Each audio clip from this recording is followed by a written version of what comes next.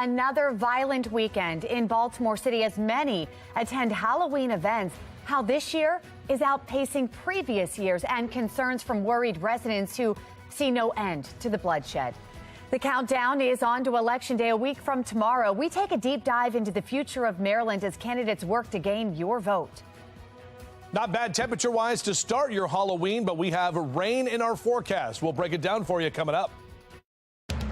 Live from WBFF in Baltimore, this is Fox 45 Early Edition.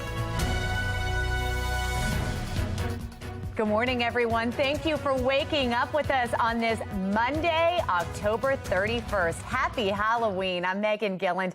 Let's see how it's shaping up outside. Meteorologist Justin Chambers here. We've been worried about a little rain for trick-or-treating. How's it looking? Yeah, not looking good. We got rain that we're going to have to deal with here later tonight for the kids and for you and others who are going to be out and about. Here's a look at the cloud cover that is out there right now, right over the inner harbor as those clouds continue to kind of roll in. We do have the potential for some patchy fog this morning. 40s in Owens Mills and Cockeysville, right about 46 in Towson, 50 in Baltimore City for this hour. Cool and cloudy morning, mild temperatures for today. So even with those rain showers rolling through this evening, those temperatures will not be too bad. Out for your morning drive, next couple of hours, we're dry. Numbers staying in the 50s through the course of the morning. Back with your full forecast coming up in just a few minutes from right now. Meg?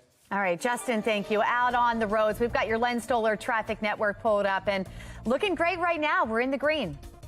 We do begin this morning in a city in crisis. Another violent weekend in Baltimore City. 7 people hurt in shootings. 2 others were killed. One of them was stabbed in Northwest Baltimore on Saturday. Yesterday, 3 teenagers were shot on city streets. On the bottom left of your screen there, East Madison Street in East Baltimore, where a 17-year-old was shot. On the bottom right, Kenyon Avenue in Northeast Baltimore, where a 14-year-old was shot. The third teenager, a 16-year-old, was shot in North Baltimore. Coming up at 5:30, Shannon Lilly will join us live with the alarming trend and response from leaders. Turning now to your Vote 2022 coverage. Early voting is underway in Maryland, and candidates are making their final effort to sway voters. Fox 45 News' Mackenzie Frost explains what's at stake for the state of Maryland as current Republican Governor Larry Hogan prepares to leave office. Right now, Democrats in Maryland control the General Assembly, but the governor is a Republican. However, term limits bar Larry Hogan from running again. And with Maryland's large population of Democrats, some experts we spoke with say the possibility of a one-party rule doesn't guarantee good governing. Annapolis is home to the General Assembly in Maryland, where both chambers controlled by Democrats. With Republican Governor Larry Hogan about to close his gubernatorial chapter, Democrat Wes Moore and GOP Dan Cox are eyeing his seat, leaving the choice to voters, where Democrats outnumber Republicans nearly 2-1. I don't think it's ever good to have one-party rule. Political analyst and professor John Deedy says voters should pay attention to the name next to the bubble on their ballot as they make their picks. If Democrats sweep the state, Deedy says it could mean more spending in Maryland's future. You're going to see a lot of increase in spending because Governor Hogan reined in a lot of the spending. The governor sets the budget. Wes Moore is going to set a budget that the Maryland General Assembly leaders want, putting Republicans in a possibly precarious position, Deedy says. The fact is, in some of these areas, there's going to be Republicans that they'll vote just like in D.C. They're going to vote against the spending, but they're going to want the money that came with the spending. Those GOP lawmakers also have to figure out how to navigate a potentially uphill battle without getting rendered useless, especially if Democrats continue holding on to their veto-proof majorities. Republicans are really going to have to recoalesce around what they're going to do long-term for the next 3 years and, find some sort of leadership that can, criticize Democrats for these things and make the argument. You may not stop the spending from occurring, but if you could point out small little things like a wasteful spending project here and a wasteful spending project there, you may be able to succeed in stopping an aspect of spending. But not everyone agrees that a one-party rule will bring harmony to the halls of Annapolis. It's not like having a single cohesive body dictating public policy, because the Democratic Party itself is divided into factions, and I expect to see a good deal of disagreement among them. Matthew Crenson, a political science professor at Johns Hopkins, says all you have to do is look at the results of the primary election. Especially because Wes Moore won the Democratic primary with only 28% of the vote, which means he comes to the governorship with something less than overwhelming support in his party. Despite Dan Cox clinching the nomination in the Republican primary, besting Hogan's handpicked successor, Kelly Schultz, Crenson says Cox will have a difficult time gaining traction among general election voters. This is a solidly Democratic state, and there's no reason to expect it's going to change radically at any time soon. And Dede says that's where looking to other seats to select another party may prevent Democrats from controlling the executive branch, legislative branch, and the purse strings, the state comptroller. This is where Barry Glassman on the Board of Public Works can be a last line of defense as far as for a lot of spending in the state of Maryland. But polling spells trouble for the Harford County executive. Latest numbers show Glassman trailing Learman 29% to 57%. With early voting continuing and mail-in ballots being dropped off, Marylanders are making their voices heard and their choices known, shaping the political landscape of the state, one decision at a time. The experts also say that Republicans could be facing another concern, which that is building up the bench to figure out who will run for the top-tier seats on the ticket in the next election. In Baltimore, Mackenzie Frost, Fox 45 News. All right, Mackenzie, thank you. And we want to know what you think. Would one-party rule be dangerous for the state of Maryland? So far, 67% of voters say yes. You can head to foxbaltimore.com/vote. Click on the Pulse tab to weigh in. As we look ahead to the midterms this morning, the state of the economy is weighing heavily on voters. Coming up in about 20 minutes, national correspondent Christine Frizzell will join us with a look at the signs of a possible recession. Plus, a spooky and cloudy morning to start your Halloween. Look at that. Even looks a little yellow, a little orange. Meteorologist Justin Chambers is going to let us know if that sun could make an appearance. It is 4:37, and you're watching Fox 45 Early Edition, all local, all morning.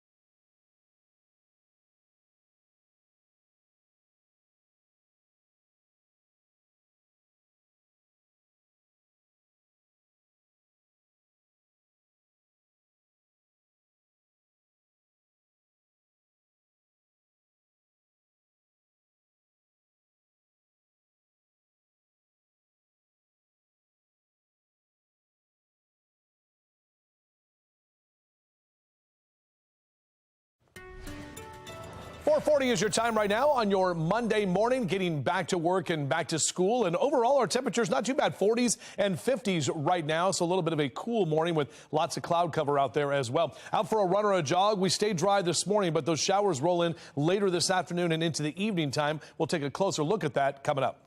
All right, Justin, thank you. It's 4:40 and happening today.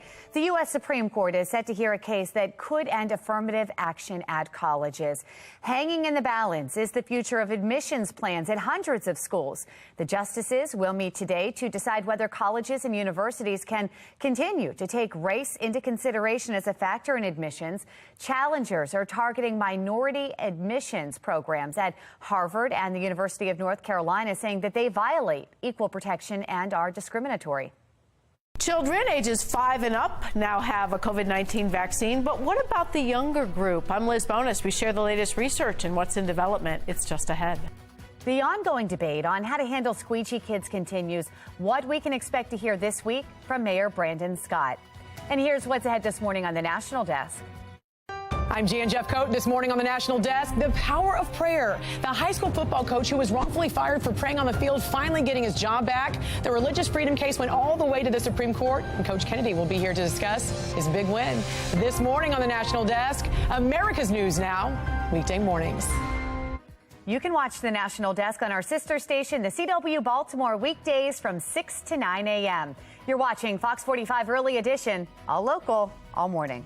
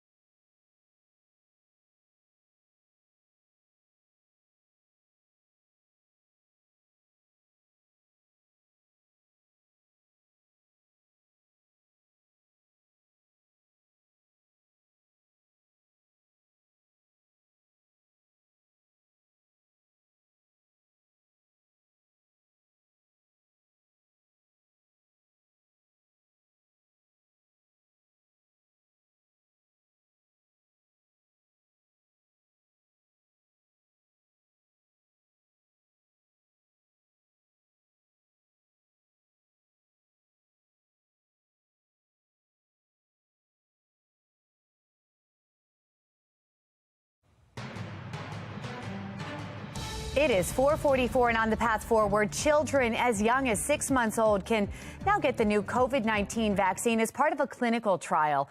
Medical reporter Liz Bonus shares how it could be the first step in making the shot an annual vaccine that gets an update every year. Hey there, hello to you. This study, the first of its kind, a handful of sites around the country now testing the bivalent vaccine as the first shot of protection against COVID-19 for very young children.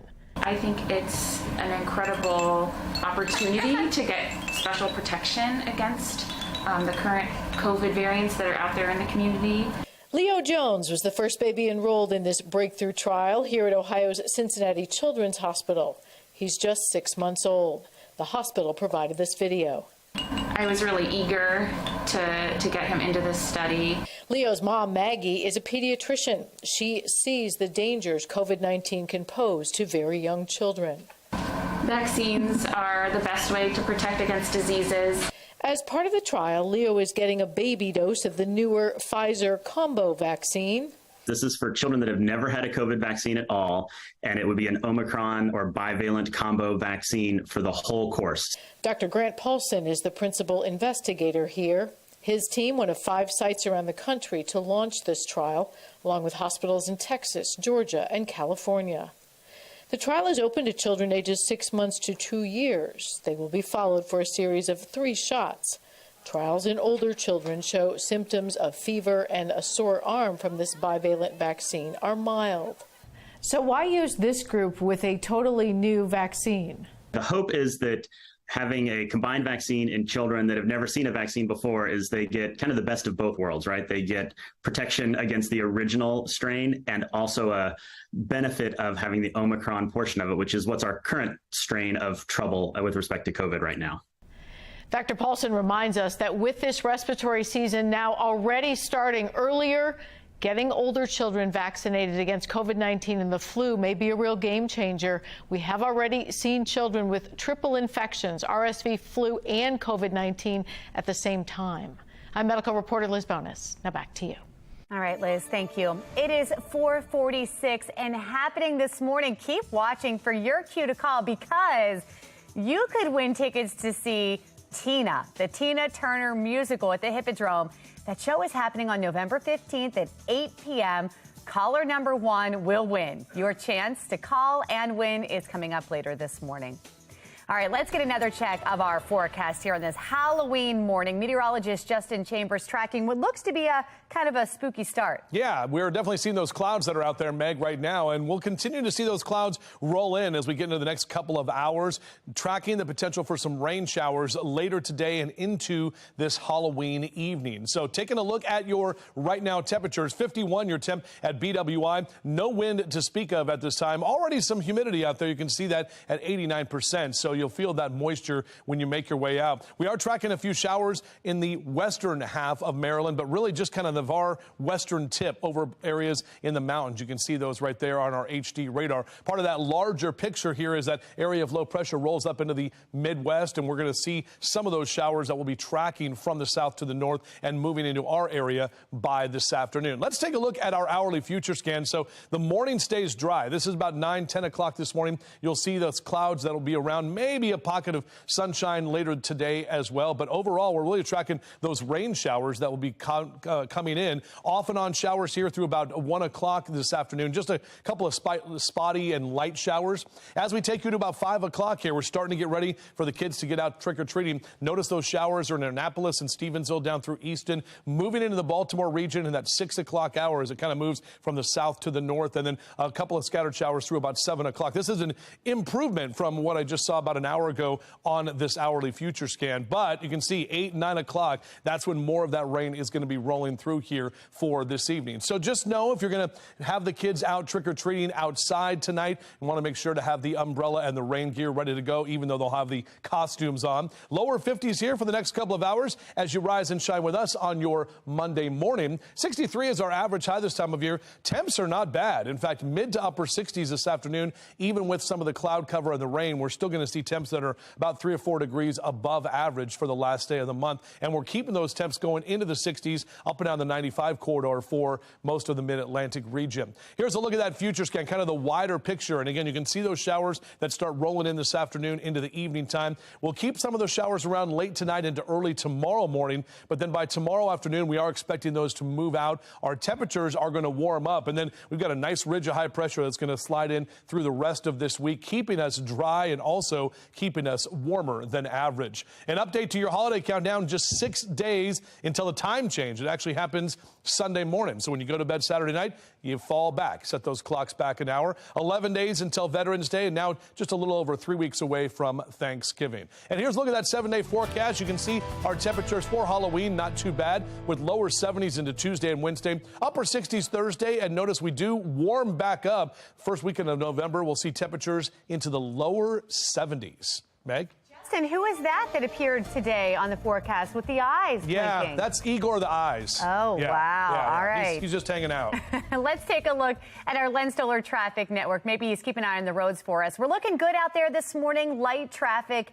No major issues to report. Let's get a check now on mass transit. We have Mark Jones with the MTA joining us. Happy Halloween, Mark. Happy Halloween, Megan. Good morning, everyone. Out there on the MARC train system, you'll find 10 train 403 operating with a 5-minute delay. The other trains of MARC are on time for the commute start. Light rail link showing no delays or issues in both directions on time service. And Metro Subway link looking good between Owings Mills and Hopkins Station for travel. For the MTA Transit team, I'm Mark Jones. All right, Mark, thank you. In the final week leading into the midterm election, the economy remains top of mind for voters. I'm Christine Frizzell with a look at the latest signs coming up. Plus, with the midterms just over a week away, the debate on how long elected officials can serve continues. Why some say this could bring new solutions to a city filled with problems. It is 4:51, and you're watching Fox 45 Early Edition, a local all morning.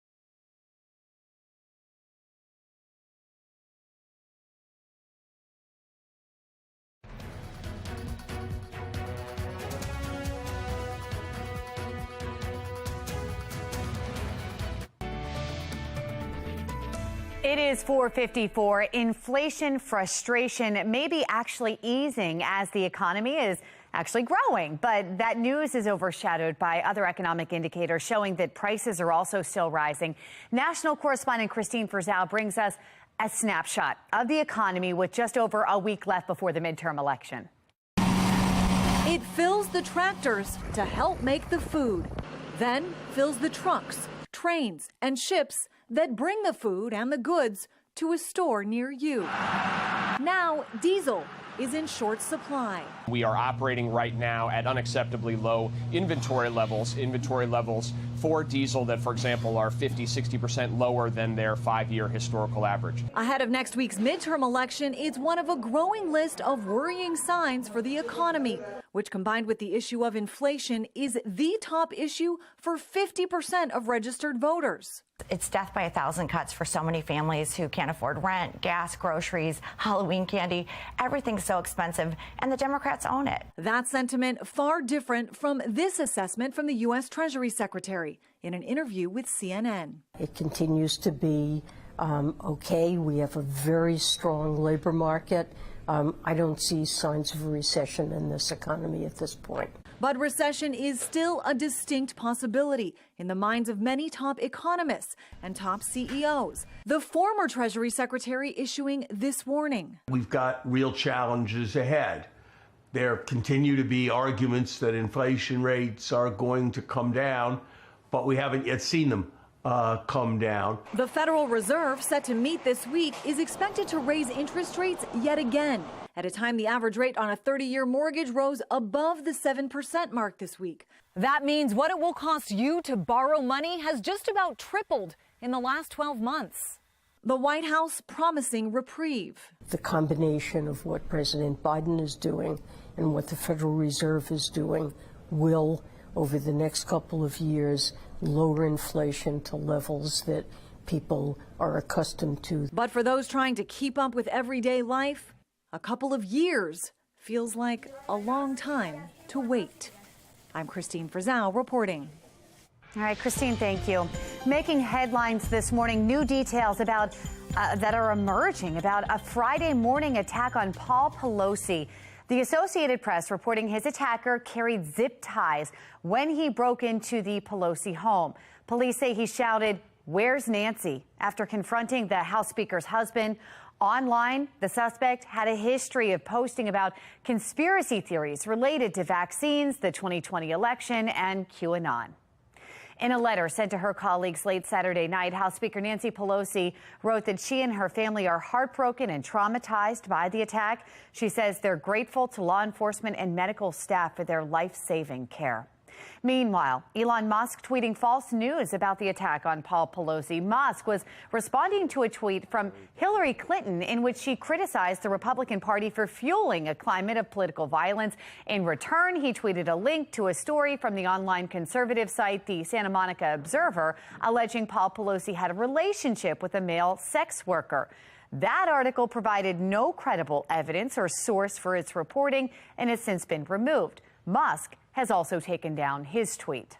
Meanwhile, Senator Amy Klobuchar says she doesn't trust Elon Musk when it comes to moderating content on Twitter. The senator saying social media platforms should not be allowed to make money by amplifying bogus information. She says TV stations have to make sure the ads they run don't convey false information before they air, and big tech companies should be held to the same standard. Elon Musk has said now that he's going to start a content moderation board. That was one good sign, but I continue to be concerned about that. I just don't think people should be making money off of passing on this stuff that's a bunch of lies. You couldn't do that on your network. It comes amid reports of an increase in anti-Semitic and racist tweets in recent days since Elon Musk formally took ownership of Twitter. Musk has also indicated that he may reverse lifetime bans for some users like former President Donald Trump. Election day is just around the corner, and the candidates for governor are ramping up their campaigns. I'm Olivia Danson. Coming up next, all details about the biggest events. A big announcement expected soon on the city's squeegee issue. Coming up, the ongoing debate and when we can finally get some answers. A tragic crowd surge in South Korea claiming the lives of at least 150 people. Coming up, the Americans that were victims. Not too bad temperature-wise for your Monday morning. We are going to see the potential for some rain showers later today and this evening. We'll break it all down for you coming up. Live from WBFF in Baltimore, this is Fox 45 Early Edition.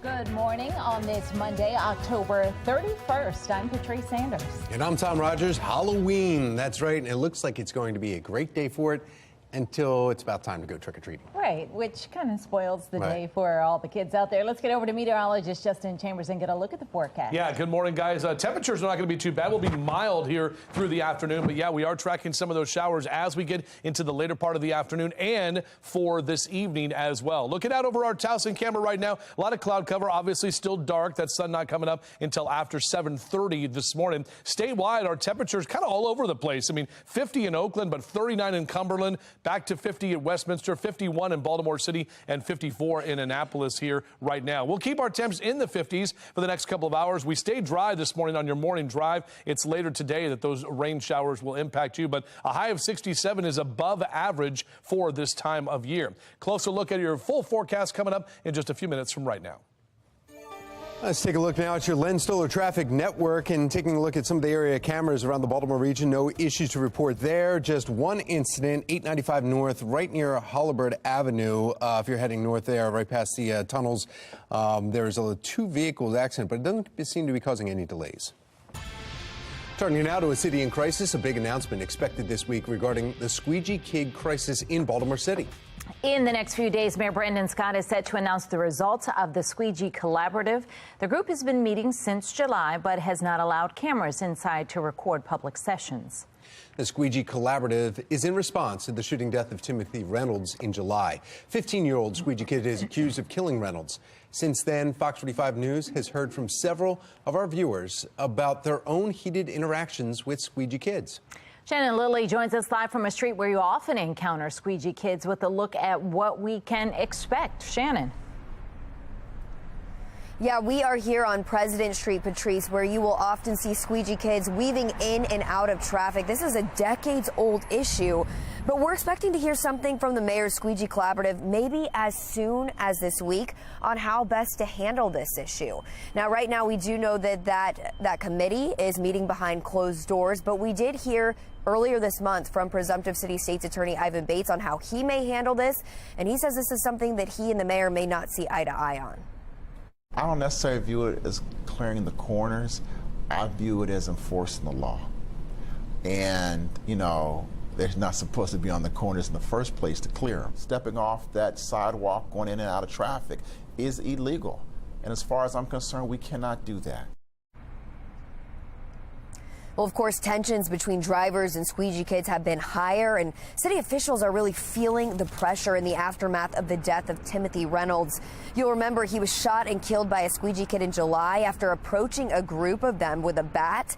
Now, Bates says if he has to, he'll issue citations for these Squeegee kids, but in order to change policy on the enforcement, it really is something that the mayor has to play a part in. Now, what we don't have this morning is an exact timeline on when we will hear from the mayor's Squeegee Collaborative, but we do know that when they do have some of those solutions, they'll be presenting those recommendations directly to the mayor. Reporting live in downtown Baltimore, I'm Shannon Lilly, Fox 45 News, Early Edition. Thank you, Shannon. Now, Baltimore police say there have been more than 600 Squeegee-related calls for service since July 1st. Earlier this year, we spoke with one Squeegee kid who suggested that he and other Squeegee kids could be carrying guns while standing on the corners. And just this month, another Squeegee kid told us if Squeegee kids are removed from the corners, there could be a price for the city to pay. So if y'all stop it, gonna go back to robbing and killing, and there's gonna be a whole lot of crime. So I'm letting y'all know that now. Like that man just said, if y'all gonna stop this, make sure y'all got some jobs for these kids, because if y'all don't, it's gonna be a rude awakening for y'all. Stay with Fox 45 as we continue discussing the Squeegee kid problem in Baltimore. We have been following the story for months and will bring you complete coverage of the Squeegee Kid Collaborative, both on air and online. You can find all of our reporting on our website, foxbaltimore.com. Well, Election Day is just around the corner. Fox 45 News is taking you beyond the podium. With close to just over a week before Election Day, candidates for Maryland governor are ramping up their campaigns. Olivia Dance is joining us live this morning with a little bit more on this. Olivia. Yeah, that's right. And while there were several campaign rallies this weekend, there are still several events leading up to the election. President Joe Biden is attending an election eve event on November 7th with Vice President Kamala Harris, as well as Democratic gubernatorial candidate Wes Moore. But Republican gubernatorial candidate Dan Cox also has a rally coming up. That's on November 5th. And this comes after the vice president was here in Baltimore this weekend at an event with Wes Moore. What's happening in our country right now, and I've been traveling our country, there's some scary stuff happening. We got to speak truth about that. There are inflationary grocery values right now. I mean, you can hardly make the weekly budget. So we've got to take action, and the Washington politicians are not doing this for us. So let's make sure we keep the Washington politicians out of Maryland. That's why I'm asking for your vote. Now, more details on both candidates' events will be released as we get closer to them. But a recent poll released by the Baltimore Sun and the University of Baltimore shows that Moore has maintained a sizable lead over Cox. The poll shows Moore with 58% of the vote, Cox with only 27% of the vote. 6% of those polled were undecided, and third-party candidates make up the rest. But you can visit our website at foxbaltimore.com for more information on that poll, as well as these upcoming events. For now, reporting live in Baltimore, I'm Olivia Dance, Fox 45, Early Edition. Baltimore City voters will get to decide how long their leaders will be able to serve. Question K will ask voters whether they think city leaders should be subject to term limits. If passed, the measure would cap the mayor, comptroller, and city council positions at 2 terms. Supporters say term limits would allow the city to usher in new solutions. We need to look at incumbency and see that it cuts off the advantage. It gives the incumbent an advantage, and it discourages new life, new blood, new ideas, and new candidates with new commitments to the community that they live in. Now, those who oppose term limits say they're designed to serve special interest groups, not voters. It is not a community-led initiative. It is a tool used by outsiders who do not care about our city or our citizens. Now, this is not the first time that we have seen a push for term limits in Baltimore City. A bill was introduced in 2015, then again in 2018 to put term limits in place. Both failed. But in 2018, then Councilman Brandon Scott said he supported the bill but raised financial concerns. We are now getting word that 2 American college students are among the more than 150 people killed in South Korea during a Halloween party crowd surge. And Megan Gillen is at our live center with what we're learning about this morning. Megan. Here's what we know right now. A University of Kentucky student who was studying in South Korea, now identified as one of the victims here. We are told that Ann Geisk, who was studying abroad, a nursing student there from northern Kentucky. Also getting word here this morning, take a look, that Kennesaw State University student Stephen Blessy was killed. And this all happened, guys, when a huge, take a look at this, just a huge Halloween party crowd surged into a narrow alley in a nightlife district in Seoul. People were really crowded from there to here. Besides the people who were already stuck inside, some people were looking at the others and just faint. Again, more than 150 people are now dead. You are taking a look at brand new video just into our newsroom showing the rapidly growing memorial just steps away from the scene there. Taking you live to the White House now, where we know President Biden is among the world leaders responding to this tragedy in Seoul. The president tweeting, quote, "Our hearts go out to their loved ones in this time of grief, and we continue to pray for the recovery of all who were injured." The U.S. ambassador to the Republic of Korea saying in a statement, "I am deeply saddened by the loss of so many lives last night, to include 2 young Americans celebrating alongside the Korean friends and others from around the world." That's the latest from our live center. Patrice. Another violent weekend, and teens are the ones that are getting hurt. Just ahead in our next half hour, what we're learning this morning about their conditions and if anyone is in custody. Starting off in the 40s and 50s, we are tracking some showers just in time for trick-or-treaters tonight. We'll take a closer look at that coming up.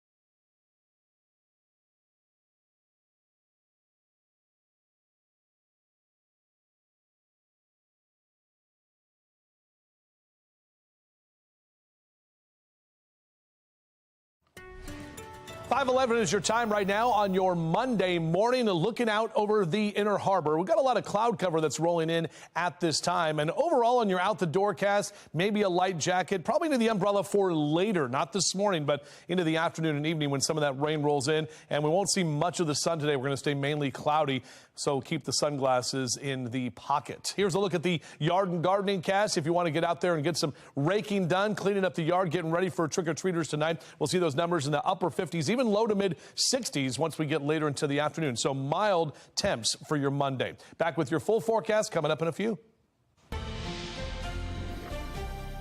5:12 and looking ahead this morning, Thanksgiving just a few weeks away, but soon there will be help for those of us who may need some extra guidance in how to cook the perfect turkey. Butterball's Turkey Talk line will be available starting November 1st. That's tomorrow. If you need to chat with turkey experts for some cooking tips, just call 800-Butterball. This year, the brand is also giving away Turkey Talk line comfort calendars. It's a thing. Not only is it prepping tips, but also shopping advice, like when to actually buy the turkey. Just visit Butterball's website. Well, don't get caught up in the tricks of Halloween night. Still ahead this hour, the safety tips you need to write down to make sure your kids stay safe tonight. And a national trend striking Baltimore City just ahead this morning. How you can protect what's under the hood of your car. 5:12 is the time. You're watching Fox 45's Early Edition, all local, all morning.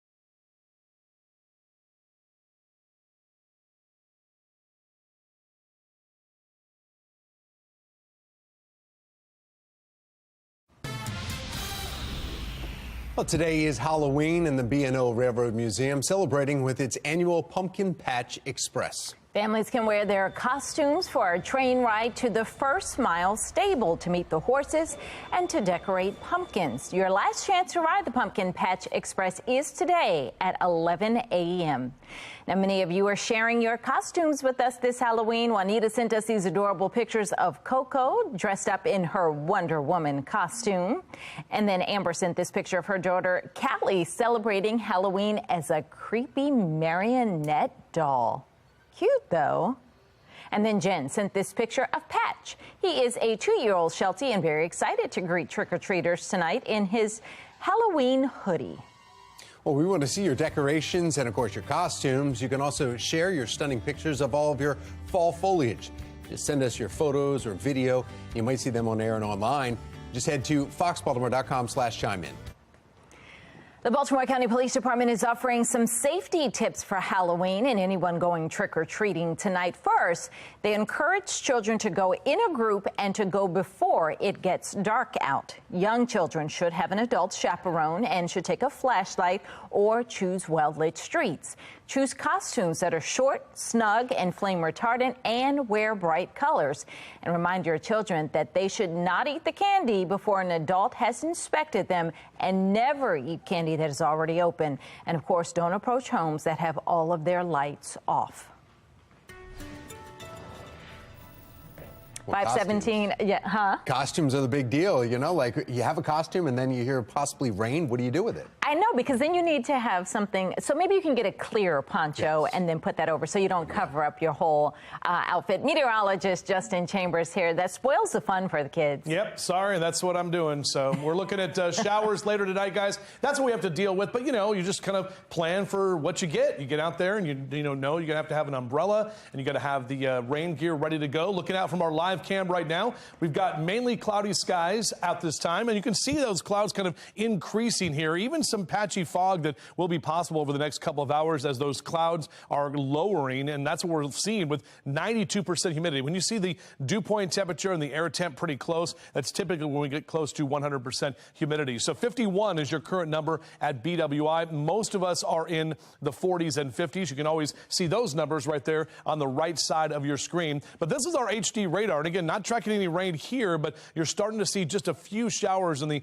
western edge of the state and over areas in the mountains as well. Pull back a little bit further. This is all part of that larger system that is going to be impacting us as we head later into the day and into tonight as well. Now, let's take a look at the hourly future scan, and this is showing us what's going on hour by hour. 9, 10 o'clock this morning, we're fine. In fact, we may even get some pockets of sunshine here throughout parts of the day today. Taking you through about noon, 1 o'clock, we have that chance for a couple of stray showers rolling through. As we head to about 4 or 5 o'clock this afternoon, we're going to see more of those showers, especially for some of our southern areas. Laurel down through Annapolis, Anne Arundel, and Howard counties, even out toward the eastern shore, getting in on some of that rain. Taking you into that 6 o'clock hour, those showers will start to move right up into the 95 corridor for Baltimore City and southern Baltimore County, moving into parts of Harford and Cecil County by about 7 p.m. And again, overall, the heaviest rain looks to come after about 8 and 9 o'clock. So if you get the trick-or-treating done early, maybe a better chance of seeing the actual heavy rain. But the trick-or-treating and the what to bring here, rain jacket, umbrella, like we just talked about, have that ready.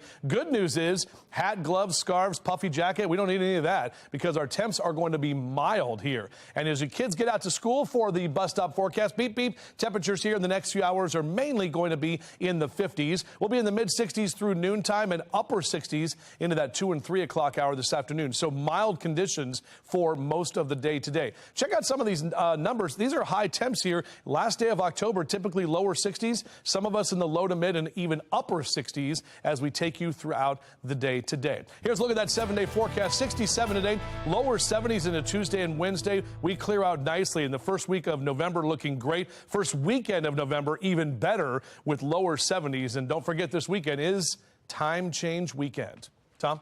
All right, thank you, Justin. Now to your Len Stoller Traffic Network. And taking a look at your drive times, the only incident we have, 2-vehicle accident northbound of the Harbor Tunnel, 895 northbound. That's right at Hollibird. And you see the flashing lights right there. The police officers look like they have it on the right-hand side.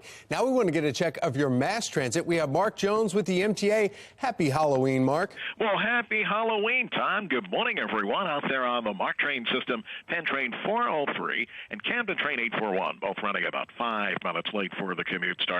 Perhaps allow time for travel there. Outside of that, light rail link right on time from end to end, and Metro subway link keeping to the schedule between Owings Mills and Hopkins Station for your Monday travels. For the MTA Transit team, I'm Mark Jones. Thank you, Mark. Another violent weekend in Baltimore City as many attend Halloween events. How this year is outpacing previous, and concerns from worried residents who say they see no end to the bloodshed. What would you do if you won the lottery? That's the question many are asking as the Powerball has hit $1 billion. I'm Olivia Danson. Coming up next, I'll have more details and reaction.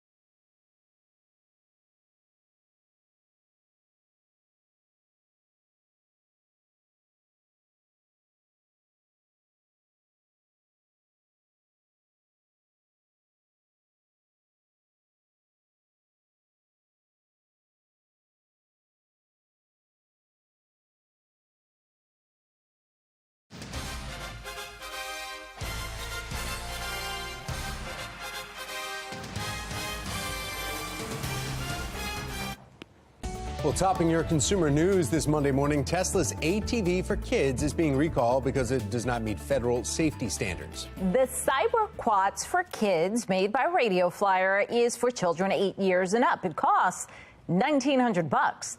The Cyber Quad is meant to be a toy, but according to the Consumer Product Safety Commission, the all-terrain vehicle fits the legal definition of a youth ATV.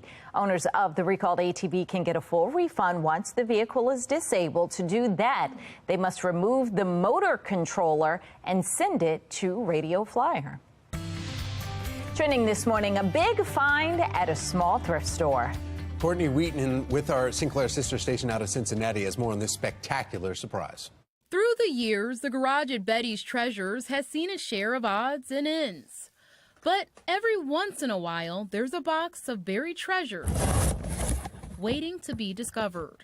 And it kind of sat around, it got sorted and it went up, and then we went ahead and it made it all the way out to the knick-knack shelf. Then somebody pulled it back and said, maybe we should take a look at this. We thought it was a paperweight. This controversial and peculiar 6-inch mini Oscar statuette was almost trashed. It almost got thrown away for scrap, and we decided it was too heavy and too nice and had to be something. 3 weeks ago, business development manager David Lockey had a hunch. You know, watching shows like Pawn Stars and getting an expert involved, you know. I mean, this stuff is like $2. Yeah, like, so I mean, this could have easily gone for what? $1, $2. So instead, he took it to his office and he started his own investigation. One of these pieces was auctioned off about 10 years ago. It went for about $13,000. But, you know, I always want to verify things I'm reading, so I decided to go straight to the source. That source, a worker at the Academy Museum of Motion Pictures. A few photos and half a dozen emails later, the true identity behind the 87-year-old statuette was unveiled. It is a statuette from the 1935 Academy Awards, and it is the year that Clark Gable in the film It Happened One Night. It was the first film that swept all 5 major motion picture categories. Columbia Pictures made the mini statues for executives and stars in the movie to celebrate the win. And there's still one unsolved mystery, how this Hollywood treasure made it to a shelf in northern Kentucky. If you donated a box of stuff from maybe your mom, your grandma, your great aunt, your great grandfather, someone who might have talked about knowing Clark Gable, that's another part of the story that we would really, just out of my personal curiosity, I would love to know. In Covington, Courtney Wheaton, Local 12 News. We're coming off of another violent weekend with 3 teenagers shot. Coming up, we'll take a look at those cases and how you can help in the search for the gunman. Plus, we are looking to New York City this morning as opening remarks begin in a trial against the Trump Organization. The fine the company could face if found guilty. It's 5:27, and you're watching Fox 45 Early Edition, all local, all morning.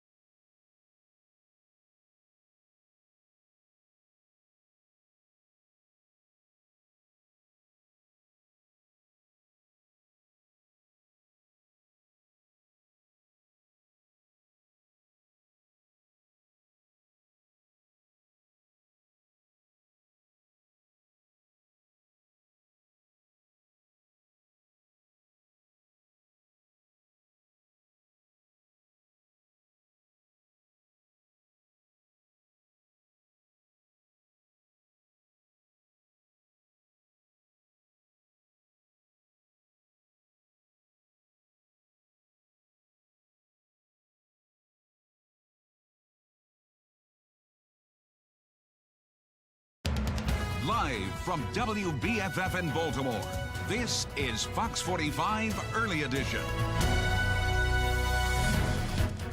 We are following three big stories for you this half hour. Another deadly weekend in Baltimore City has residents on edge as they see no end in sight to the violence, while the police department says their crime plan is working, and opposing words from experts. All eyes are on a real estate company owned by former President Donald Trump, but is now facing criminal charges and penalties that he could face. Plus, for the second time ever, the Powerball is reaching $1 billion, hype from around the world as we look ahead to today's drawing.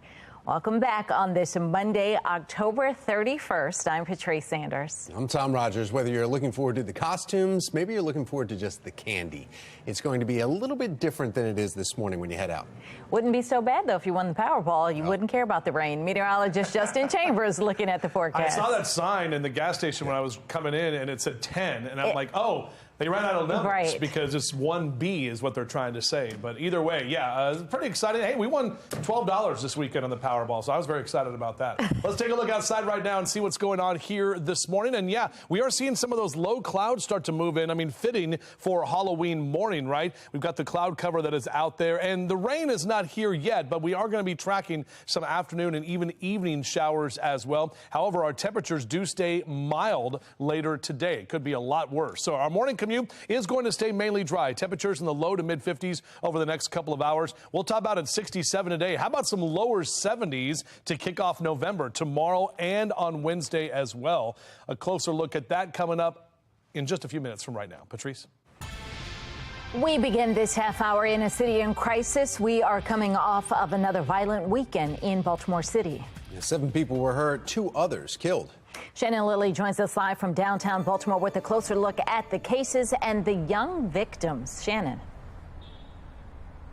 Yeah, among those hurt in the violence this weekend, Patrice, are 3 teenagers who were all shot in separate incidents just yesterday. In fact, we want to get you to a look at those crime scenes. The first one happening right there in East Baltimore along East Madison Street near North Patterson Park Avenue. Now, around 3 p.m., officers responded to find a 17-year-old boy shot in the leg. He was rushed to the hospital. Then just a few hours later, around 6 p.m., officers were called to Old York Road in North Baltimore's Penn Lucy section, where they found a 16-year-old. That boy was shot in the head. He was also rushed to the hospital. Right now, we don't have an update on his condition. But then just minutes later, another shooting and another young victim. Officers were called here to Kenyon Avenue. This is in northeast Baltimore's Bel Air Edison section, and they came here for a report of a shooting. Once they got on scene, they found a 14-year-old boy shot in the leg. Now, he is expected to recover. But all of this is happening after a 62-year-old man was stabbed to death in northwest Baltimore on Saturday. We also know that a 33-year-old man died after he was found in a vehicle with gunshot wounds. That also happening on Saturday as well. So if you have any information on any of these cases, police are urging you to call the Metro Crime Stoppers. Reporting live in downtown Baltimore, I'm Shannon Lilly, Fox 45 News, Early Edition. At least 280 people have lost their lives to violence this year, outpacing last year. Non-fatal shootings are also up. Now, despite the violence, Baltimore police told city council members last week they believe their crime-fighting strategy is working. Last month, city leaders were encouraged when the homicide count was down by 1. Former Baltimore mayoral candidate and former federal prosecutor Thiru Vignarajah says calling minimal changes in data a success is misleading and potentially dangerous. They switched plans and they switched the goalposts. It used to be a 15% reduction in homicides year after year. Now, if we're not doing worse than last year, that's a success story. That's crazy. You got to have a consistent benchmark by which you measure yourself. Well, Baltimore City is also seeing an uptick in catalytic converter thefts this year. In all, 523 catalytic converters have been reported stolen so far, with the Northeastern District having the most thefts, followed by the Northern District. Catalytic converters are designed to convert the environmentally hazardous exhaust emitted by the engine and convert them into less harmful gases. The police department is offering some tips to avoid future thefts. They include parking your car in a well-lit area or under motion detecting lights, etch the vehicle's VIN number or license plate number on the catalytic converter. Have the converter welded onto the vehicle. Install an anti-theft cover over the converter and, if possible, park in a garage, driveway, or back into a parking spot near a structure. A Baltimore City police officer is now in custody after he was arrested Saturday. Court records show he's charged with assault and child abuse. According to school records, 48-year-old Gerard Owens was hired as a school resource officer in March. Fox 45 News reached out to the school system for comment, but we have not yet heard back. All eyes will be on a Manhattan courtroom this morning as testimony begins in a criminal trial against former President Donald Trump's real estate company. Megan Gillen is at our live center with how this is expected to play out. Megan. Yeah, guys, before the sun comes up, taking you live to New York City here this morning, where Trump himself is not facing any charges and is not expected to testify. But prosecutors allege his company and its longtime financial chief, Alan Weisselberg, gave some executives off-the-books benefits. That, in turn, allowed the company to avoid payroll taxes and then let some employees avoid reporting their full compensation. The Trump Organization faces a $1.6 million fine if they're found guilty at the end of all of this. Weisselberg himself, by the way, pleaded guilty earlier this year to 15 felony charges and has agreed to testify for prosecutors at this trial. In exchange, he'll get 5 months in prison and 5 years on probation. The 12-person jury breaks down to 8 men, 4 women with various opinions on the former president that they say they can set aside. This trial, by the way, guys, expected to last into December. We'll keep you posted as things get underway here this morning from New York City. That's the latest from our live center. Tom? Thank you, Megan. The ongoing problem with squeegee kids prompting calls for action from residents. The efforts now from Mayor Brandon Scott and what we can expect in the coming days. Plus, a spooky start to this Halloween Monday. Meteorologist Justin Chambers lets us know if today could end up being a washout. 5:37, you're watching Fox 45 Early Edition, all local, all morning.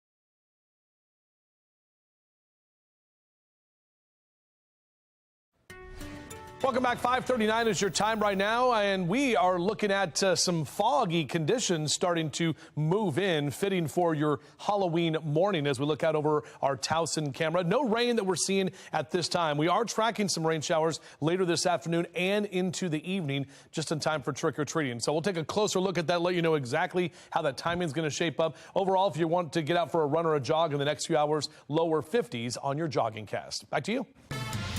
540, the Powerball jackpot has reached a staggering $1 billion, and there's another drawing happening tonight. All right, well, Olivia Dance is joining us live here in studio with details and the reaction, Olivia. Well, good morning, guys. And this is only the second time in Powerball's 30-year history that the jackpot has hit $1 billion. So this is a huge deal. The biggest jackpot of all time, though, was when there was $1.586 billion, and that was back in 2016. Last night, 7 tickets matched 5 numbers, but not the Powerball. And with the next drawing happening tonight, there is a lot of excitement on social media. So let's take a look at some of these tweets here. This one is from John, and he says, "My aunt in Maine ended our call tonight with some words of wisdom. Set boundaries, take care of yourself, and buy the Powerball." Love that. Let's look at this one here. I love this. This guy is laying in money, and Andrew says, "Lord, use me as a vessel and let your will be done with this hashtag Powerball drawing tomorrow. Amen." Using the higher power there. And this one says, "I did indeed buy Powerball tickets. A girl can dream." I mean, we're all dreaming that, of course. Wouldn't that be nice? $1 billion. Let's pull up one more here. This one's tweeting at Elon Musk. Kev says, Powerball at Elon Musk, check out these taxes. The estimated $1 billion jackpot for Monday has an estimated cash value option of $497.3 million. But, I mean, I'd be happy with that, too. $400 million? That'd be pretty nice. But obviously, a lot of excitement here on social media. People wondering what they would do if they won the jackpot here. So, Tom and Patrice, I have to ask, what would you do with $1 billion? With the 400 and something that you actually bring home, like you were saying, I wouldn't complain about that. No. I don't know. I'm like that first person too, Lord. If you give it to me, I'll use it in a good way. I don't know. You'd have to that's a lot of money to figure out. I'd give away a lot of it. Majority of it, I give away. I mean, because I wouldn't know what to do with all that. Right, but then there's got to be a way to give it away. You can't just, hand it out. There's got to be some thought even behind that. So it's trust funds for the kids, and then everything else is just, yeah. All right. Be a nice thing to have to figure out. The ongoing debate over how to handle squeegee kids continues. What we can expect to hear this week from Mayor Brandon Scott.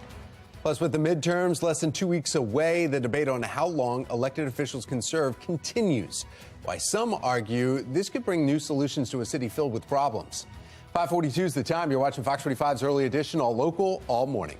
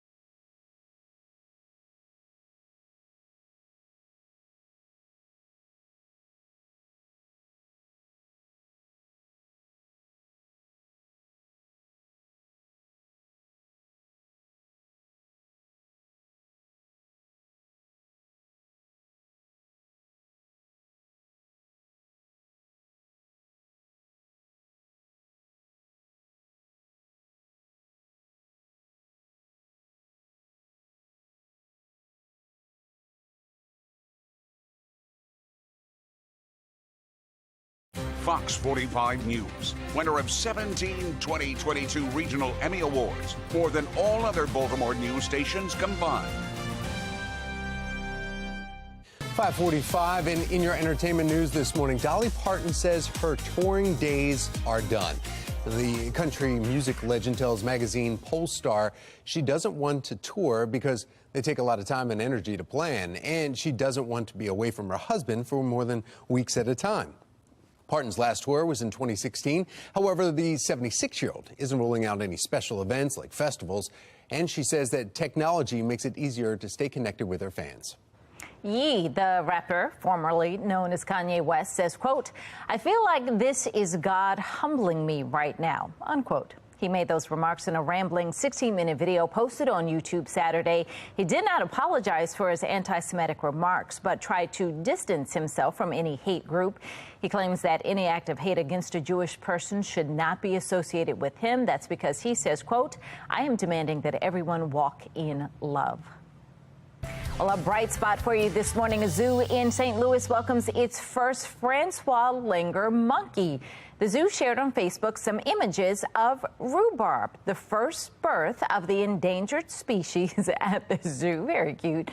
Rhubarb was born on September 30th to first-time mother Dolly and father Deshi. Zoo officials say the small family is connected in an independent area of the zoo, and they cannot be seen by the public just yet.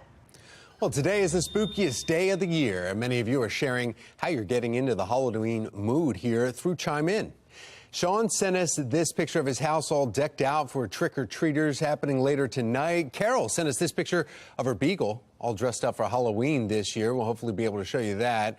Wanted to be a hot dog. Look at that. Perfect. And she also sent in this picture of her friends getting ready for tonight's party here, dressed up, too. Look great. They do. All right. Well, we want to see your decorations and your costumes. You can also share your pictures of fall foliage in your yard because the leaves are still beautiful right now. Send us your photos, your videos, and you might just see them on air and online. Head to foxbaltimore.com/chime-in. 5:47, time to get another look at the forecast as we enter this new week and a day that a lot of people are going to want to be up and out. Yeah, we have meteorologist Justin Chambers, though, looking at, oh, and you've got some more costumes or pets in costumes. Yeah, but Halloween pet picks continue. That is Christy the cat from Alicia Fortune in Catonsville, like a bat kitty. So I like that a lot, and I love these Halloween pet picks. So we've been showing those as we've gotten closer to Halloween, which is now today. And look at some of the low clouds that are hanging around right now. This is some of the foggy spots that we're seeing from our live cam over downtown Baltimore at this time. HD radar is showing us that we are seeing some showers in the western part of Maryland. Those showers are just going to continue to track to the north and to the east, but we definitely have an increase in moisture that we're seeing. This is all part of that larger system that is going to bring us some of those rain showers by the time we head into this afternoon and evening. This is our hourly future scan. So we stayed dry through most of the morning. Notice that cloud cover that's there. A couple of little green blobs here trying to move through about noon, 1 o'clock this afternoon. So again, we'll see the potential for a couple of those showers in the middle of the day today. And then as we get to about 5, 6 o'clock, this is in kind of a, well, not as good shot, I guess you could say, because more of that green is rolling in that 5 o'clock hour. That's going to spread into our area by about 6 o'clock. And this is what the models were saying earlier, now kind of going back to what we were thinking. More of those showers right around 6, 7, 8 o'clock. So unfortunately, we're going to have to deal with a wet Halloween for trick-or-treating. You'll need your rain jacket and the umbrella. The good news is our temperatures stay mild. We're in the mid-60s through the 4 o'clock hour and then lower 60s into the 6 o'clock hour tonight, and then eventually to the upper 50s. So even by 8 p.m., if the kids are out trick-or-treating, those temperatures are still not too bad. As you rise and shine with us over the next couple of hours, lower 50s is what we'll see. Sun comes up at 7:33. Won't see much of the sun for today as we stay cloudy for your Halloween afternoon and morning as well. Even it falls about 8 o'clock this morning in the lower 50s, mid-60s through lunchtime, and we'll top out in those mid to upper 60s for our highs this afternoon. 7-day forecast looks like this: 67 today. We've got some very nice conditions coming later this week. We'll start off with some showers tomorrow morning, but still on the way to lower 70s. We keep those 70s with a lot more sunshine on Wednesday, and then heading as we get closer to the weekend, we will see those numbers actually rising a little bit. Saturday and Sunday, looking to see some lower 70s for the first weekend of November. All right, let's get get a check on mass transit. Mark Jones with the MTA. Good morning. Well, good morning, Justin. Good morning, everyone. Out there on the MARC train system, you'll find PAN train 511 operating with a 20-minute delay, and train 843 and train 407. Both operating with 5-minute delays allow time for travel on those instances. Light Rail Link has a 15-minute delay in both directions of that service. Certainly allow time for travel out there on Light Rail Link this morning. Metro Subway Link looking good, though. No delays between Owings Mills and Hopkins Station for the commute start. For the MTA Transit team, I'm Mark Jones. I'm Christine Frizzell with a look at candidates' closing arguments with just about a week left until the midterm election. Plus, a tragic crowd surge in South Korea kills 150 people. Coming up, the Americans who were victims. 5:51, you're watching Fox 45's Early Edition, all local, all morning.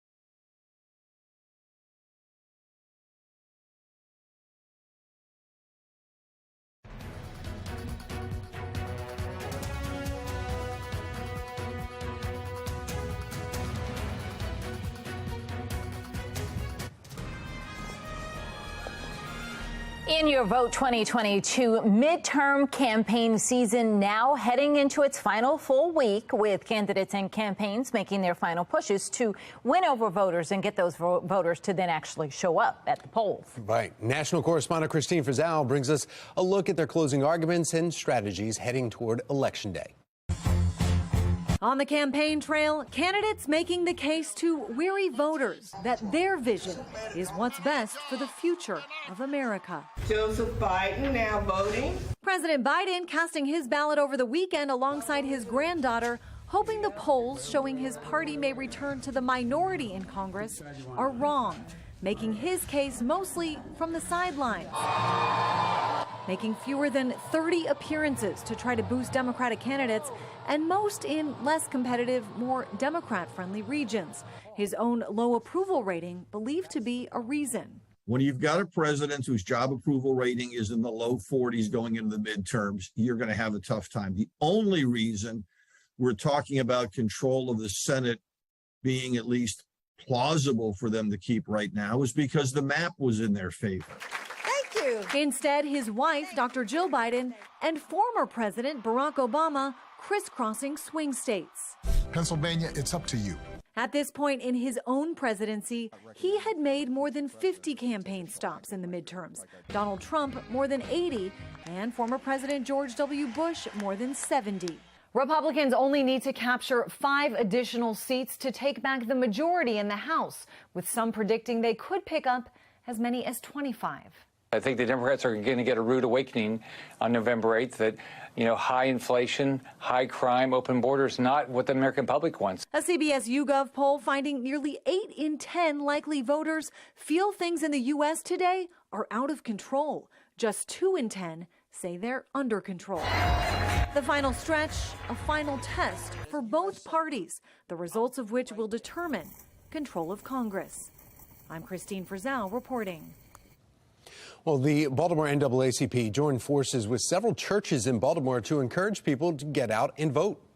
If there's folks out there who are thinking about sitting out this election, we encourage them not to.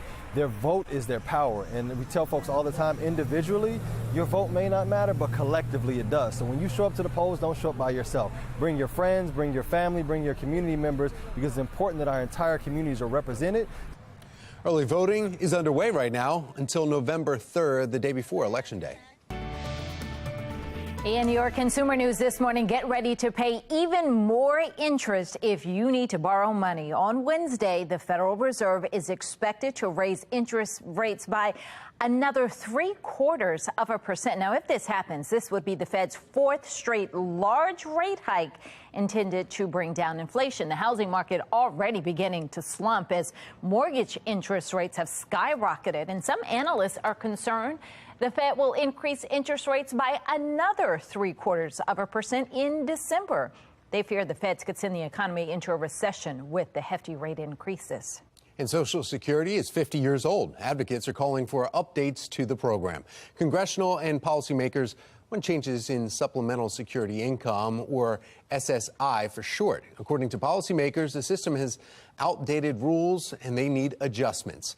Now, lawmakers are pushing for asset limit changes. Individuals get a maximum of $841 and couples get $1,261 as a maximum per month. Critics argue beneficiaries will not have savings and that the program penalizes couples with 2 SSI beneficiaries.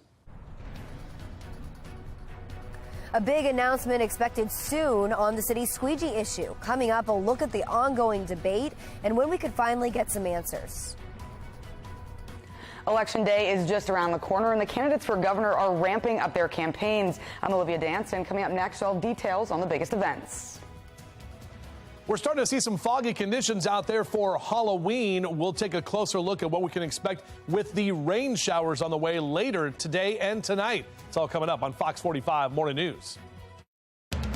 Live from WBFF in Baltimore, this is Fox 45 Morning News. Good morning on this Monday, October 31st, spooky Monday, as the producers put in there. I'm Patrice Sanders.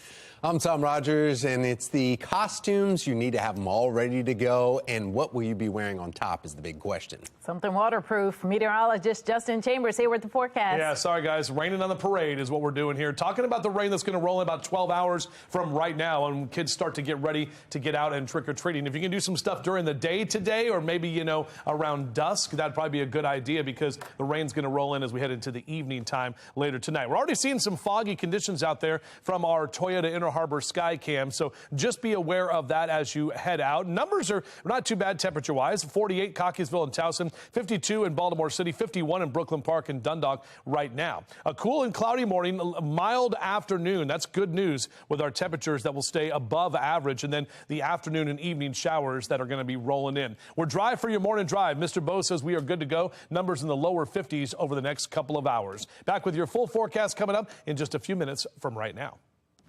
Now to your Len Stoller traffic network here, just about 6 o'clock, and you can see our drive times. Everyone's in the green. The area maps, everybody's in the green too around the Baltimore region. Turning now to a city in crisis, a big announcement expected this week regarding the Squeegee Kid crisis in Baltimore City. In the next few days, Mayor Brandon Scott is set to announce the results of the Squeegee Collaborative. The group has been meeting since July, but has not allowed cameras to record the public sessions. Now, the Squeegee Collaborative comes in response to the shooting death of Timothy Reynolds in July.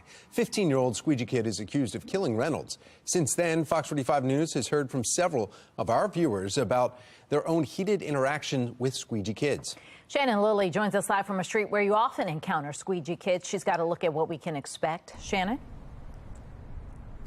Yeah, we are here on President Street, Patrice, where you often see Squeegee kids weaving in and out of traffic on a daily basis. It's a decades-old issue, but we are expecting to hear something from the mayor's Squeegee Collaborative as early as this week on how best to handle this issue. Now, of course, you'll remember that that is a committee that is meeting behind closed doors to work on a comprehensive strategy for this. But earlier this month, we did hear from presumptive city state's attorney Ivan Bates. He talked about ways that he may handle it, and he says he may not see eye to eye with the mayor. I don't necessarily view it as clearing the corners. I view it as enforcing the law. And, you know, they're not supposed to be on the corners in the first place to clear them. Stepping off that sidewalk, going in and out of traffic is illegal. And as far as I'm concerned, we cannot do that. Of course, tensions between drivers and Squeegee kids have been higher, and city officials are feeling the pressure in the aftermath of the death of Timothy Reynolds. You'll remember he was shot and killed by a Squeegee kid in July after he approached them with a bat. Well, Bates says if he has to, he will issue citations for these Squeegee kids. But in order to change policy on the enforcement, it is something that the mayor has to play a part in. Now, what we don't have this morning is an exact timeline on when we will hear from the mayor's Squeegee Collaborative, but we do know that once they have those recommendations, they will present them directly to Mayor Scott. Reporting live in downtown Baltimore, I'm Shannon Lilly, Fox 45 Morning News. Thank you, Shannon. Now, Baltimore police say that there have been more than 600 Squeegee-related calls for service since July 1st. Earlier this year, we spoke with a Squeegee kid who suggested that he and other Squeegee kids could be carrying guns while standing on the corners. And just this month, another Squeegee kid told us if Squeegee kids are removed from the corners, eliminating their source of income, there could be a price to pay for the city. So if y'all stop it, going to go back to robbing and killing, and there's going to be a whole lot of crime. So I'm letting y'all know that now. Like that man just said, if y'all going to stop this, make sure y'all got some jobs for these kids, because if y'all don't, it's going to be a rude awakening for y'all. Stay with Fox 45 News as we continue to demand answers about the Squeegee kid problem in Baltimore. We've been following this story for months, and we'll bring you complete coverage of the Squeegee Kid Collaborative, both on air and online. You can find all our reporting on our website, foxbaltimore.com. 6:03 now on Election Day, just around the corner. Fox 45 News is taking you beyond the podium. With just over a week before Election Day, candidates for Maryland governor are ramping up their campaigns. Olivia Dance is joining us live this morning with more. Olivia. Well, good morning. And while this weekend was busy with several campaign rallies, there are still several events happening leading up to the election. President Joe Biden is going to be attending an Election Eve event on November 7th, and he'll be joined by Vice President Kamala Harris, as well as Democratic gubernatorial candidate Wes Moore. And Republican gubernatorial candidate Dan Cox also has a rally coming up. That's on November 5th. And this comes after the vice president was here in Baltimore this weekend at an event with Wes Moore. What's happening in our country right now, and I've been traveling our country, there's some scary stuff happening. We got to speak truth about that. There are inflationary grocery values right now. I mean, you can hardly make the weekly budget. So we've got to take action, and the Washington politicians are not doing this for us.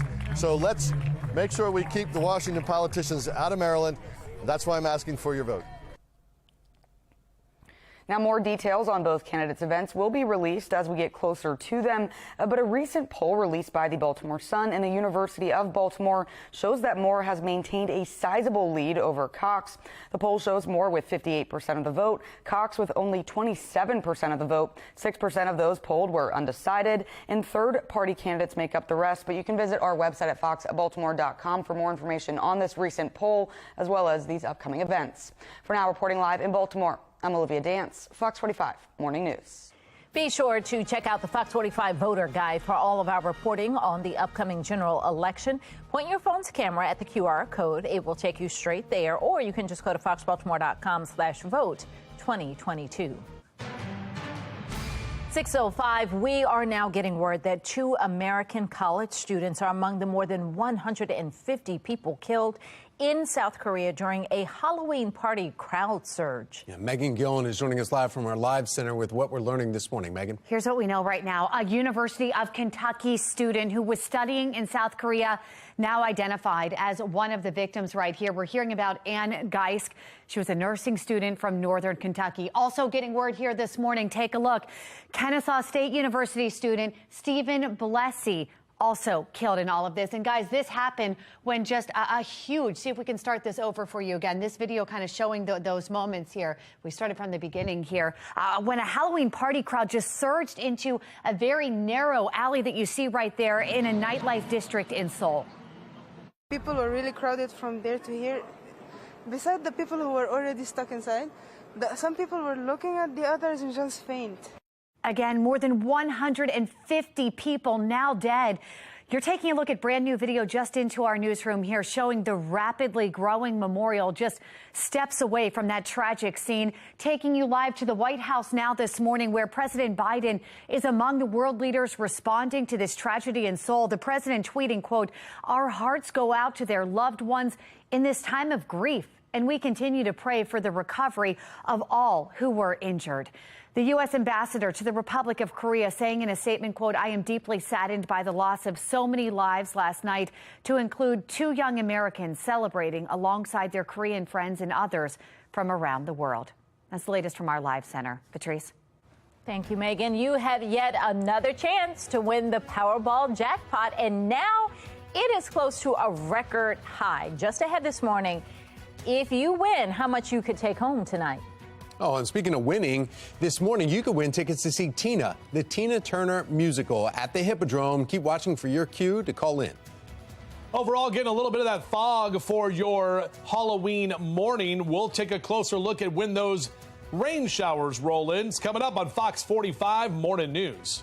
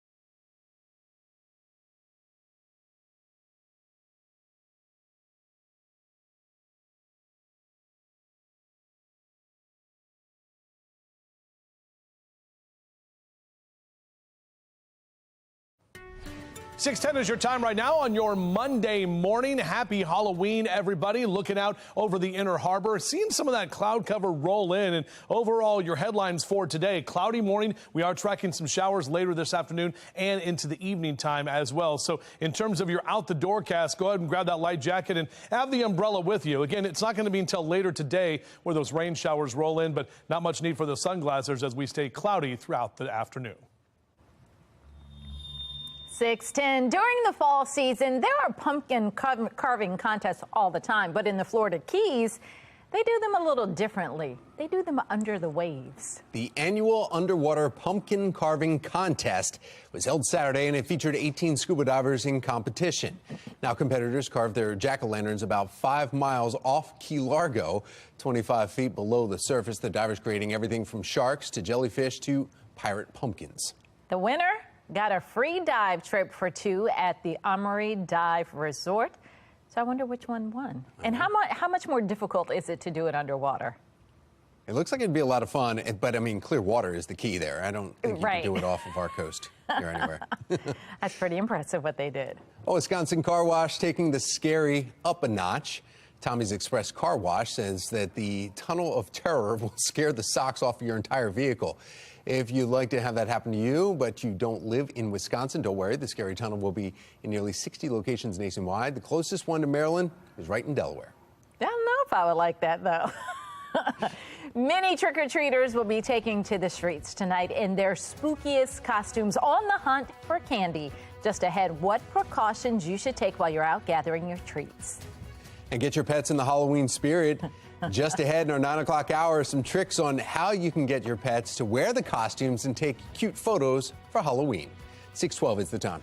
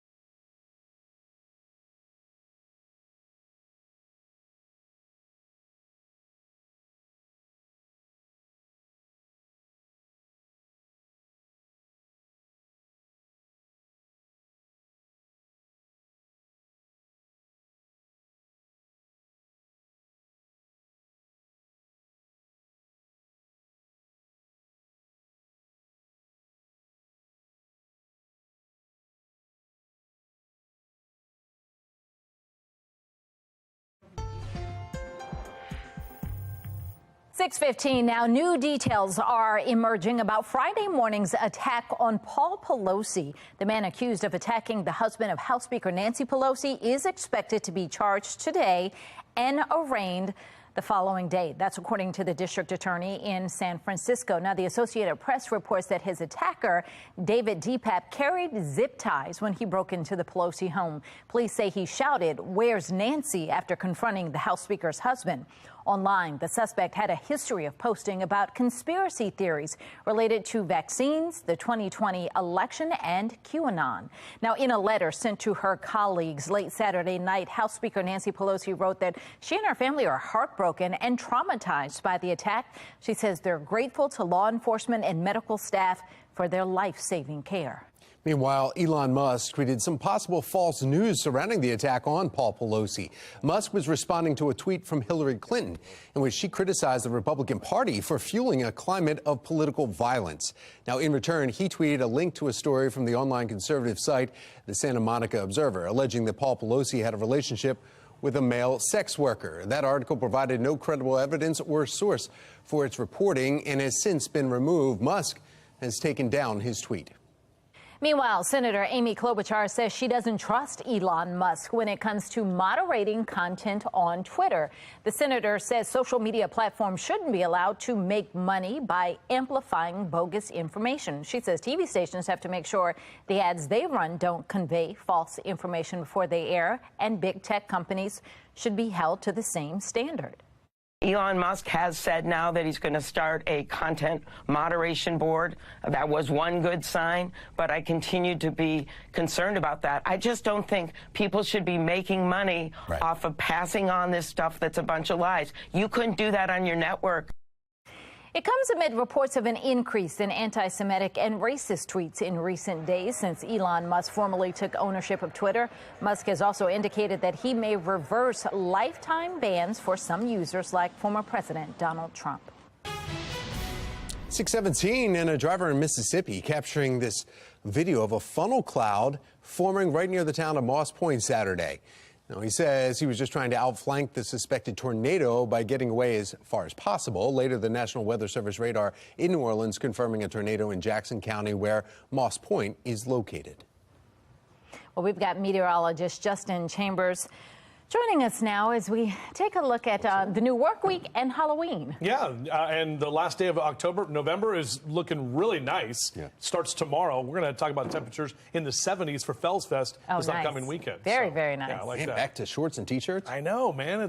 Don't put them away. It's, you lived here long enough. Should know that. Now, looking outside right now, we've got some foggy conditions from our Toyota Inner Harbor Sky Cam at this time, and temperatures that are not too bad overall. We're seeing some 40s and 50s right there on the right side of your screen. Not really tracking much rain here. We are seeing some rain showers moving into western Maryland right now. This is ahead of that next weather maker that's going to be rolling in. Call them prefrontal showers, as that front is still well to the west of us. But this is going to be tracking into our area by the time we head into the late afternoon and evening time. And unfortunately, it's right around the time that you want to get out and the kids want to get out and do that trick-or-treating. So here's a look at our hourly future scan. We're dry today, 10 o'clock this morning, looking good. Now, right around midday, about noon, 1 o'clock, could see a few stray showers rolling through. Then as we take you to about 4 o'clock, even into that 5 o'clock hour, look at all of that green from Frederick and Gaithersburg over to Columbia, down through Laurel and Annapolis. That spreads into Baltimore City and County into that 6 o'clock hour. Now, it doesn't mean that it's going to be heavy rain, but we are seeing some pockets of yellow there where we could see a downpour or two.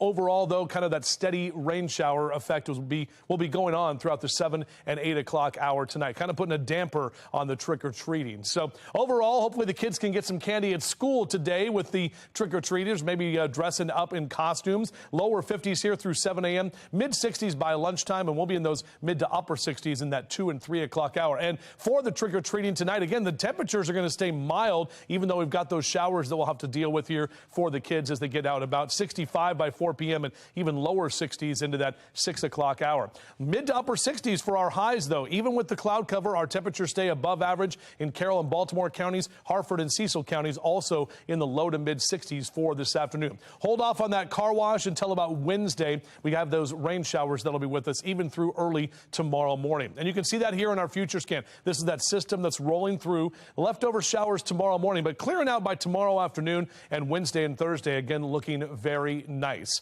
Shout out to Nicole T, who posted this picture of Sigmund the Strongman. You can see the doggy right there next to the pumpkin. That's a great shot, Nicole. Thank you very much for posting that and sending that to me. jcchambers@foxbaltimore.com. Halloween pet pics. We'll do them the rest of the morning here today. All right, here's that 7-day forecast for you. 67 today, lower 70s into Tuesday and Wednesday. Drying out nicely as we head toward the first weekend of November. And don't forget, Saturday night before you go to bed, turn those clocks back 1 hour. Patrice? Looking forward to that. All right, taking a look now at the Lynn Stoller Traffic Network. We are hearing about a crash on the BW Parkway in Laurel. It's happening northbound right near 197. Traffic is backed up. You see all the brake lights there. It's backed up to Powder Mill Road. You're moving, but you're moving slowly, so give yourself some time. Let's get a check now. Mass transit. Here's Mark Jones with the MTA. Hi, Mark. Well, good morning, Patrice. Good morning, everyone. Out there on the MARC train system, you'll find Penn Train 511 operating with a 25 to 30-minute delay, and Camden Train 845 with a 5-minute delay. Light Rail Link running with a 15-minute delay in both directions of that service. Certainly allow time for travel out there on Light Rail Link this morning. And Metro Subway Link looking good. No delays between Owings Mills and Hopkins Station for your Monday travels. For the MTA Transit team, I'm Mark Jones. Thank you, Mark. What would you do if you won the lottery? That's the question many are asking as the Powerball has hit $1 billion. I'm Olivia Danson. Coming up next, I'll have details and more reaction.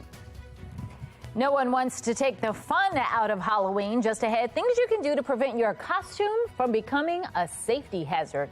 6:21, you're watching Fox 45 Morning News, all local, all morning.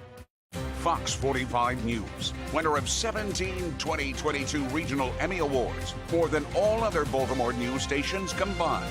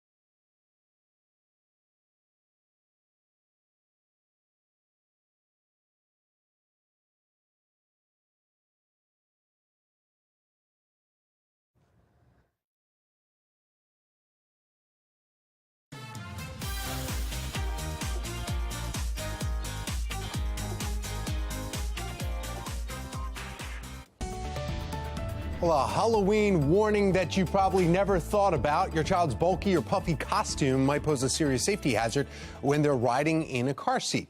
Here's how to keep your child safe, though, from the other Halloween costume dangers.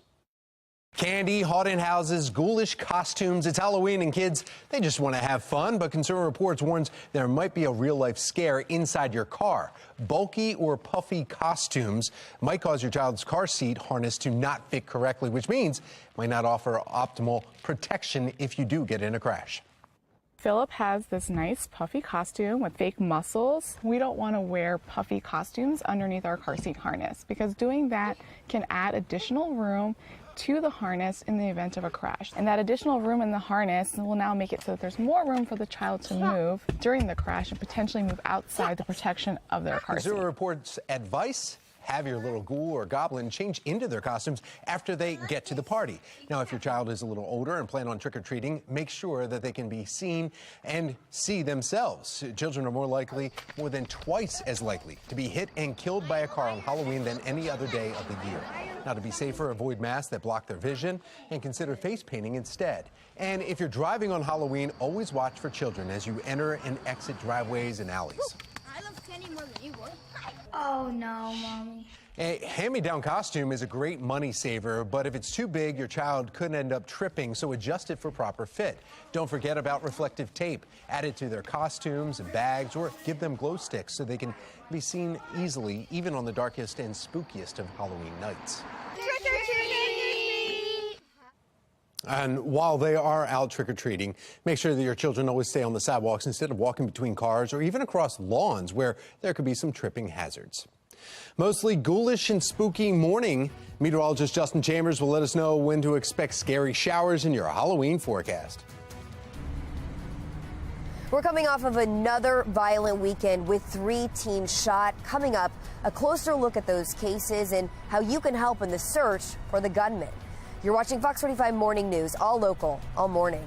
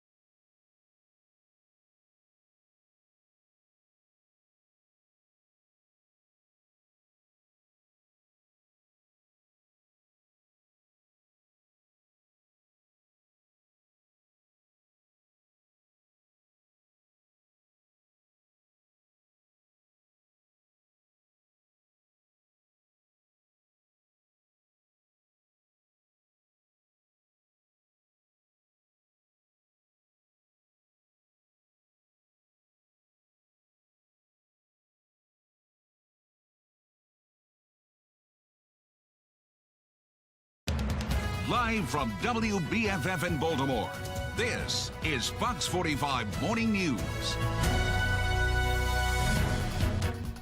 Welcome back on this Halloween Monday. 6:29 is the time. I'm Patrice Sanders. I'm Tom Rogers. Your favorite candy bars in your house tonight. Right, parents?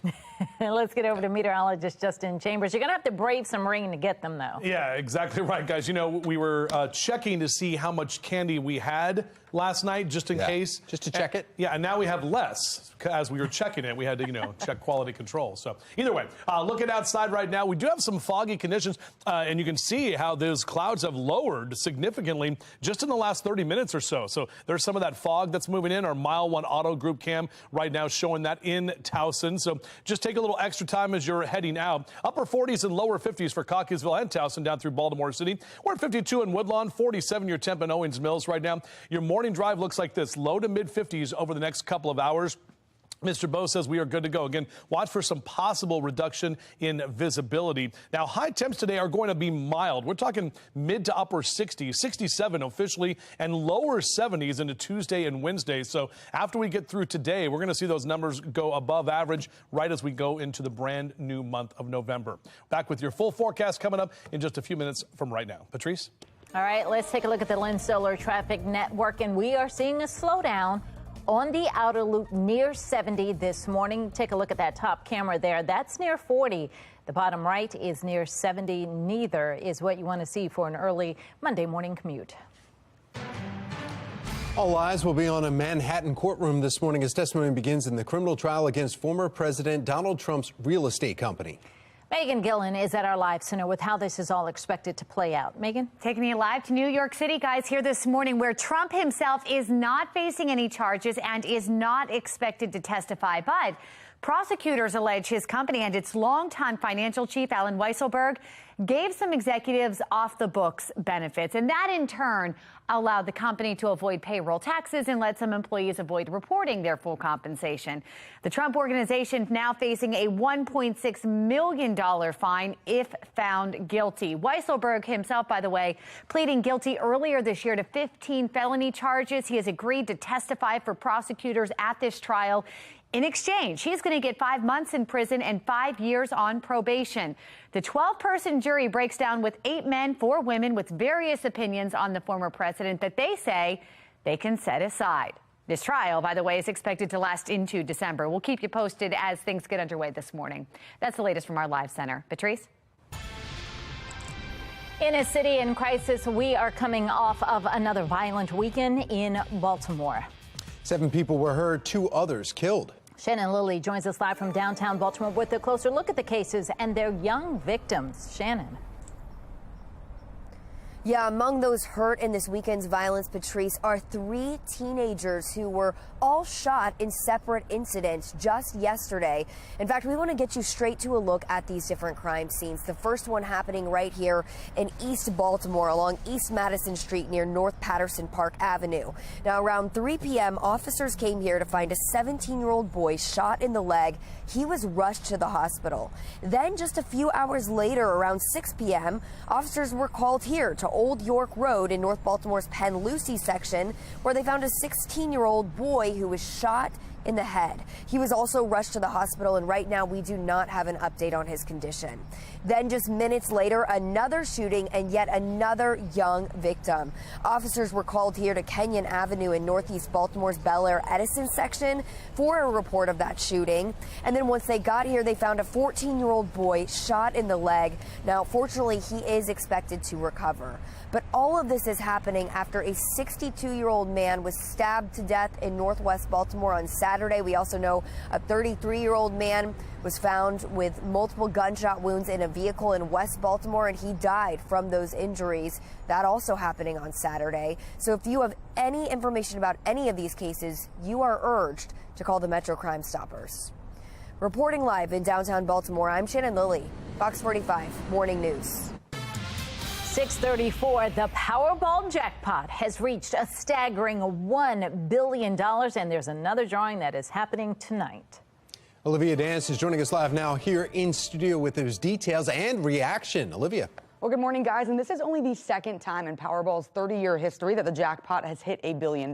So this is a huge deal. Now, the biggest jackpot of all time was $1.586 billion. That was back in 2016. But last night, 7 tickets matched 5 numbers, but not the Powerball.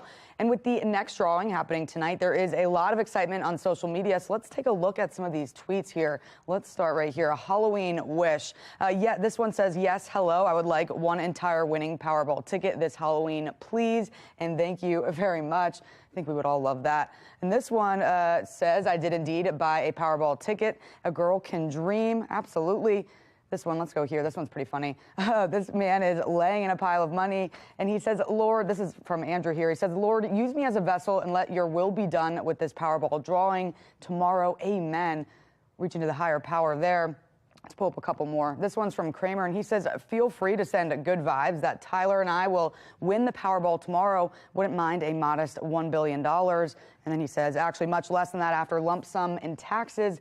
Speaking of taxes, Kev here tweeted at Elon Musk saying, check out these taxes. The estimated $1 billion jackpot for Monday has an estimated cash value option of $497 million. But I'd be happy with $400 million as well. Not a billion, but still a lot of money. So obviously a lot of reaction on social media. People wondering what they would do if they did win the jackpot.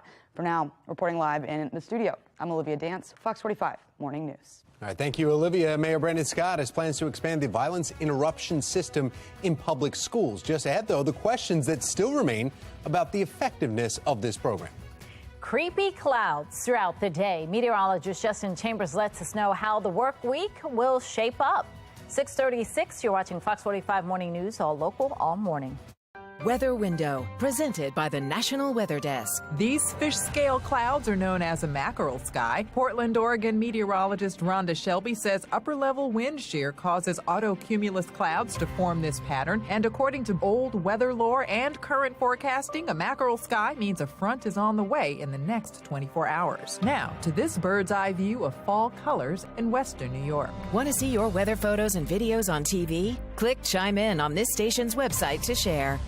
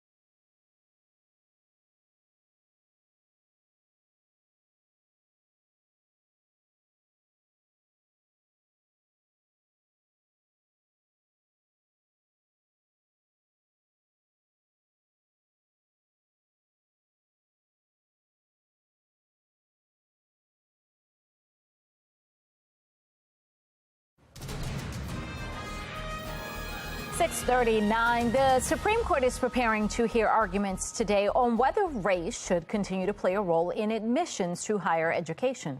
National correspondent Kayla Gaskins is joining us this morning from Capitol Hill. And Kayla, what schools, though, are the center of this? So this case centers around the admission policies at Harvard and UNC Chapel Hill. Today, representatives of both schools will argue before the Supreme Court in support of their use of race as one of many criteria considered for admission policies. Now, on the opposing side is a conservative group called Students for Fair Admissions. They're arguing that using race as part of admission violates constitutional protections. With the current conservative majority on the court, many legal experts believe there is a high chance affirmative action could be on the chopping block, which would overturn precedents set by a 2003 Supreme Court case which permitted the use of race for part of college admissions. Now, Justice Ketanji Brown Jackson, she's the newest justice on the court, did recuse herself from the Harvard case because of her recent role on the university's board of overseers. All right, Kayla Gaskins live in Washington. Thank you. The majority of the $122 billion appropriated for education as part of the American Rescue Plan has not been spent in Baltimore. Just ahead, the report on where that money is going. 16 million American adults had at least one major depressive episode last year. Just ahead, how you can get the appropriate treatment for depression. 6:41, you're watching Fox 45 Morning News, all local, all morning.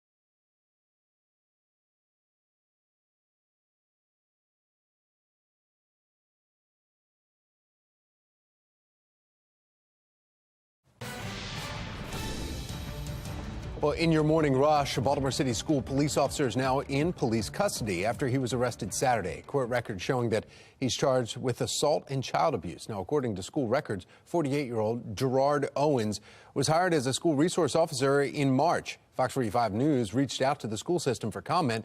We have not yet heard back. Turning now to a city in crisis, a big announcement is expected soon regarding the Squeegee kid issue in Baltimore. Shannon Lilly joins us live with a look at what we can expect. Shannon. Yeah, in just the next few days, Patrice, Mayor Brandon Scott is expected to announce the results of his Squeegee Collaborative. They're a group that's been working behind closed doors to try to find solutions to the issue of squeegee kids right here in the city. And of course, that's an issue that's been going on for decades, but just in the last few months, tensions have gotten even higher following the shooting death of Timothy Reynolds. Well, stay with us because in just about 15 minutes, I'm going to break down a closer look at this debate, and we'll also hear possible solutions and when we can finally have some answers. Now back to you. All right, thank you, Shannon. We are just about a week before Election Day, and candidates for Maryland's governor, they're ramping up their campaigns. Olivia Dance is joining us live now with some major events that are coming up. Olivia. Yeah, Tom, that's exactly right, and they definitely are. And even though this weekend was busy with campaign rallies, there are still several events leading up to the election. President Joe Biden is attending an Election Eve event that's on November 7th, and he'll be joined by Vice President Kamala Harris as well as Democratic gubernatorial candidate Wes Moore. Now, Republican gubernatorial candidate Dan Cox also has a rally coming up. That's on November 5th, and this comes after the vice president was here in Baltimore this weekend attending an event with Wes Moore. I'm Olivia Dance, and coming up in about 15 minutes, we'll take a closer look at what a recent poll is predicting in the race for governor. Back to you. All right, thank you, Olivia. And today is Halloween, and the B&O Railroad Museum celebrating with its annual Pumpkin Patch Express. Families can wear their costumes for a train ride to the First Mile Stable to meet the horses and decorate pumpkins. Your last chance to ride the Pumpkin Patch Express is today at 11 a.m. Well, the results are in, and the best place to go trick-or-treating in Maryland. Can't wait to see. The survey from Kuru Footwear considered population size, safety, and income level. Oakland, Tacoma Park, and Chevy Chase Village took the top 3 spots. Annapolis came in at number 4. Westminster came in at number 8. I think anywhere there's a large concentration of houses, that's the best place to go. Yeah, they were saying like population safety. I get that. But what about size of candy bar? I mean, come on. Oh. You know, right? It's a good point. A lot of the kids in our neighborhood are now in college or in high school, and so we've been giving out full-size candy bars, hoping to get kids, and we get 4. Oh, really? 2 of them are our kids. So we usually go to another neighborhood. We don't get, that's the same with us. We don't get people in our neighborhood, so we go to another one where there's a lot of houses and a lot of kids. It is just fun to be in the atmosphere of that. Your first time, though, in your new home, right? Oh, in the county. Yeah, and it looks like it's going to be fun because we have a great neighborhood and everything. Now, we were doing the candy pre-check last night. There is no such thing as that, How much candy's left, Justin? Not much, Patrice. How many times have you gone back to the store? But let me tell you, I opened the bag. It's good that I opened the bag because we looked and there are these little tiny things. I'm like, we're not giving that out. I got to go get more candy. Oh, yeah. Because I don't want the little tiny ones. I don't want people to be like, oh, yeah, Chambers gives out. In your first year there. Candy. So are you going to be a full size? I don't know if I'll go full You size, probably have but too I gotta many go at kids. least mid. Okay. Right. Okay. We have someone in the neighborhood that gives out full size, and so you make, and their house is a little more off the beaten path, but you know, you make Tell that Naomi to come to ours. I'll bring them to work tomorrow for all of you guys. Yes. Kids, don't go to the Gillen household. 6:47 is your time right now. Let's take a look at that spooky forecast. Unfortunately, we've got the cloud cover that's out there right now, and we do have the rain that's going to be rolling in, yes, right in time for Halloween a little bit later on tonight. Look, my mom, when I was kids, she gave out raisins one year, so they were never coming to my house. All my friends were like, dude, what is going on with your mom? And I was like, I know, it's a whole thing. So, all right, so our live cam right now, we've got a lot of that cloud cover that's out there. Overall, a little bit more fog, and actually on our HD radar, we're starting to see a few light showers move into Cumberland, into parts of western Maryland. Now, this is not the rain that we will see later tonight. It's just sort of some of the prefrontal showers that are moving in on the western half of our state and areas in the mountains down into parts of West Virginia. The larger picture shows us that this system is an area of low pressure along with that front that's tracking up toward the Midwest. But this is going to be moving closer to us as we head later into the afternoon and evening time. And let me show you a look at his updated future scan. This takes you through about 10 o'clock this morning. Notice the cloud cover stays with us. Couple of little those green blobs rolling through. This is about 1 o'clock this afternoon. May see a stray shower in northern Carroll and Baltimore County. Then as we get into about 3, 4, 5 p.m., notice that we're still dry at 5 o'clock for a large portion of our area. Southern counties will start to see that rain move in first. And then as we get into 6 o'clock, this is 6 p.m., you can see that green that's starting to spread in. Now, these are just going to be some light, steady rain showers, nothing super heavy, but it's going to be enough that everybody's going to get wet if you're out and about trick-or-treating, even through about 7 p.m. and into that 8, 9 o'clock hour. That's when things actually get a little bit heavier. So the earlier that you get the kids out, the better off you will be. Again, just plan for that rain. The good news is our temperatures stay mild. And over the next couple of hours, low to mid 50s here in your Rise and Shine cast for that trick-or-treating. Check out some of the temperatures. 65 by 4 p.m., lower 60s at 6 p.m. The sun goes to bed at 6:07 tonight, and then 59 by 8 p.m. So these numbers are above average for this time of year. A lot of us in the mid to upper 60s from Baltimore areas south into the eastern shore down through Columbia and Annapolis, up and down the 95 corridor, keeping those low to mid and upper 60s as well for you. And you can see some of those showers that are going to roll in. They'll stay with us through early tomorrow morning, but then drying out nicely later this week. Shout out to Liv N, who sent in this picture of Booker as a lobster. And Booker, yeah, you know, he goes along with stuff. But overall, that's Booker the lobster on our Halloween pet pic. So thank you, Liv, for sending that picture in. You've sent in some great pictures, and we do appreciate you sharing them with us so we can share it with everybody. All right, there we go. Googly eyes are up there for your Halloween today. Lower 70s into Tuesday and Wednesday, upper 60s Thursday, and then actually lower 70s, warming up nicely. This first weekend of November, guys, we're talking about temperatures well above average. Back to you. 6:50 and now to your Len Stoller Traffic Network. We are seeing reports of a crash on the outer loop right at Catonsville. You can see the flashing lights right there. That's causing some backups in Catonsville. And then also another one right on the outer loop is right at 795, right before you get to 795 and 695 collision there. Also on the outer loop, so two of them there. So just be ready for some slowdowns if you're traveling on the west side of Baltimore on the outer loop. What makes a next-level Halloween party?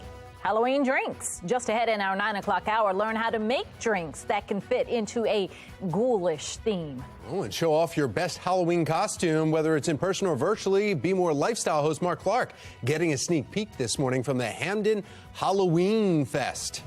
The best way to pre-game for all the upcoming candy consumption. It's time for a pumpkin-flavored coffee creamer coffee break. All right, pack it in there.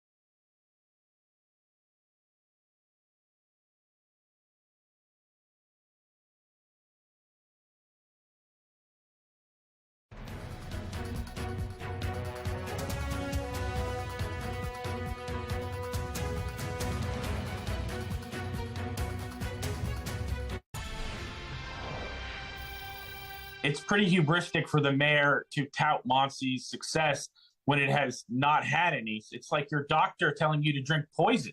It's not going to work for you either.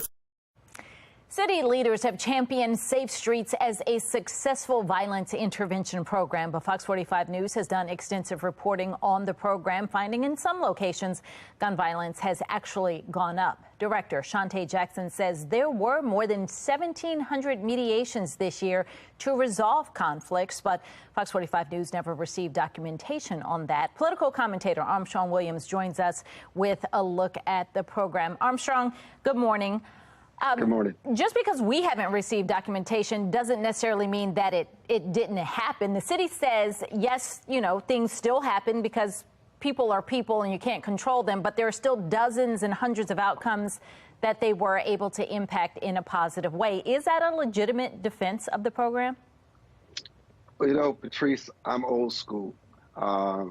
If you have something to celebrate and you made progress and success stories, you want to share it with the public, especially people, to give them a sense of security that the money that is being spent on Safe Streets is making a difference. Why would you hide your success in the dark and not bring it to light? So that in and of itself raised the kind of questions and the conversations that you and I have in the day. If you have these success stories, why not share it? And until they do so, you're going to have these question marks.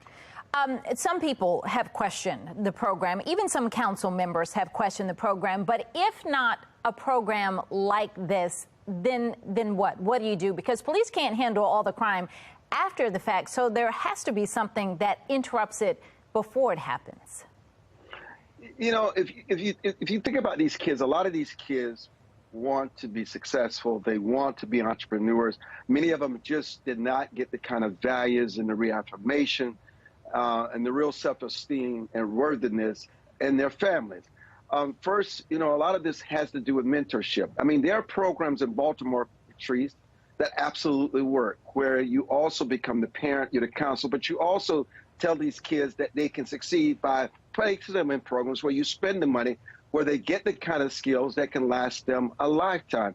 Instead of going back, duplicating money programs because you have money to spend. Sometimes what you need to do is do a strategic collaboration with all partners involved, where all of this is impacted, where you find out what works and what does not work. And you just cannot do one program in a vacuum. But we do know there are programs that are working. And sometimes, Patrice, we need to go back to old school. Sometimes we need to get the churches involved.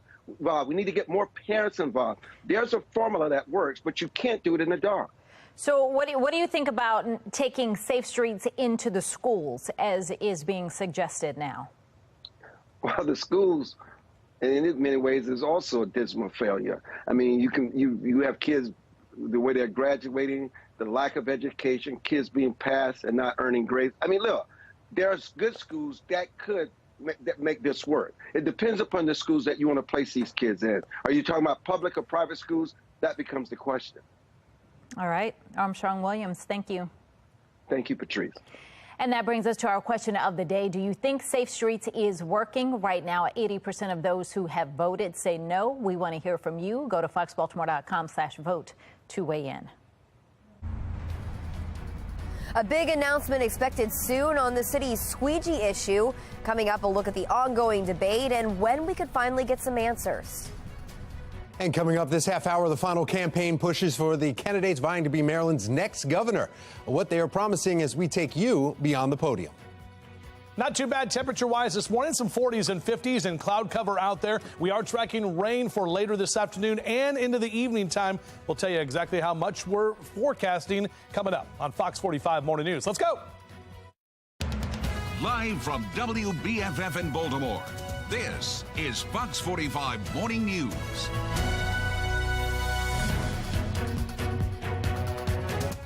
The World Series is underway after Game 2. The Phillies and Astros are tied, having one win each. On the left, footage from both Game 1 and 2, and then on the right, a live look over Philly, where tonight the Phillies return home to play Game 3. You see all the shots. Yeah. You see what's there. Are you watching? Have you been watching? I haven't. I have, yes. And some controversy now following Houston. You know, in 2017, they were accused of cheating in the World Series. They were. And now there's some other accusations about sticky stuff on their hat or in their glove or illegal bats used in Game 1. So, just play. Houston. Just play. They're All like right. the New England Patriots of baseball. Good morning on this Monday, October 31st.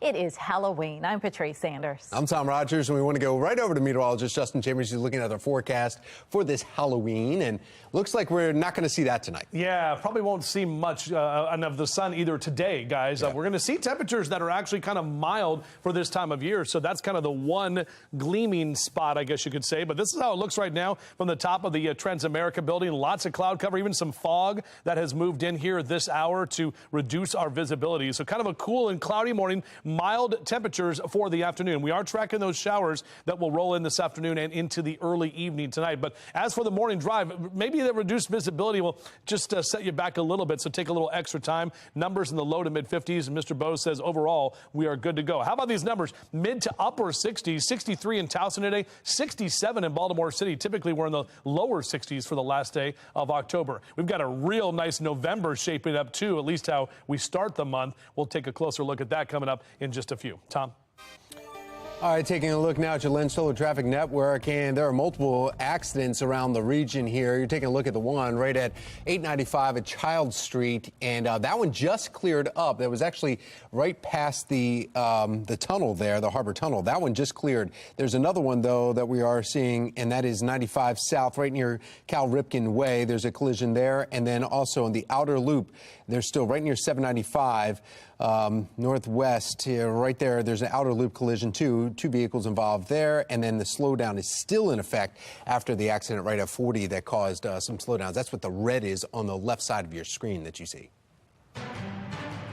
7:01 now. We are getting word that 2 American college students are among the more than 150 people killed in South Korea during a Halloween party crowd surge. Megan Gillen is at our live center this morning with what we're learning about it. Megan? Here's what we know right now. A University of Kentucky student who was studying in South Korea, now identified as one of the victims. We're told Ann Geisk was a nursing student from northern Kentucky. Also getting word here this morning that Kennesaw State University student Stephen Blessy was among those that was killed when a huge party here. Take a look at this video showing those moments. A huge Halloween party crowd just surging into a very narrow alley that you see right there in a nightlife district in Seoul. People were really crowded from there to here. Besides the people who were already stuck inside, some people were looking at the others and just faint.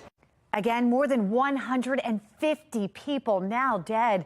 You're taking a look at brand new video just into our newsroom this morning showing the rapidly growing memorial just steps away from that tragic scene. Taking you live to the White House now this morning, where President Biden is among the world leaders responding to this tragedy in Seoul. The president tweeting, quote, "Our hearts go out to their loved ones in this time of grief, and we continue to pray for the recovery of all who were injured." The U.S. ambassador to the Republic of Korea saying in a statement, quote, "I am deeply saddened by the loss of so many lives last night, to include 2 young Americans celebrating alongside their Korean friends and others from around the world." That's the latest from our live center. Back to you. Thank you, Megan. 7:03, turning now to a city in crisis. A big announcement expected this week regarding the Squeegee Kid crisis in Baltimore City. In the next few days, Mayor Brendan Scott is set to announce the results of the Squeegee Collaborative. The group has been meeting since July, but has not allowed cameras inside to record the sessions. Now, the Squeegee Collaborative came in response to the shooting death of Timothy Reynolds in July. A 15-year-old Squeegee kid is accused of killing Reynolds. Since then, Fox 45 News has heard from several of our viewers about their own heated interactions with Squeegee kids. Shannon Lilly joins us live from a street where you often encounter Squeegee kids. She's got a look at what we can expect. Shannon. Yeah, we are here on President Street, Patrice, where you often see squeegee kids weaving in and out of traffic along this road. Well, it's a decades-old issue, but we are expecting to hear something from the Mayor's Squeegee Collaborative, maybe as soon as this week, on how best to handle it. Well, right now we do know that that committee has been meeting behind closed doors to work on a comprehensive strategy for the issue of squeegee kids. But earlier this month, we did hear from presumptive city state's attorney Ivan Bates, who talked about how he would handle it, and he says he doesn't necessarily see eye to eye with Mayor Scott. I don't necessarily view it as clearing the corners. I view it as enforcing the law. And, you know, they're not supposed to be on the corners in the first place to clear them. Stepping off that sidewalk, going in and out of traffic is illegal. And as far as I'm concerned, we cannot do that. Well, of course, tensions between drivers and squeegee kids have been higher, and city officials are really feeling that pressure in the aftermath of the death of Timothy Reynolds. You'll remember he was shot and killed by a squeegee kid back in July after he approached them with a bat. Well, Bates says if he has to, he will issue citations for these squeegee kids, but in order to change policy on the enforcement, it is something that the mayor has to play a part in. Now, what we don't have this morning or right now is an exact timeline on when we will hear from the Squeegee Collaborative, but we are expecting to hear from them soon, and we do know when they do make an announcement, they will present their recommendations directly to the mayor. Reporting live in downtown Baltimore, I'm Shannon Lilly, Fox 45 Morning News. Thank you, Shannon. Baltimore police say there have been more than 600 squeegee-related calls for service just since July 1st. Earlier this year, we spoke with one squeegee kid who suggested he and other squeegee kids could be carrying guns while standing on corners. Just this month, another squeegee kid told us if squeegee kids are removed from the corners, that there could be a price for the city to pay. So if y'all stop it, going to go back to robbing and killing, and there's going to be a whole lot of crime. So I'm letting y'all know that now. Like that man just said, if y'all going to stop this, make sure y'all got some jobs for these kids, because if y'all don't, it's going to be a rude awakening for y'all. Stay with Fox 45 News as we continue to get answers about the squeegee kid problem in Baltimore. We've been following this story for months, and we'll bring you complete coverage of the Squeegee Kid Collaborative, both on air and online. You can find all our reporting on our website, foxbaltimore.com. Election day, well, it's just around the corner, 8 days, and Fox 45 News is taking you beyond the podium. With close to just about a week before Election Day now, candidates for Maryland governor are ramping up their campaigns. Olivia Dance joining us live this morning with more. Olivia. Well, good morning, and that's exactly right. They definitely are. And while this weekend was busy with campaign rallies, there's still several events leading up to the election. President Joe Biden is attending an Election Eve event on November 7th, and he'll be joined by Vice President Kamala Harris, as well as Democratic gubernatorial candidate Wes Moore. But Republican gubernatorial candidate Dan Cox is also having a rally, and that's going to be on November 5th. And this comes after the vice president was here in Baltimore this weekend at an event with Wes Moore. Take a listen. What's happening in our country right now, and I've been traveling our country, there's some scary stuff happening. We got to speak truth about that. There are inflationary grocery values right now. I mean, you can hardly make the weekly budget. So we've got to take action, and the Washington politicians are not doing this for us. So let's make sure we keep the Washington politicians out of Maryland. That's why I'm asking for your vote. Now, more details on both candidates' events will be released as we get closer to them. But a recent poll released by the Baltimore Sun and the University of Baltimore shows that Moore has maintained a sizable lead over Cox. The poll shows Moore with 58% of the vote, Cox with only 27% of the vote. 6% of those polled were undecided, and third-party candidates make up the rest. But you can visit our website at foxbaltimore.com for more information on that latest poll, as well as information on those upcoming events. For now, reporting live in Baltimore, I'm Olivia Dance, Fox 45 Morning News. Be sure to check out the Fox 45 voter guide for all of our reporting on the upcoming general election. You can just point your phone's camera at the QR code, and that will take you straight there, or you can head to foxbaltimore.com/vote2022. Well, trending now, the Baltimore County Police Department offering some safety tips for Halloween and anyone going out trick-or-treating tonight. First, they encourage children to go in a group and to go before it gets dark if you can. Young children should definitely have an adult chaperone and should take a flashlight, or make sure you choose well-lit streets. Choose costumes that are short, snug, and flame retardant, and wear some bright colors.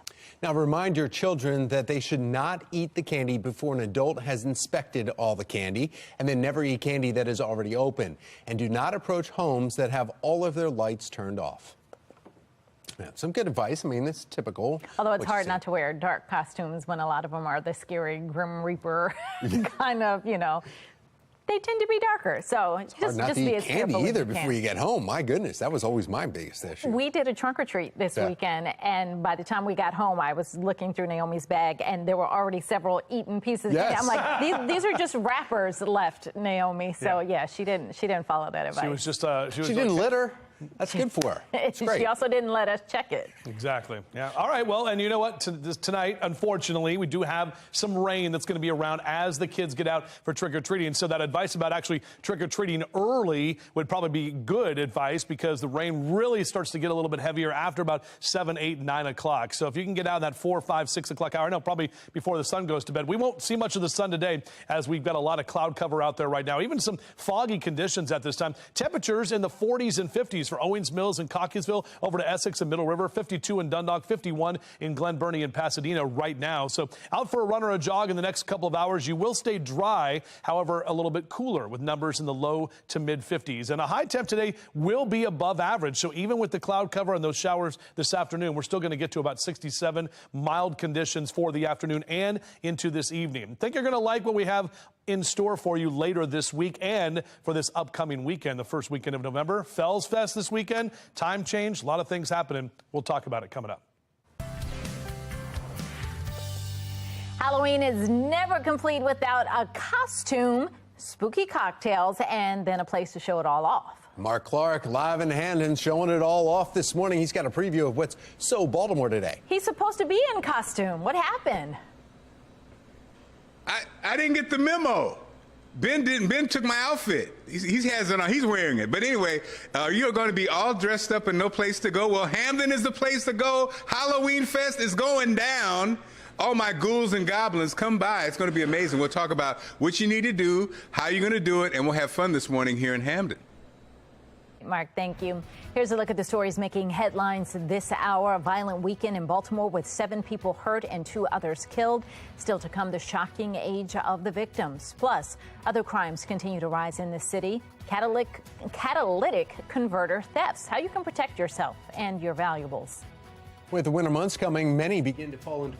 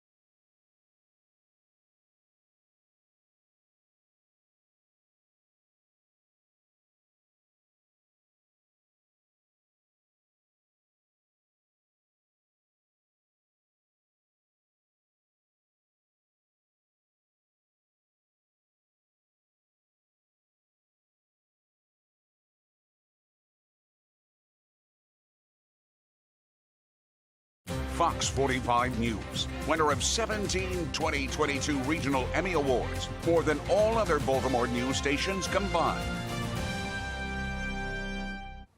7:14, you notice the days are shorter as we're heading into winter months and the holiday season's coming ahead.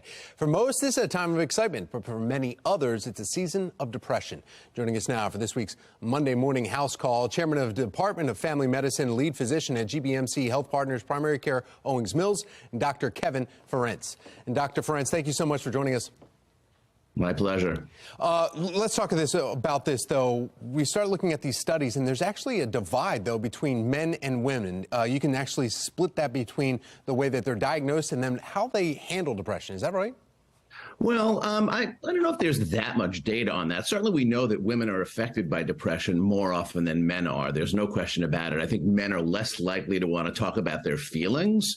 In terms of treatment, I mean, the treatment options are the same. It's medication and psychotherapy. And for people who are very severely depressed, there are other interventions. Okay, so then when we're talking about what is the clinical definition of depression? Excellent. So in order to meet criteria for depression, you have to have 5 symptoms for at least 2 weeks. One of those 5 has to be either a depressed mood where you're feeling really sad all the time, or not having any fun, like no interest in doing anything.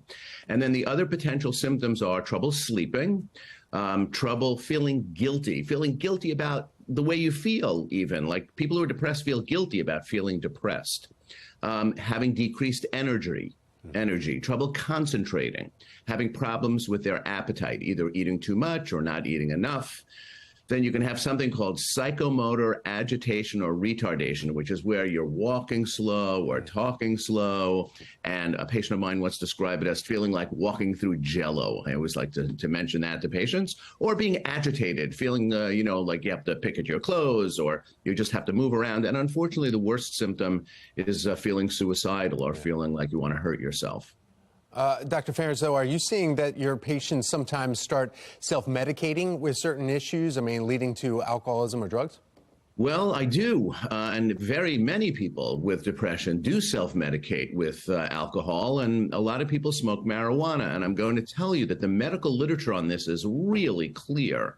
Marijuana makes mental illness worse. People with anxiety disorders and depression who smoke marijuana to treat their symptoms actually get worse. So that's not the right way to go. And why is that, though? Is it because they're not getting the treatment and they're using it with something else that's more numbing and not treating the cause? You're 100% correct. That's exactly right. It's not getting to the root cause of the issue. Depression is treated with antidepressant medication and psychotherapy, and marijuana doesn't do anything. It just makes you feel high. So you think, oh, I feel better now. But in the long run and in scientific studies, people actually do much worse. And you do see an increase, though, this time of year? Oh, yeah, there's no question about it. Around the holidays, people definitely who have histories of depression, very often it's a trauma thing. People who have had problems with their families, people who were physically abused or sexually abused as part of their families, this sort of triggers them in the holiday season. All right, so the best thing then, Dr. Ferencz, is to actually have the conversations, get people talking. Yes, please talk to your family doctor, talk to your primary care doctor. We are very able to treat this very common problem. Dr. Ferencz with GBMC, always great to have you. Thank you. My pleasure. All right, 7:18 now. Let's get back over to meteorologist Justin Chambers and take a look at spooky forecast. Now, I want to tell you that Jess and I hit the Powerball number on Saturday, so we had the little red ball. And it was cool because we got like the multiplier thing, so we won $12. Nice. So we won at Powerball. If you don't have the multiplier, how much do you get? Like, is it $2? I think it's $4. $4. Yeah, then the multiplier changes depending on how you do it. So that's, it's... I'm so confused about how it works. So you only got the Powerball and you made money off of that? Correct. That is correct, Patrice. I only got the Powerball number, and but if you get, the combination, and of course, all 5 numbers plus the Powerball, that's when you win the $1 billion tonight. I heard you're buying breakfast then. That's all I heard from all that. All right, I'll buy breakfast. That's fine. Good. Put the order in. Sweet. For $12. For $12, right. Taco That Bell, means here we come. a carton of milk and a box of cereal. We already have donuts over there, Tom. Come on. Let's take a look outside right now. We've got some cloud cover here this morning, and those clouds have actually lowered. The ceilings have lowered, so we're getting some reduced visibility out there this morning. Kind of looks fitting for Halloween Monday morning. Now, here's a look at the radar, and we're not seeing much in the way of rain. Right over here through our area in Baltimore and areas in central Maryland, not seeing the rain. Martinsburg, West Virginia, over toward Hagerstown, we are seeing a few showers there. You pull back a little bit farther, and you can see some of those showers in western Maryland, another round of showers in parts of West Virginia. All of that is kind of that frontal moisture as this larger system moves a little bit closer to us. And that's the one that's going to be impacting us, our next weather maker, bringing in the showers for later tonight. Let's take a look at that. The hourly future scan. This is what everybody wants to know. Is it going to rain on our Thanksgiving or our trick-or-treating parade? It's almost Thanksgiving.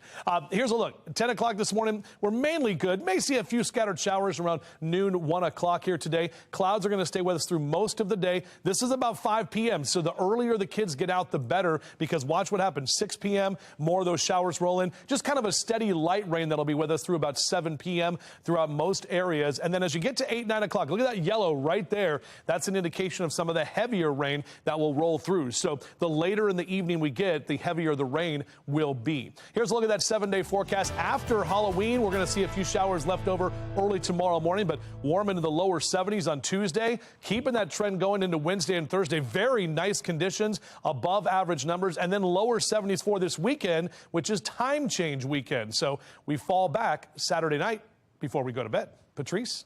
Looking forward to that hour. All right, looking at our Lens Solar traffic network right now.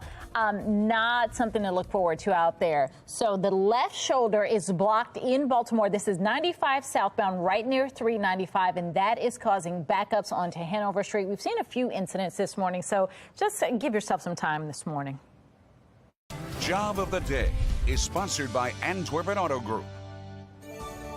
Getting Maryland back to work, it is time for our job of the day. The Maryland Department of Transportation is hiring an assistant capital program manager. For more information, go to foxbaltimore.com. And if you are an employer with jobs that need to be filled, please send your information to news@foxbaltimore.com. We're coming off of another violent weekend with 3 teens shot. Coming up, a look at those cases and how you can help in the search for the gunman.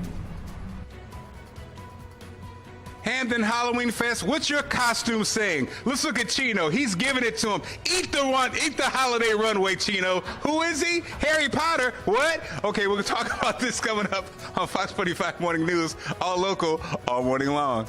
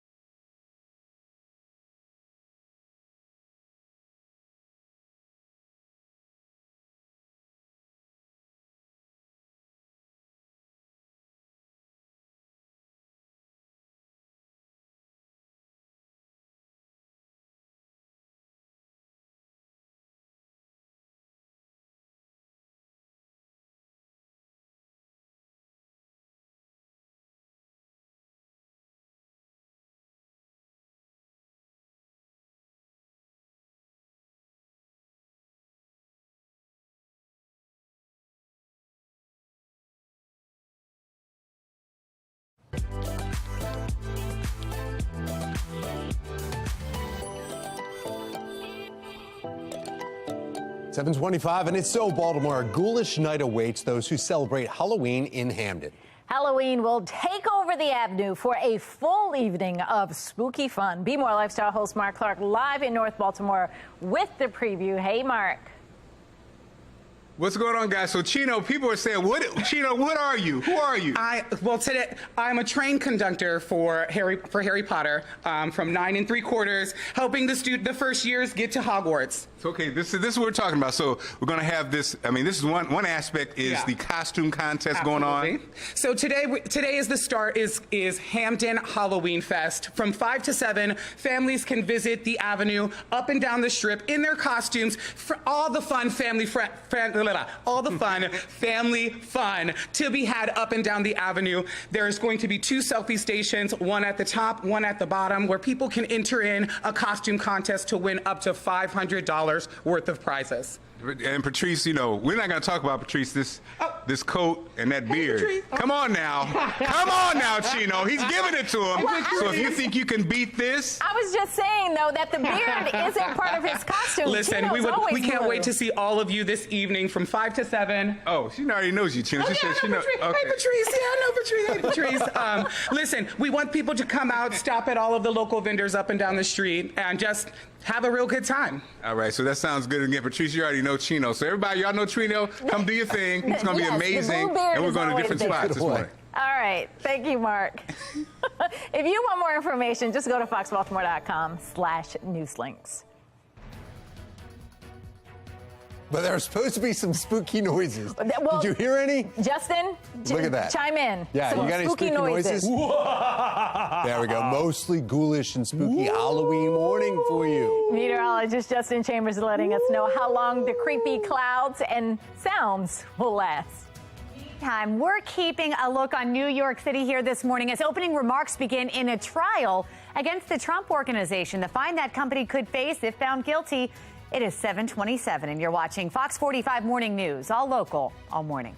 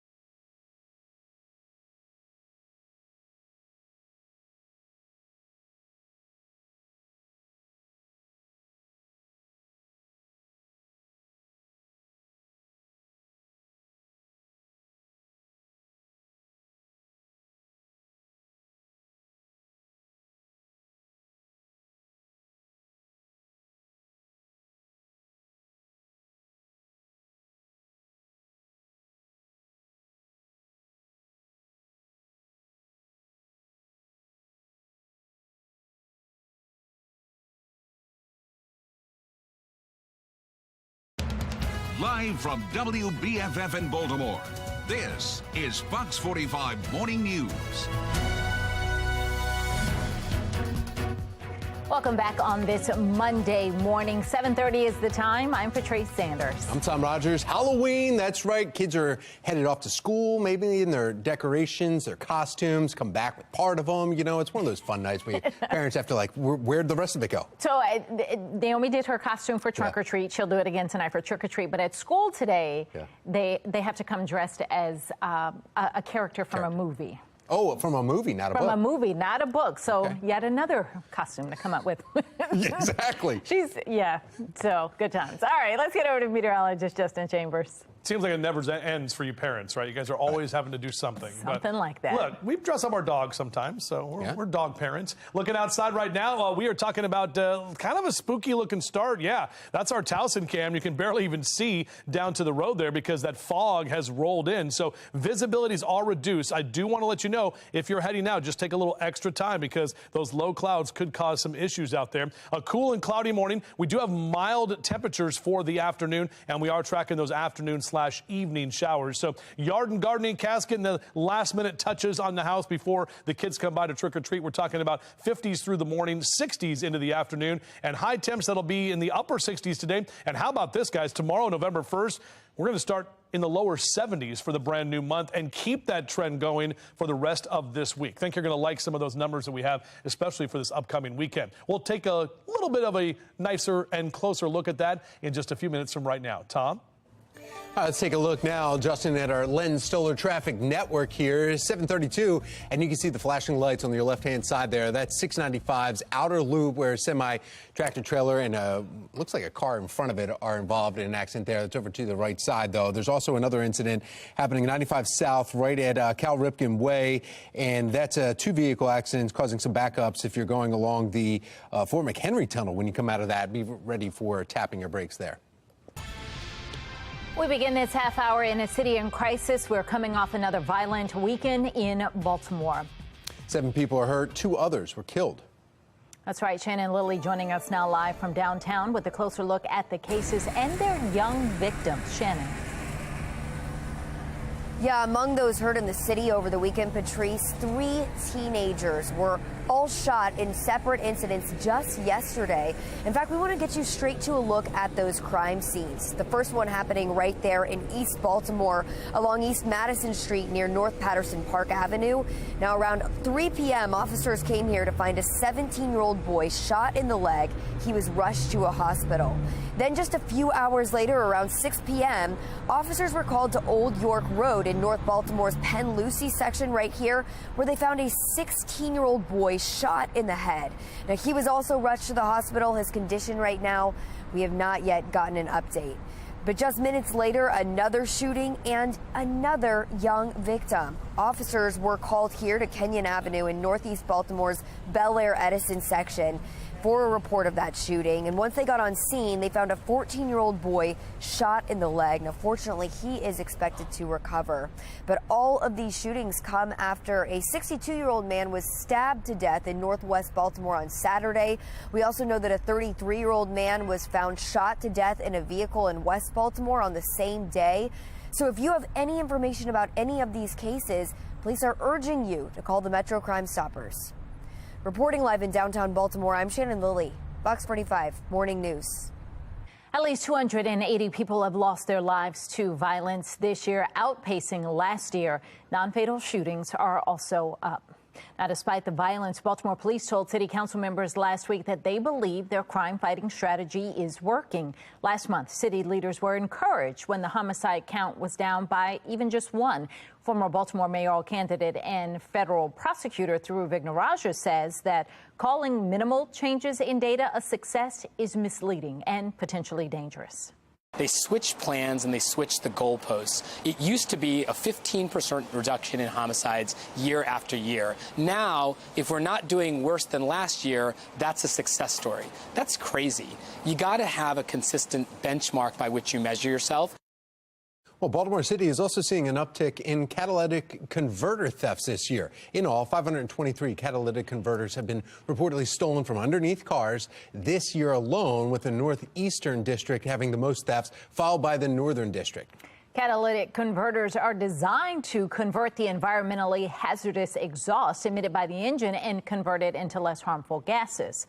Now, the police department is offering some tips to avoid future thefts. They include: park your car in a well-lit area or under motion detecting lights. Etch the vehicle's VIN number or license plate number on the catalytic converter. Have the converter welded onto the vehicle. Install an anti-theft cover over the converter, and if possible, park in a garage, driveway, or back into a parking spot near a structure. Well, happening today, Mayor Brandon Scott, gubernatorial candidate Wes Moore, they're coming together for the 29th annual Civil Rights Breakfast. The breakfast will honor individuals who have positively impacted lives of Baltimoreans and advanced equity through their personal and professional lives. It starts at 9 right at Morgan State University. All eyes will be on a Manhattan courtroom also this morning as testimony begins in the criminal trial against former President Donald Trump's real estate company. Megan Gillen is at our live center with how this is all expected to play out. Megan. Yeah, guys, taking you live to New York here this morning, the city where Trump himself is not facing any charges and is not expected to testify. But prosecutors allege his company and its longtime financial chief, Alan Weisselberg, gave some executives off-the-book benefits. And that, in turn, then allowed the company to avoid payroll taxes and let some employees avoid reporting their full compensation. The Trump organization, guys, faces a $1.6 million fine if they're found guilty at the end of all of this. Weisselberg himself, by the way, pleading guilty earlier this year to 15 felony charges and has agreed to testify for prosecutors at this trial. In exchange, he's going to get 5 months in prison and 5 years on probation. So let's take a look at the jury here. It's a 12-person jury. We're hearing it includes 8 men, 4 women with various opinions on the former president that they say they can set aside. This trial is expected to last into December. Again, things get underway here this morning. We'll keep you posted. That's the latest from our live center.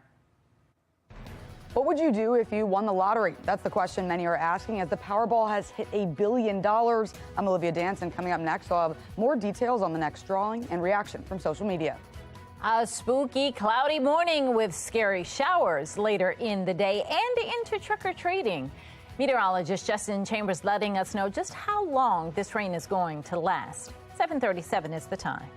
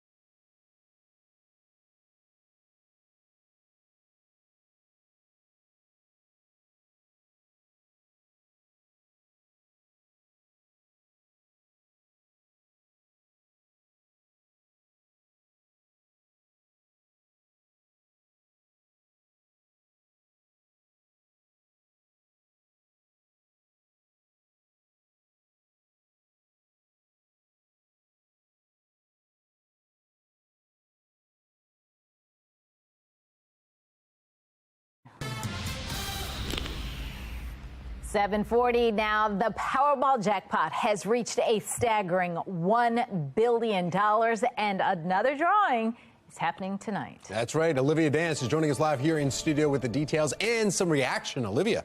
Well, good morning, guys. And this is only the second time in Powerball's 30-year history that the jackpot has hit $1 billion. So this is a huge deal. The biggest jackpot, though, of all time was $1.586 billion. That was back in 2016. And last night, 7 tickets matched 5 numbers, but not the Powerball. And with the next drawing happening tonight, there is a lot of excitement on social media. So let's take a look at some tweets here. Greg said, "Can someone please win the Powerball already so I can stop buying tickets?" But Greg, maybe if you keep buying tickets, you could be a winner. Let's take a look here. This person said, "I did indeed buy Powerball tickets. A girl can dream. Yes, you can."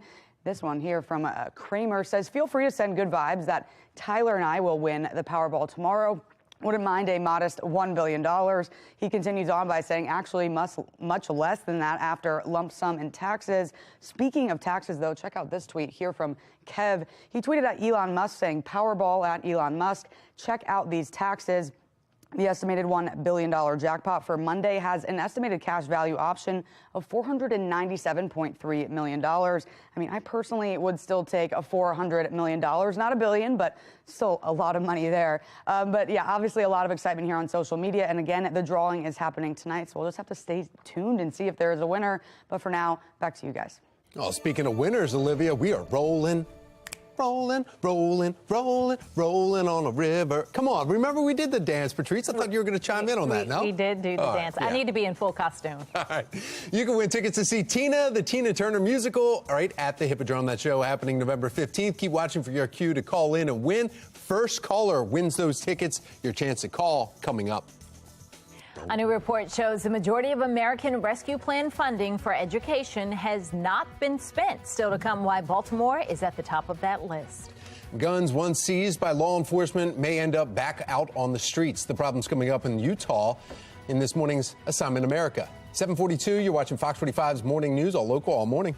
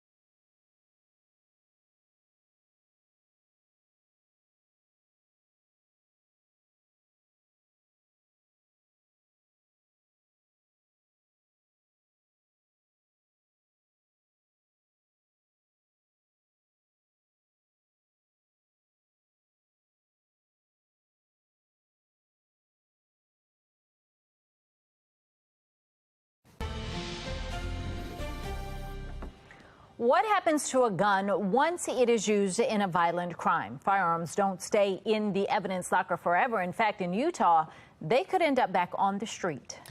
Now, there is a statute that bans police departments from destroying firearms. Instead, state law mandates that seized and unclaimed guns must be stored or, with the approval of city council, vote that they could be sold to gun dealers. Investigative reporter with our Sinclair sister station in Utah, Darby Sparks, says those gun sales are now happening in Utah, and those guns could end up back in their communities.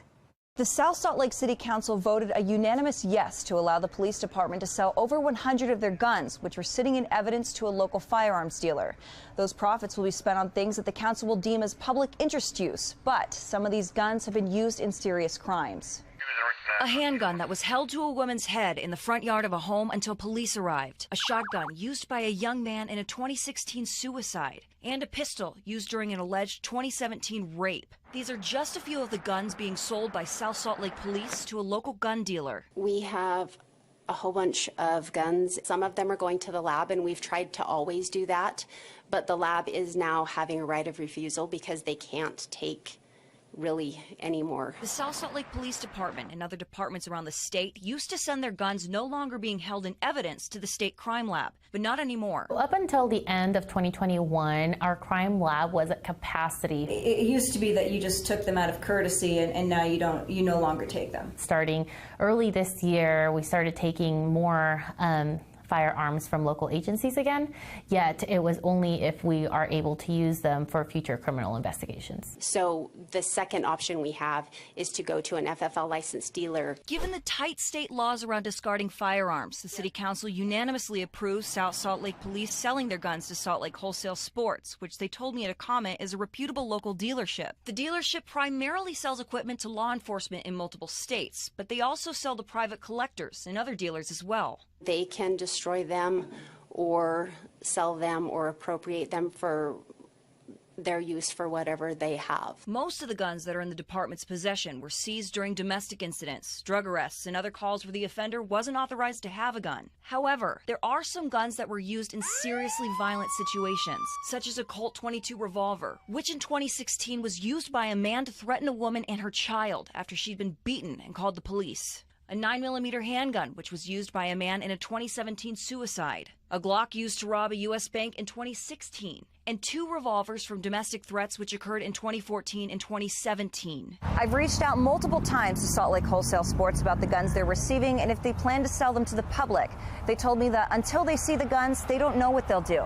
They'll have to decide later on. We do not think it's a good idea. I asked Nancy Halden from the Gun Violence Prevention Center of Utah about the possible resale of these guns. Once you resell guns into the market, you really don't know whose hands those guns are going to fall into. Halden says that a lot of the guns used in violent crimes have been stolen from someone who originally bought it to be safe. She says you could see the effects of stolen weapons from data during the pandemic when gun sales went up. And what we saw as a result nationwide and here in Utah was a huge spike in gun homicides. What happened was a lot of those guns were carelessly stolen either in people's homes or in their cars. To skirt this disturbing trend while still staying within the statute of not allowing police to destroy extra firearms, Halden says her organization has found another way to handle them. We could safely disarm those guns and we could send the parts to raw tools and they would be turned into garden tools. State law allows the second party that receives the firearms to do with them as they please, whether it be to destroy them, sell them to private collectors, or store them. The South Salt Lake City Council spokesperson told me that they've sold unclaimed and confiscated guns to Salt Lake Wholesale Sports before, and that dealer is used with the same purposes for other departments around the state. Well, it's 7:49 now. We want to get back over to a look at our Halloween forecast.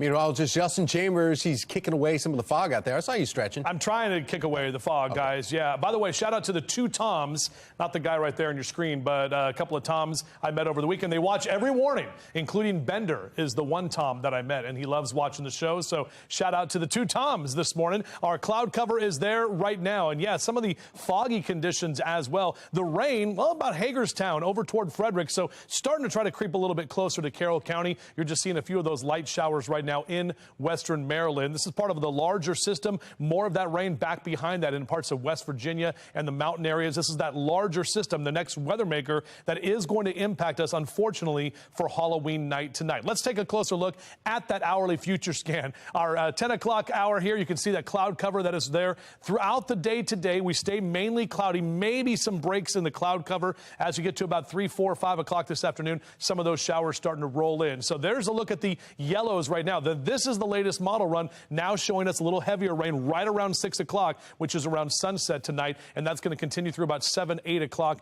this evening. The earlier the kids can get out, the better, because that rain is going to be with us through the night tonight, and even in the overnight hours. Look how much more of that rain is going to be around through about 11 p.m. So we're definitely going to get a good soaker out of this after we get through the early evening. More of that rain rolling in. Rain jacket, umbrella for sure. Good news is kids don't need the gloves and the scarves or the big puffy jacket, as temperatures will be mild. And you can see in your trick-or-treating outlook, 65 by 4 p.m., lower 60s right about 6 p.m., even upper 50s by about 8 o'clock tonight. But yeah, it's going to be a wet one out there. We're talking about mid to upper 60s for our highs today. Those numbers are well above average for this time of year. Shout out to Nicole and Eric. They are in Westminster. Look at this. Savannah the dog is Scooby-Doo.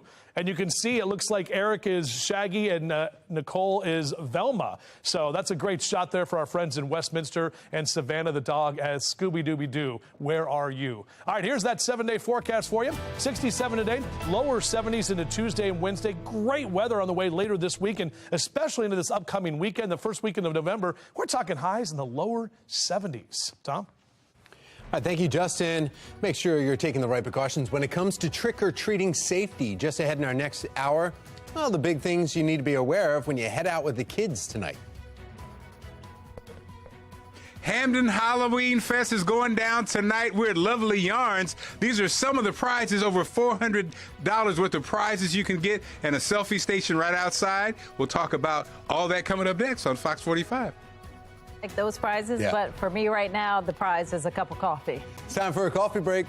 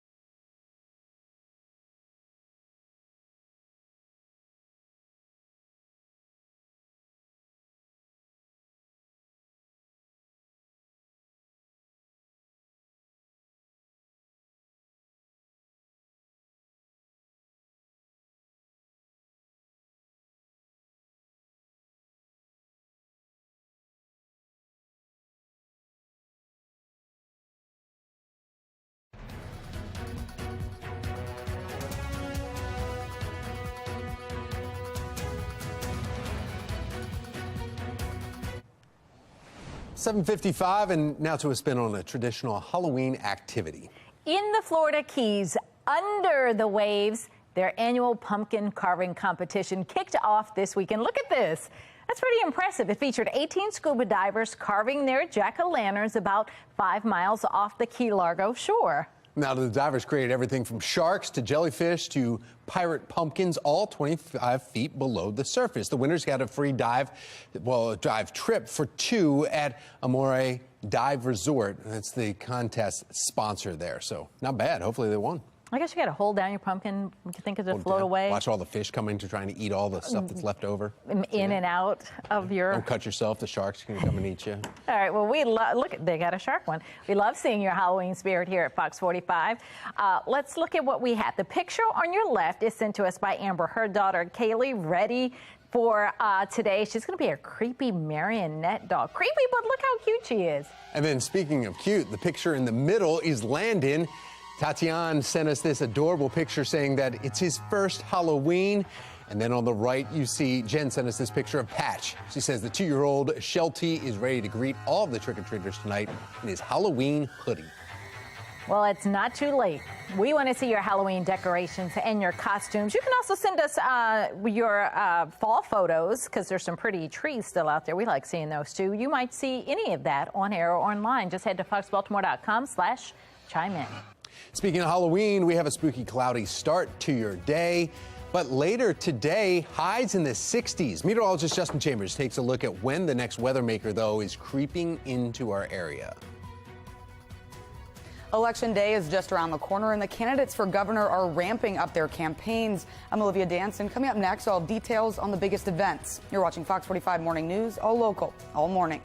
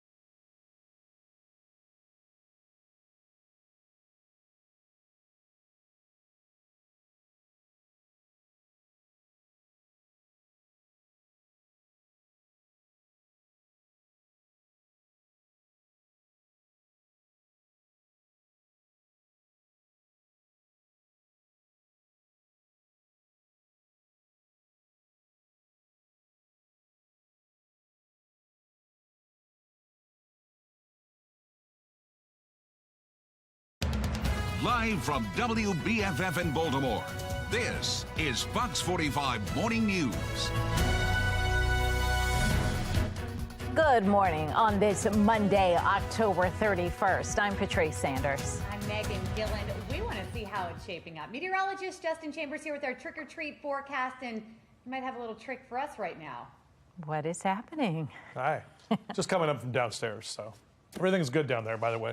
Looking outside right now, we are not seeing the best conditions. We actually have some more foggy skies out there. This is what it looks like in Towson, where you can kind of see some of the buildings there, but those low clouds have moved in. We're not really getting much in the way of actual rain on our radar right now. Most of that rain is still in western Maryland, but we're at 48 in Hagerstown, 52 in Westminster, 53 in Baltimore City this hour. Our temps actually will stay mild today, even though it will be mostly cloudy. Unfortunately, tracking afternoon and evening showers. That's going to be right in time for trick-or-treating tonight. So you're out and about, cast mid to upper 50s next couple of hours, low to mid 60s as we take you through the midday today, and our temperature staying above average. After we get through today, I've got some very nice conditions for you for the rest of the work week as we get into the new month. We'll take a look at that coming up in a few minutes from right now. Meg? All right, that sounds good, Justin. Thank you. Out on the roads, we've got your Len Stoller Traffic Network. This is a live look from the outer loop right near exit 176. Seeing some slowdowns there after 2 lanes were blocked. We're moving is the good news, just a little slower than normal. It's 8:01, and we want to turn now to a city in crisis. A big announcement is expected this week regarding the Squeegee Kid crisis in Baltimore City. In the next few days, Mayor Brandon Scott is set to announce the results of the Squeegee Collaborative. The group has been meeting since July, but has not allowed cameras inside to record those sessions. Well, the Squeegee Collaborative is in response to the shooting death of Timothy Reynolds in July. A 15-year-old Squeegee kid is accused of killing Reynolds. Since then, Fox 45 News has heard from several of our viewers about their own heated interactions with Squeegee kids. Shannon Lilly joins us live from a street where you often encounter Squeegee kids. She has a look at what we can expect. Shannon. Yeah, we are here on President Street where you often see Squeegee kids weaving in and out of these intersections. It's a decade-old issue, but we are expecting to hear something from the Mayor's Squeegee Collaborative maybe as soon as this week on how best to handle it. Now, you'll remember this is a committee that has been meeting behind closed doors to work on a comprehensive strategy for this issue. But earlier this month, we did hear from presumptive city state's attorney Ivan Bates about how he would handle it, and he says he doesn't necessarily see eye to eye with the mayor. I don't necessarily view it as clearing the corners. I view it as enforcing the law. And, you know, they're not supposed to be on the corners in the first place to clear them. Stepping off that sidewalk, going in and out of traffic is illegal. And as far as I'm concerned, we cannot do that. Well, tensions between drivers and Squeegee kids have been higher, and city officials are feeling the pressure in the aftermath of the death of Timothy Reynolds. You'll remember he was shot and killed by a Squeegee kid in July after approaching a group of them with a bat. Well, Bates says if he has to, he will issue citations to these Squeegee kids. But in order to change policy on the enforcement, it is something that the mayor has to play a part in. Now, what we don't have this morning is an exact timeline on when we will get these recommendations from the Mayor's Squeegee Collaborative, but we do know that once they have those recommendations, they will present them directly to Mayor Scott. Reporting in downtown Baltimore, I'm Shannon Lilly, Fox 45 News. All right, Shannon, thank you. Baltimore police say there have been more than 600 Squeegee-related calls for service since July 1st. Earlier this year, we spoke with one Squeegee kid who suggested that he and other Squeegee kids could be carrying guns while standing on corners. Just this month, another Squeegee kid told us if Squeegee kids are removed from the corners, there could be a price to pay. So if y'all stop it, going to go back to robbing and killing, and there's going to be a whole lot of crime. So I'm letting y'all know that now. Like that man just said, if y'all going to stop this, make sure y'all got some jobs for these kids, because if y'all don't, it's going to be a rude awakening for y'all. We'll stay with Fox 45 News as we continue to discuss the Squeegee Kid problem in Baltimore. We've been following this story for months, and we'll bring you complete coverage of the Squeegee Kid Collaborative, both on air and online. You can find all of our reporting on our website, foxbaltimore.com. Election Day is just around the corner, and Fox 45 News is taking you beyond the podium. With close to just over a week before Election Day, candidates for Maryland governor are ramping up their campaigns. Olivia Dance joining us live now with more on this. Olivia.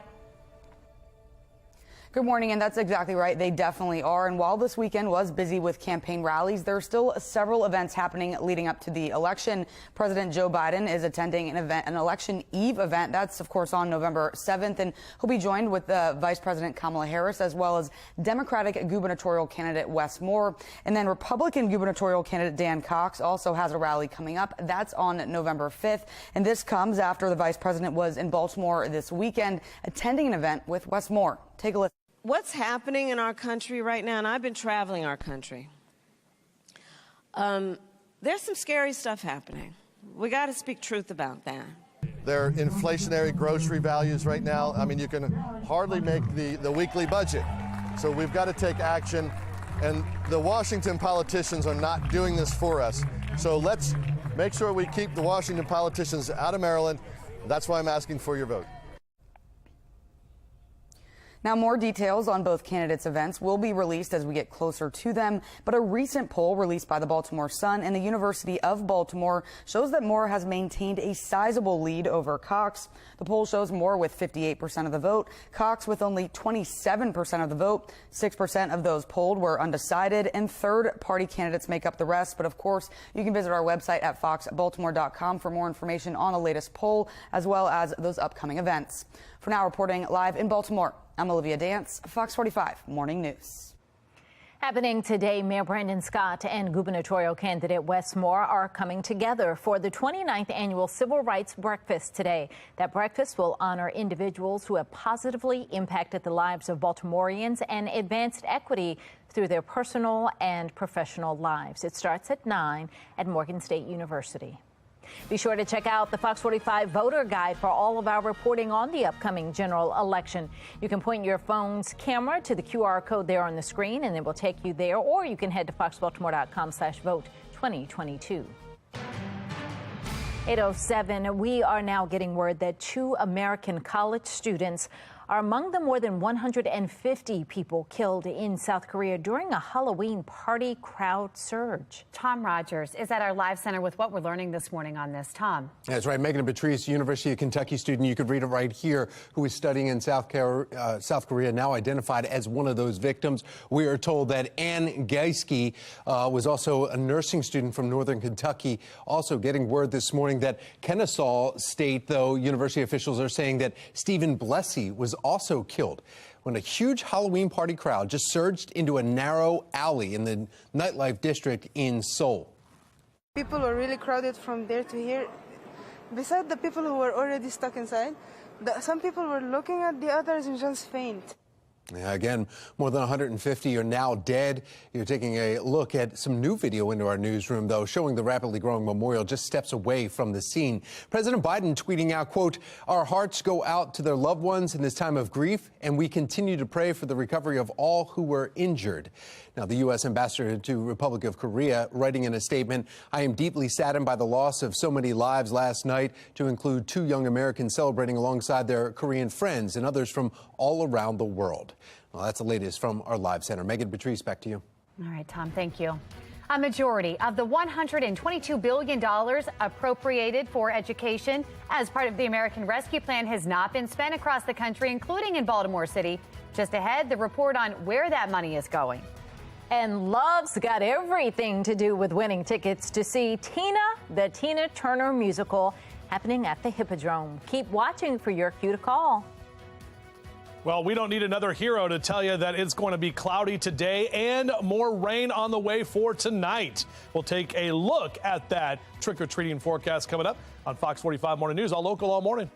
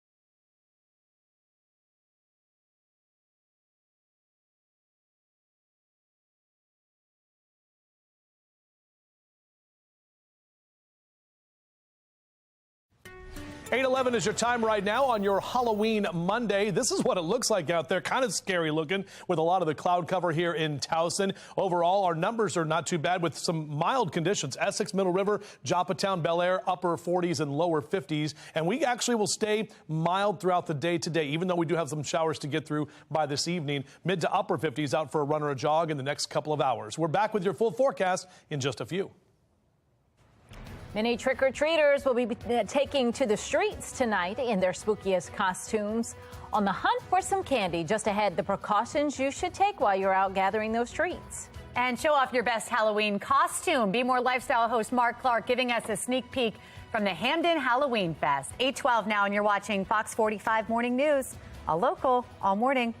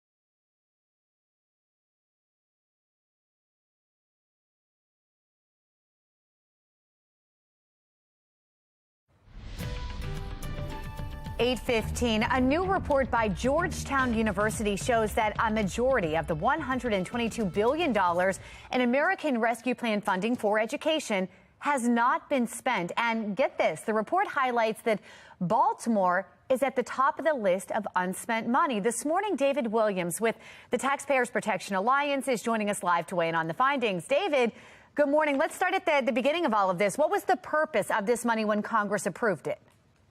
Good morning, Megan. And this is, it's Halloween, right? So these are two tricks now. It's a trick for taxpayers and it's a trick for kids in Baltimore City who are supposed to get this money. And we're talking about a lot of money. During COVID, there was $350 billion in education relief. Now, this is one tranche of the money. This is $122 billion that was supposed to go out to the states and localities.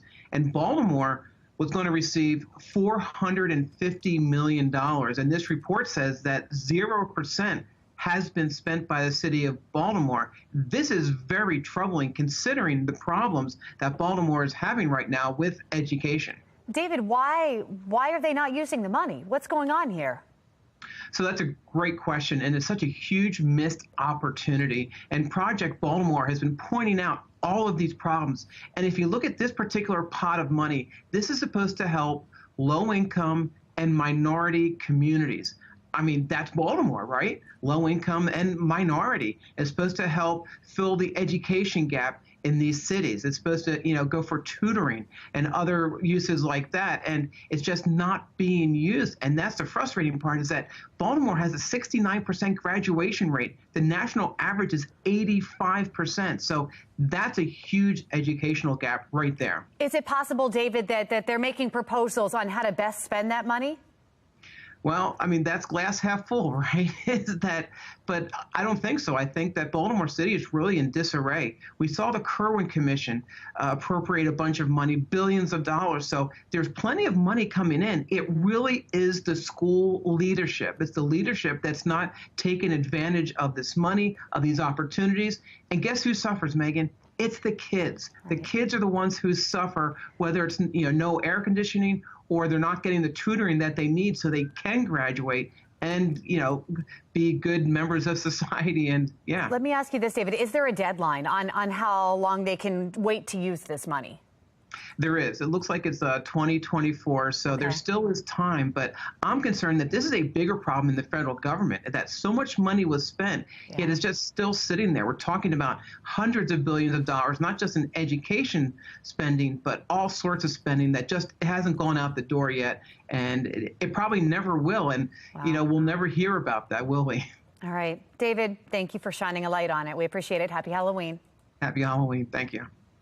All right, 8:18, time to get another check of our spooky forecast. We've got meteorologist Justin Chambers filling us in on some rain this afternoon. I was born in California and raised in Nevada. Today is Nevada Day, and in that state, we celebrate the day that we became a state, 1864, October 31st. So as a kid, I used to always be like, what the heck's going on in Nevada Day? I got all this candy. Oh, it's Halloween, too. It's kind of cool. So Nevada Day burgers on the menu for my family tonight. Look at our downtown Baltimore cam right now. Lots of cloud cover that's out there, even some low clouds at this time, and even some patchy fog. Mainly the rain showers that we're seeing move toward Hagerstown and Frederick, and then right as it hit Carroll County, started fizzling out a little bit. So we're not actually seeing rain there, but there's definitely a lot of moisture in the air. And just to the west, we're seeing more of those showers develop. So as we take you later into the afternoon and evening, that's when more of that rain will push in as our next weather maker rolls in. This area of low pressure between St. Louis and Chicago, that's going to track a little farther to the north, and then along that will be a frontal boundary. We'll get warm out ahead of that frontal boundary, even with the cloud cover around, so temperatures stay mild for today. Here's a look at the hourly future scan, when the rain's going to be around. So if you have anything going on throughout the day today, about 10, 11, noon, no issues out there, just the cloud cover. And really that rain doesn't start to begin until about 4 or 5 p.m. But even look at this, Westminster, Bel Air, and Cockeysville. Right now, you're looking dry at 5 p.m. I know the sun doesn't go down until about 6, but watch what happens at about 6 o'clock. More of those rain showers, and the models continue to bring in a little bit more of that rain as we get in that 6, 7, 8 o'clock hour. I know that's right in the heart of when the kids are going to be out trying to trick or treat. Just know that rain's going to be with you. So a little rain on our parade, unfortunately, for tonight. More of that rain rolls in the overnight hours. So we're getting a good amount of rain here as we head into the overnight through early tomorrow morning. But as the kids get out for that trick or treating outlook, numbers will mainly stay in the 60s. So we're mild. Again, the sunset is at 6:07 tonight. Won't see much of the sun today as those clouds stick around, but into parts of Carroll and Baltimore counties, numbers in the mid to upper 60s, and those numbers continue up and down the 95 corridor for Philly and Baltimore down through D.C. So here's a look at that larger future scan. The front coming through and bringing those showers tonight, left over through tomorrow morning, drying out nicely into Tuesday afternoon. Wednesday and Thursday, a lot more sunshine and warmer temperatures right around the corner. I love this shot. Ryan sent this picture in. Look at this. Killa Bees, hashtag Killa Bees, with the bee costume, the Wu-Tang shirt, and we've got Fiona the dog, the corgi, and Holly and Emma and Ryan all enjoying Halloween. So thank you so much for our Halloween pet pics. They've been great. We've been loving seeing those. Bless you. As we see into the next couple of days, numbers are looking good and we're drying out. Check out that 7-day forecast heading right into the first weekend of November. Time change weekend. Fells Fest is coming up this weekend as well. So should have very nice weather for that. Patrice? All right, let's look at what's happening in the Lynn Stoller Traffic Network. And we're hearing about a crash in Ellicott City on 70 eastbound right near US 40. Look at the aftermath of that. The 2 left lanes are blocked. There's 3 vehicles involved and everybody else is inching along. So find another route or just be prepared to get out early and sit for a while on your way to your destination. What would you do if you won the lottery? That's the question many are asking as the Powerball jackpot has hit $1 billion. I'm Olivia Danson. Coming up next, I'll have more details and reaction from social media. Hamden Halloween Fest is going down tonight. Coming up, we'll tell you how you can win over $400 worth of prizes. We're right here at a selfie station. That's right. Get dressed up, take a picture, get in the costume contest. It's all going down tonight. We'll tell you more about it coming up next on Fox 45 Morning News. All local, all morning long.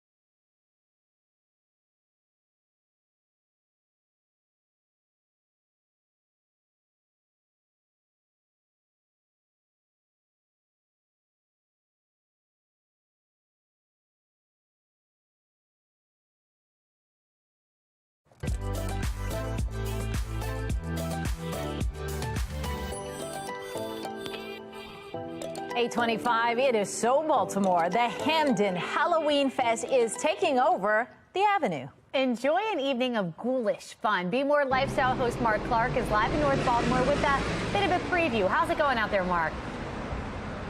It's amazing. I'm with, not only is she a yarn queen, this young lady, you guys have a great way to get in the contest. I didn't know it worked this way, so break it down for us, Melissa.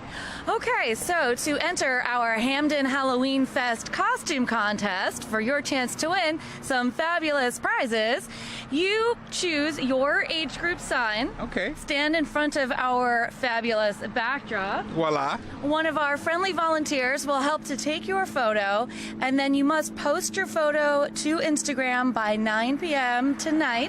Make sure you tag the photo at Shop Hamden, hashtag Hamden Halloween Fest 2022, and make sure your profile is public so folks can actually see your photo and you can be judged and entered to win. That's such a great idea. You get to keep it moving. You got your amazing costume. You and the kids and the family, you come on out. You get to go walk around Hamden, get to see the lovely Melissa. You also take your picture, post it, and you can win prizes. What a great idea. That's I just want to pat you on the back for that. Well, thank you. So we hope to see everyone here in Hamden this evening from 5 to 7 p.m. in their Hamden Halloween best. Isn't that a great idea, guys? Yeah. We're ready. All right. Don't you think Mark should be in a costume? I was going to ask, what are you? You look like a game show host right now. There we go. Go with that, Mark. I'm right. I'm a Fox 45 guy, a news guy. Okay. All right. Mark Clark reporting in Hamden. Thanks, Mark. I've seen those costumes floating around. For more information, go to foxbaltimore.com/newslinks. Well, we've got a mostly coolish and spooky morning out there. Look at that fog. Meteorologist Justin Chambers will let us know when to expect some scary showers in that spooky forecast. Oh my, 8:27. You're watching Fox 45 Morning News, all local, all morning.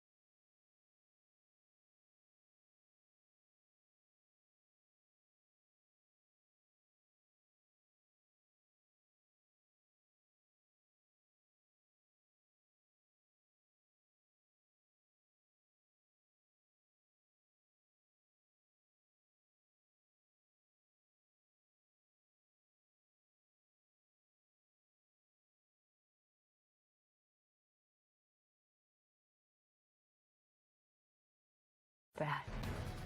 We are following three big stories for you this half hour. Another deadly weekend in Baltimore City has residents on edge as they see no end in sight to the bloodshed. Why the police department says their crime plan is working and opposing words from experts. And all eyes are on a real estate company owned by former President Donald Trump. Why it's now facing criminal charges and the penalties they could face. Plus, for the second time ever, the Powerball is reaching $1 billion. Hype from across the country as we look ahead to today's drawing. Live from WBFF in Baltimore, this is Fox 45 Morning News. Good morning, everyone. Thanks for waking up with us on this Monday, October 31st. I'm Megan Gillen. I'm Tom Rogers, and get the kids in their costumes. Yes. My son just sent me a picture of his bus driver. He was all like a Rasta man. He's like, yo, nice. What's up, kids? Well done. Pictures, yeah. Well, let's see how these costumes are going to shape up tonight when the rain kicks in. Let me go downstairs real quick and just see. Hold on. I'm going to go down, check things out. And well, wait, a little bit lower. A little bit. A little bit lower. Just a little bit lower. I didn't get all the way down. It. Right. No. It's close. Because I'm not in shape whatsoever. Can't even bend down. Taking a look outside right now. Good morning. Yeah, getting that candy going here. And we do have the kind of foggy start here, especially in Towson. You can see those low clouds that have been kind of hanging around over the last couple of hours. Now, we'll deal with mostly cloudy skies throughout the day today. Our temps stay mild, so we're looking at mid to upper 60s, even with the cloud cover. And yes, we are tracking some afternoon and also evening showers just in time time for those kids heading out. If you do want to get the yards all cleaned up or ready for the trick-or-treaters, mid to upper 60s on your yard and gardening cast. We'll talk about it 67 today. And how about some lower 70s into Tuesday and Wednesday? Real nice temperatures as we begin the brand new month. We'll be back in a few minutes with another update on that forecast and what we can expect for the upcoming weekend as well. Tom? All right, thank you, Justin. Now to your Lens Solar Traffic Network and the crash. There was a car right there on the median. It's now up on the tow truck. They're about to move that out of here, but that is right at 70 eastbound near US 40. So you know that you'll be tapping your brakes if you're coming into Baltimore. In fact, it looks like they're moving out some trucks, as you can see right there, stopping the traffic. Another vehicle on another tow truck. So multi-vehicle accident there, just cleaning up, causing some delays. 70 if you're heading eastbound into Baltimore. Well, we begin this half hour in a city in crisis. We are coming off another violent weekend in Baltimore City. Yeah, 7 people were hurt, 2 others killed. We have Shannon Lilly joining us from downtown Baltimore with a closer look at the cases and their young victims. Shannon. Yeah, and among those hurt in the city over the weekend are 3 teenagers who were all shot in 3 separate incidents just yesterday. Let's get you straight to a look at those crime scenes. The first shooting happening in East Baltimore along East Madison Street near North Patterson Park Avenue. Now, around 3 p.m., officers came here to find a 17-year-old boy shot in the leg. He was rushed to a hospital. Then just a few hours later, around 6 p.m., officers were called here to Old York Road in North Baltimore's Penn Lucy section, where they found a 16-year-old boy shot in the head. He was also rushed to the hospital, and right now his condition is not known. But just minutes later, another shooting and yet another very young victim. Officers were called here to Kenyon Avenue in Northeast Baltimore's Bel Air Edison section for a report of that shooting. Once they got here, they found a 14-year-old boy shot in the leg. Now, fortunately, he is expected to recover. But all of this happening just after a 62-year-old man was stabbed to death in Northwest Baltimore. That happening on Saturday. Also on Saturday, a 33-year-old man was found shot to death in a vehicle in West Baltimore.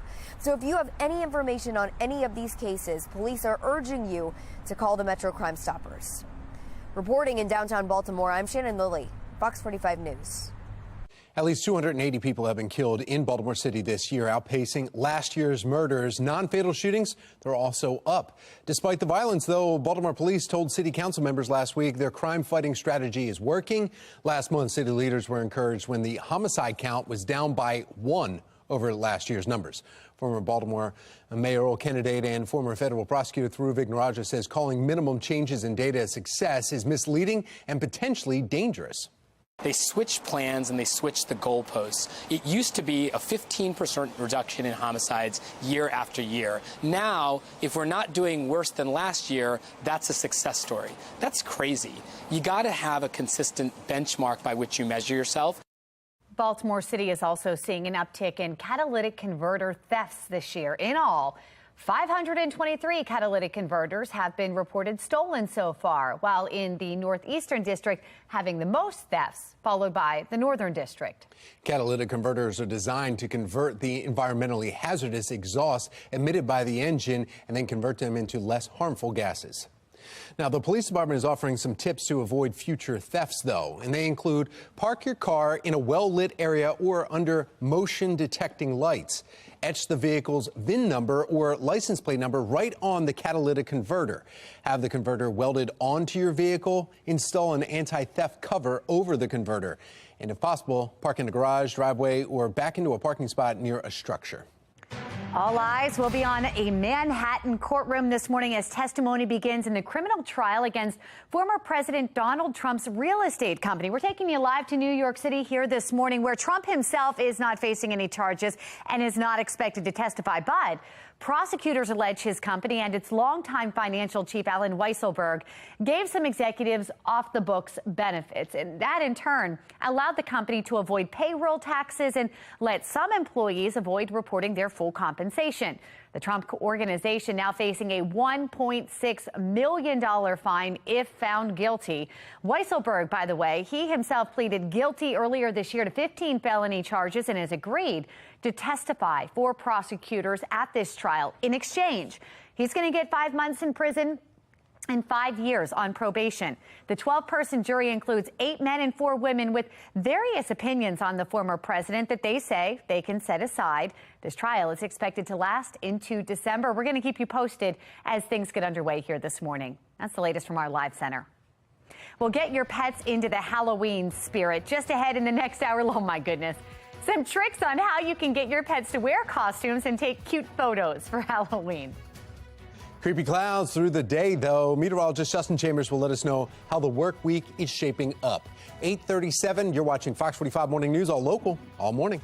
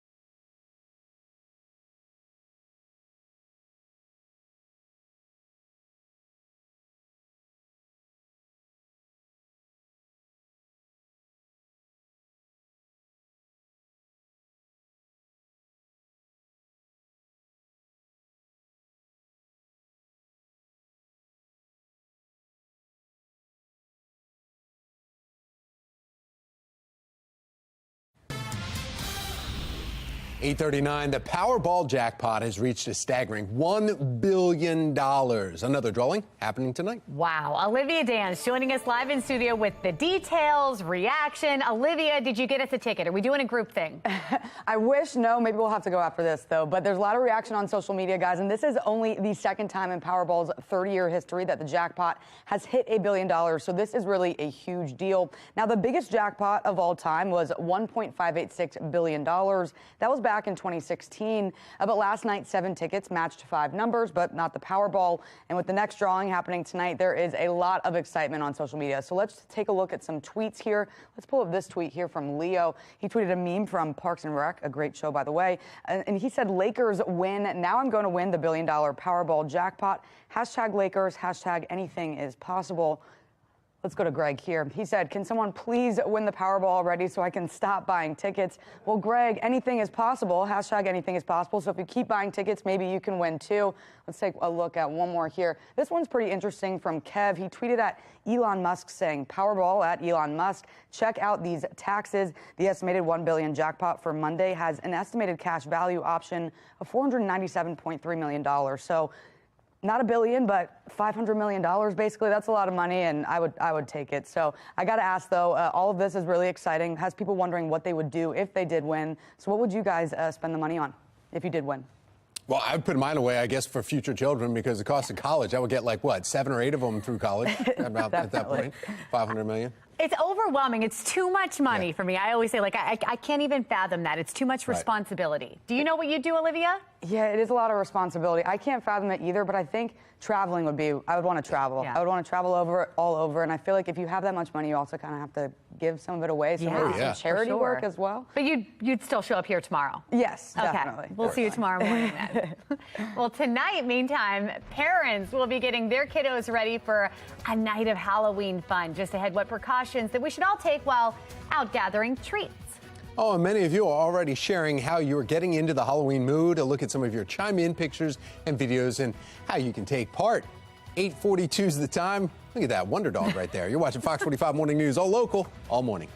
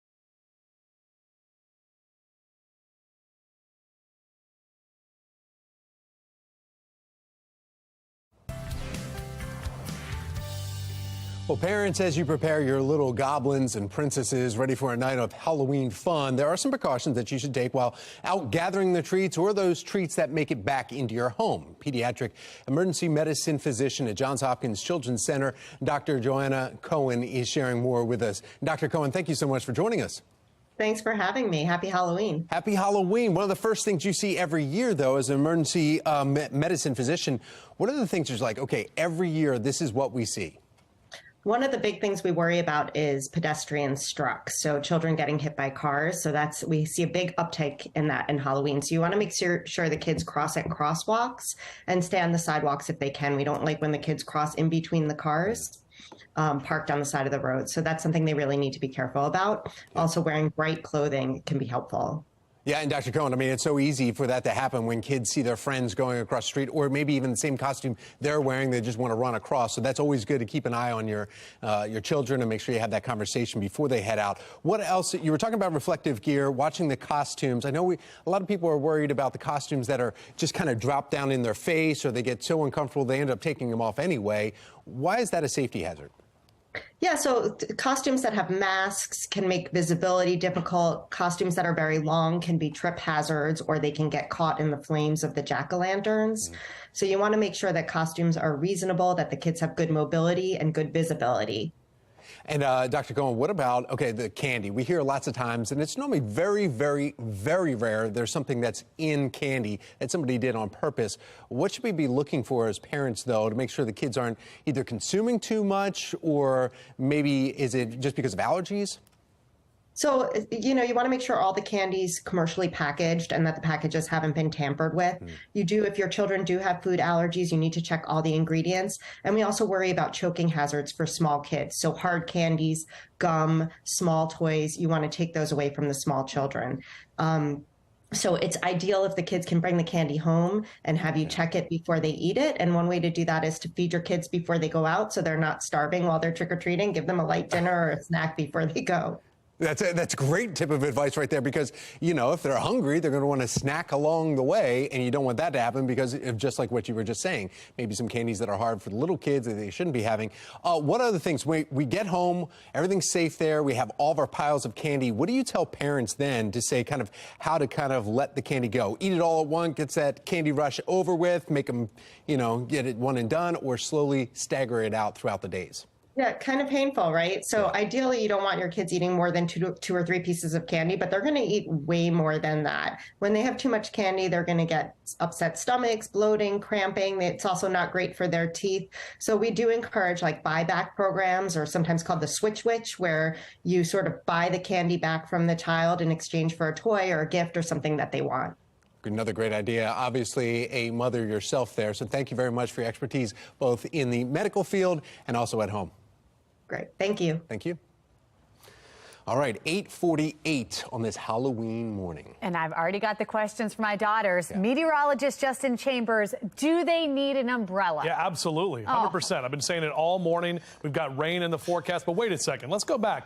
Yeah. Buy your candy back from your kids? Yeah. Did she say that? You can do that. You do that? Yeah. What? All the time. You're not touching my candy. Here's your favorite book. I'm going to take all of your Three Musketeers. Did you do that with your kids? Oh, yeah. Yeah. Wow. John and I just eat it. That's good, yeah. That's a good way to go about things. It's for their health. We are going to talk about the rain. Yeah, unfortunately, guys, I know. I'm sorry. That's just how it is. That's how everything is lining up. Now, hopefully what is going to be happening is that our models are a little off and we get more of that rain a little bit later tonight. That's kind of where it's trending. So the earlier that you get out, even if it's not necessarily dark, and a lot of parents like to take their kids out when it's dusk, when it's not too dark, so that little kids can get out there and get all that candy and everything. That's when things will be okay, and then it gets a little bit worse as we get into the evening time. I'll show you that in our future scan in a sec. Right now, we definitely have the cloud cover and the kind of foggy conditions as our visibility has reduced a little bit. Overall, on our HD radar, not officially picking up any showers. A couple of light showers on our radar right there in northern Carroll County up toward Hanover, PA right now. You pull back a little bit farther, and you can see some of those showers into Harrisonburg, down through Roanoke areas just to the west of us. This is all part of the larger system, which is the next weather maker, and it's this area of low pressure along with that frontal boundary moving into our area. So out ahead of that front, we actually get warmer conditions here today. That's what's going to keep the temperatures mild, and we'll keep those showers rolling in, not until we get into the evening. So here comes the hourly future scan. This is the latest model run. This updates every hour. We've been looking at this all morning. So a lot of cloud cover throughout the day, maybe even some pockets of sunshine through the middle of the day. As we get to about 3, 4 o'clock, that's when some of those showers start to develop. So this is 5 p.m. Notice the heavier rain right there for Laurel, moving into Columbia and Baltimore City and County into that 6 o'clock hour. And then those showers stay with us into that 7 and 8 o'clock hour for this evening. Even as we get later into the evening, once we're all done with trick-or-treating and in bed tonight, maybe even watching the World Series here on Fox 45, we're talking about more of those rain showers in the later part of the night. So our trick-or-treating outlook, as I mentioned, the kids will be fine with temperatures that'll be in the 60s. No need for any kind of heavy coats or scarves or anything like that. We'll see those temps in the mid to upper 60s for the afternoon. So mild conditions here. And check out our temperature tracker. These numbers stay above average today, tomorrow, all the way through the week and into this upcoming weekend. We've got a nice stretch of temperatures, even some lower 70s that will return to the area. All right, here's that 7-day forecast for you. Igor is right there, kind of spying you, seeing what's going on. And we are looking at a nice forecast, as I mentioned. After today, we start with some showers tomorrow, but we stay dry through the rest of the week and into this upcoming weekend. Really pretty shot here as we take a look at a view through your window from Sharon of the fall colors. And We know those colors are popping out there all across Maryland. Really pretty pictures, and we would love to see the view through your window. Just go to our website, foxbaltimore.com/chime in, or take a picture of that QR code on your screen. All right, Justin, thank you. Taking a look at the roads out there this morning. We've got the Len Stoller Traffic Network up. We're seeing a slowdown on the inner loop right now. We've got a live look at the cameras there. This is from Park Heights and Green Spring. We're moving just a little slower than what you're used to. Well, today is the spookiest day of the year. Many of you are sharing how you're getting into Halloween mood through Chime In. In fact, Sean sent us this picture. Great shot there, Sean, of his house all decked out for trick-or-treaters tonight. Carol sent us this picture of her beagle all dressed up for Halloween this year. Makes me hungry, right? Oh. Wants to be a hot dog, so of course, there you go. And she also sent us this picture of her and her friends getting ready for tonight's celebrations. Cute. We want to see your decorations and your costumes. You can share your stunning fall pictures as well. You can send in your photos, your videos. You might see them on air online. This music is terrifying. Just go to foxbaltimore.com/chime in. Well, guess what? What? I don't know if you know this, but today is Halloween. No way. Get out of here. The B&O Railroad Museum celebrating its annual Pumpkin Patch Express. Families can wear their costumes for a train ride to the First Mile stable to meet the horses and decorate some pumpkins there. Your last chance to ride the Pumpkin Patch Express is today at 11 a.m. This Fox 45 News segment is sponsored by the Hippodrome Theater.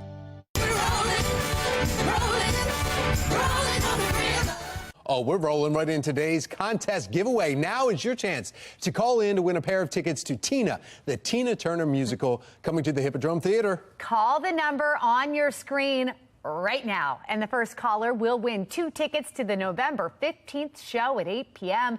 That number is 410-481-4545. Good luck. Hamden Halloween Fest. The kids got the candy. The grown folks got the drinks. We'll talk about that coming up next. And you can take your adult Halloween party up a notch, too, with some of those drinks. Just ahead in our 9 o'clock hour, how to make some ghoulish drinks that are right on theme. And a perfect morning cocktail this foggy Halloween morning. Yeah, you got to go for the hot black coffee the way the witches and the wizards do it. Makes sense. It's time for a coffee break. It's Halloween.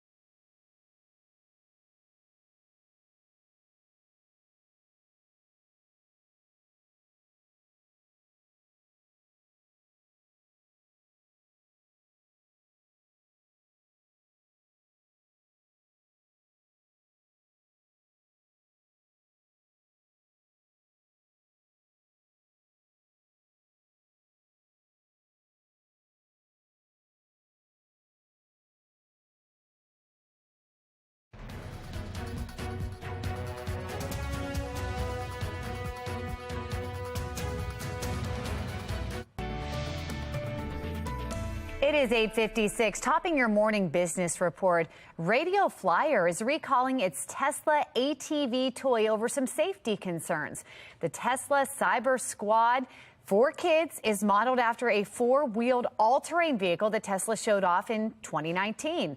This child's version is intended as a toy, but the Consumer Product Safety Commission says it fits the definition of a youth ATV, and that means it is required to meet federal standards like having a mechanical suspension and maximum tire pressure. Walmart is teaming up with Netflix to sell branded merchandise in stores. Netflix and Walmart are bringing a new store section called the Netflix Hub. The physical shop is an extension of the online collaboration between the brands. The company said the hub will be coming to more than 2,400 locations in the U.S. In the Netflix Hub, shoppers will be able to buy $20 gift cards, clothing, music, even collectibles from popular shows like Squid Games and Stranger Things, some scary ones. Well, a Halloween tradition comes back to Chipotle, the Mexican fast food chain giving away discounted food if you dress in costume. You can get a $6 burrito. You can also register to win one of 10 free burritos for a year. Those are some of the prizes. And it's only Halloween, but shoppers are already thinking about Christmas shopping because we all know it starts November 1st. A new survey from a consulting firm shows 2/3 of respondents say they're going to begin their gift buying before Black Friday. And get this, 1 in 4 say they've already started. I'm that one. Patrice is that one. We're shaking our heads. Justin's screaming. A tight budget doesn't mean you have to give up on self-care. Genevieve Gorder shows us an affordable way to look and feel our best. Here's America's Steals and Deals. The following segment is sponsored by Knocking. You guys, we have one of the hottest trends from one of your favorite beauty brands and anti-aging brands, Wrinkles Schminkles. Now, every time they come onto the show, and they've been coming on since the very beginning, we sell out. So pay attention because this is a new product. These are their self-dissolving microneedle patches, and here's how they work. You simply peel off the patch, apply with a bit of pressure, and you'll start to see the incredible results. I like to wear these overnight, and they literally melt into your skin. The microneedles are actually crystals on the patch infused with ingredients to plump and hydrate your skin, just like microneedling. A favorite celebrity skin treatment that you can now do at home. Collagen and peptides melt away and infuse deep down into the skin, helping smooth those fine lines and wrinkles, whether it's around your mouth, by your eyes, between your eyes. We all have our areas. Now, most skin treatments sit on top of your skin. The patches work below the surface, and the results come from inside out, into the dermal layers of your skin. We always sell out on Wrinkles Schminkles, so do not wait on this. They come in a pack of 4. Get a few boxes, try them out. Trust me, the results are fantastic. The deal on Wrinkles Schminkles microneedle patches is 25% off. These are a must-have in any beauty routine. Simply go to asadeals.com.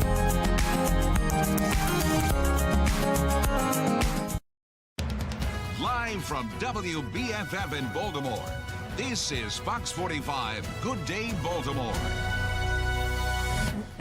Well, the World Series is underway, and after Game 2, the Phillies and Astros, they're tied up, having one win each. On the right, that's footage from both Game 1 and 2, and then on the left, you're taking a live look over Philadelphia, where tonight, the Phillies return home to play Game 3.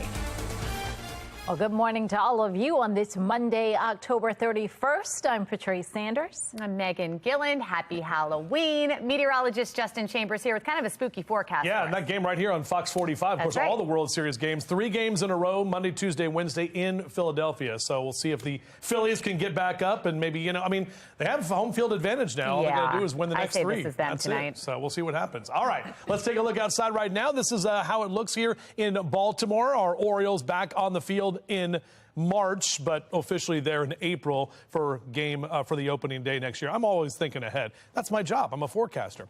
Numbers in the 40s here for Cumberland and Hagerstown right now. Low to mid 50s, Bel Air, Westminster over to Baltimore City. We're at 59 in Annapolis this hour. So your yard and gardening cash as you're getting ready for the kids coming by to trick or treat, even with the rain this afternoon and evening, mid to upper 60s. So mild conditions, a high of 67, about 4 or 5 degrees above average for this time of year. But yes, we are tracking the showers here later this evening. And we'll take another update on that. We'll show you the next update here with our future scan and exactly what we can expect with some of those showers that we're tracking later tonight. Back to you. All right, looking at the Lynn Stoller traffic network and our drive times at this hour. We're in the yellow, but the commutes aren't still that bad at all. 12 minutes is your longest one. That's from 95 to 83. Happening right now at Morgan State University, Mayor Brandon Scott and gubernatorial candidate Wes Moore are coming together for the 29th annual Civil Rights Breakfast. That breakfast will honor individuals who have positively impacted the lives of Baltimoreans and advanced equity through their personal and professional lives. 9:02 now. The Supreme Court is preparing to hear arguments today on whether race should continue to play a role in admissions to higher education. National correspondent Kayla Gaskins joining us this morning live from Capitol Hill. Kayla, what schools are at the center of this? Well, Megan and Patrice, the case centers around admission policies at Harvard and UNC Chapel Hill. Today, the representatives from both schools will argue before the Supreme Court in support of their use of race as one of many criteria considered for admission. On the opposing side is a conservative group called Students for Fair Admissions, and they're arguing that using race as part of admissions violates constitutional protections. Now, with the current conservative majority on the court, many legal experts believe there's a high chance affirmative action could be on the chopping block, which would overturn precedents set by a 2003 Supreme Court case, which did permit the use of race as part of college admissions. Justice Ketanji Brown Jackson, the newest justice on the court, has recused herself from the Harvard case because of her recent role on the university's Board of Overseers.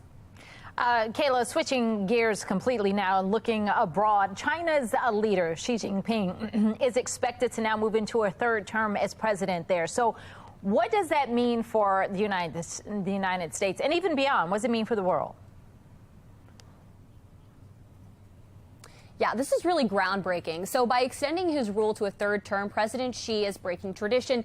No other leader in China has ruled for more than 2 terms since Chairman Mao. So many believe that President Xi is setting himself up for a lifelong rule.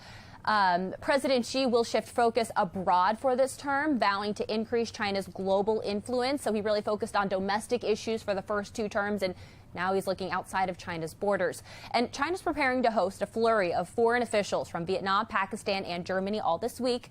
Next month, Xi is expected to attend the Group of 20 summit in Indonesia, and that's where he will have his expected first in-person, face-to-face meeting with President Biden. This as tensions between the U.S. and China have heightened recently, mainly around Taiwan, but also technology. Tensions rose earlier this year when Speaker Nancy Pelosi visited Taiwan, and China was not very happy about that visit. China and the U.S. also clashed over passage of the CHIPS Act, which controls exports of American chip technology to China. This is a real painful blow to Beijing's technological ambitions. Megan, Patrice. All right, Kayla Gaskins live from our nation's capital. Thank you. Today's number of the day focuses on the holiday. 72% of voters say they will celebrate Halloween this year. A Scott Rasmussen National Survey finds that about 30% have children who will go trick-or-treating. The survey also shows an overwhelming majority of adults say they will accompany their children while they go from home to home. 9% say they won't be going with their kids. 9:05 and turning now to a city in crisis. A big announcement is expected this week regarding the Squeegee kid crisis in Baltimore City. In the next few days, Mayor Brandon Scott is set to announce the results of the Squeegee Collaborative. The group has been meeting since July, but has not allowed cameras inside to record the public sessions. The Squeegee Collaborative came in response to the shooting death of Timothy Reynolds in July. A 15-year-old Squeegee kid is accused of killing Reynolds. Since then, Fox 45 News has heard from several of our viewers about their own heated interactions with Squeegee kids. Shannon Lilly joins us from a street where you often encounter Squeegee kids. She's got a look at what we can expect. Shannon. Yeah, we're here on President Street where you often see Squeegee kids weaving in and out of intersections. This is a decade-old issue, but we are expecting to hear something from the Mayor's Squeegee Collaborative maybe as soon as this week on how best to handle the issue. Well, that collaborative has been working behind closed doors on a comprehensive strategy for the last few months. But earlier this month, presumptive city state's attorney Ivan Bates telling us it's the one potential area that he and the mayor don't agree on. I don't necessarily view it as clearing the corners. I view it as enforcing the law. And, you know, they're not supposed to be on the corners in the first place to clear them. Stepping off that sidewalk, going in and out of traffic is illegal. And as far as I'm concerned, we cannot do that. Of course, tensions between drivers and squeegee kids have been higher, and city officials are feeling the pressure in the aftermath of the death of Timothy Reynolds. You'll remember he was shot and killed by a squeegee kid in July after approaching a group of them with a bat. Well, Bates says if he has to, he will issue citations for these squeegee kids. But in order to change policy on the enforcement, it is something that the mayor has to play a part in. Now, what we don't have this morning is an exact timeline on when we will hear these recommendations from the Squeegee Collaborative, but we do know that once they have them, they will present them directly to Mayor Scott. Reporting in downtown Baltimore, I'm Shannon Lilly, Fox 45 News. Stay with Fox 45 News as we continue to demand answers about the squeegee kids in Baltimore. We've been following this story for months, and we'll bring you complete coverage of the Squeegee Kid Collaborative, both on air and online. You can find all of our reporting on our website, foxbaltimore.com.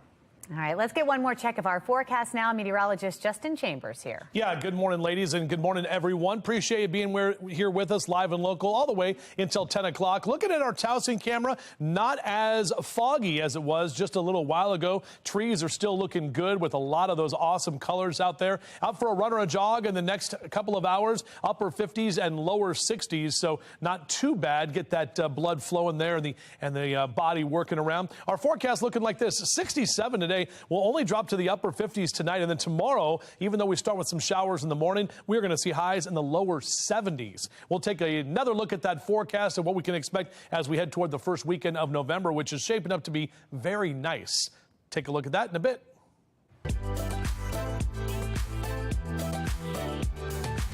9:08 now. It's so Baltimore. The Avenue in Hamden is turning into a Halloween festival this evening. You got to get your best costumes ready for this exciting night. Be More lifestyle host Mark Clark is live in North Baltimore, giving us a little sneak peek. How's it going, Mark? It's going amazing. You know, Chino has been taking me around this amazing event. So, Chino, what do we have going on right now? Listen, we want people to come down and enjoy all the festivities, go trick-or-treating up and down the avenue, but we definitely want people to stop at the local vendors and give them a try. We want you to fuel up with some epic cocktails and some amazing food. We have our friend Sherry here at Golden West. Hi, hi. Hi, Sherry. Let us know about this epic cocktail. What do we have, Sherry? Here we have a delicious rum cocktail with blue pea syrup, a little bit of strawberry to make it look like blood in the water, and pineapple juice. So it's nice, juicy, delicious, and spooky. Can I drink that? Absolutely. I mean, I got to take one for the team. I'm sorry, ladies, but let's go. Bottoms up. Oh, no. You're one of them now. Oh, goodness. It didn't take much for him to become one of them, but, you know. All right. We're going to put more information on how you can get out there and join all the fun. FoxBaltimore.com/news links is the place to go. Well, here's a look at the stories making headlines this hour. A violent weekend in Baltimore with 7 people hurt and 2 others killed. Still to come, the shocking age of the victims. Plus, other crimes continue to rise in this city. We're talking about catalytic converter thefts, how you can protect yourself and your valuables. 9:10 is the time.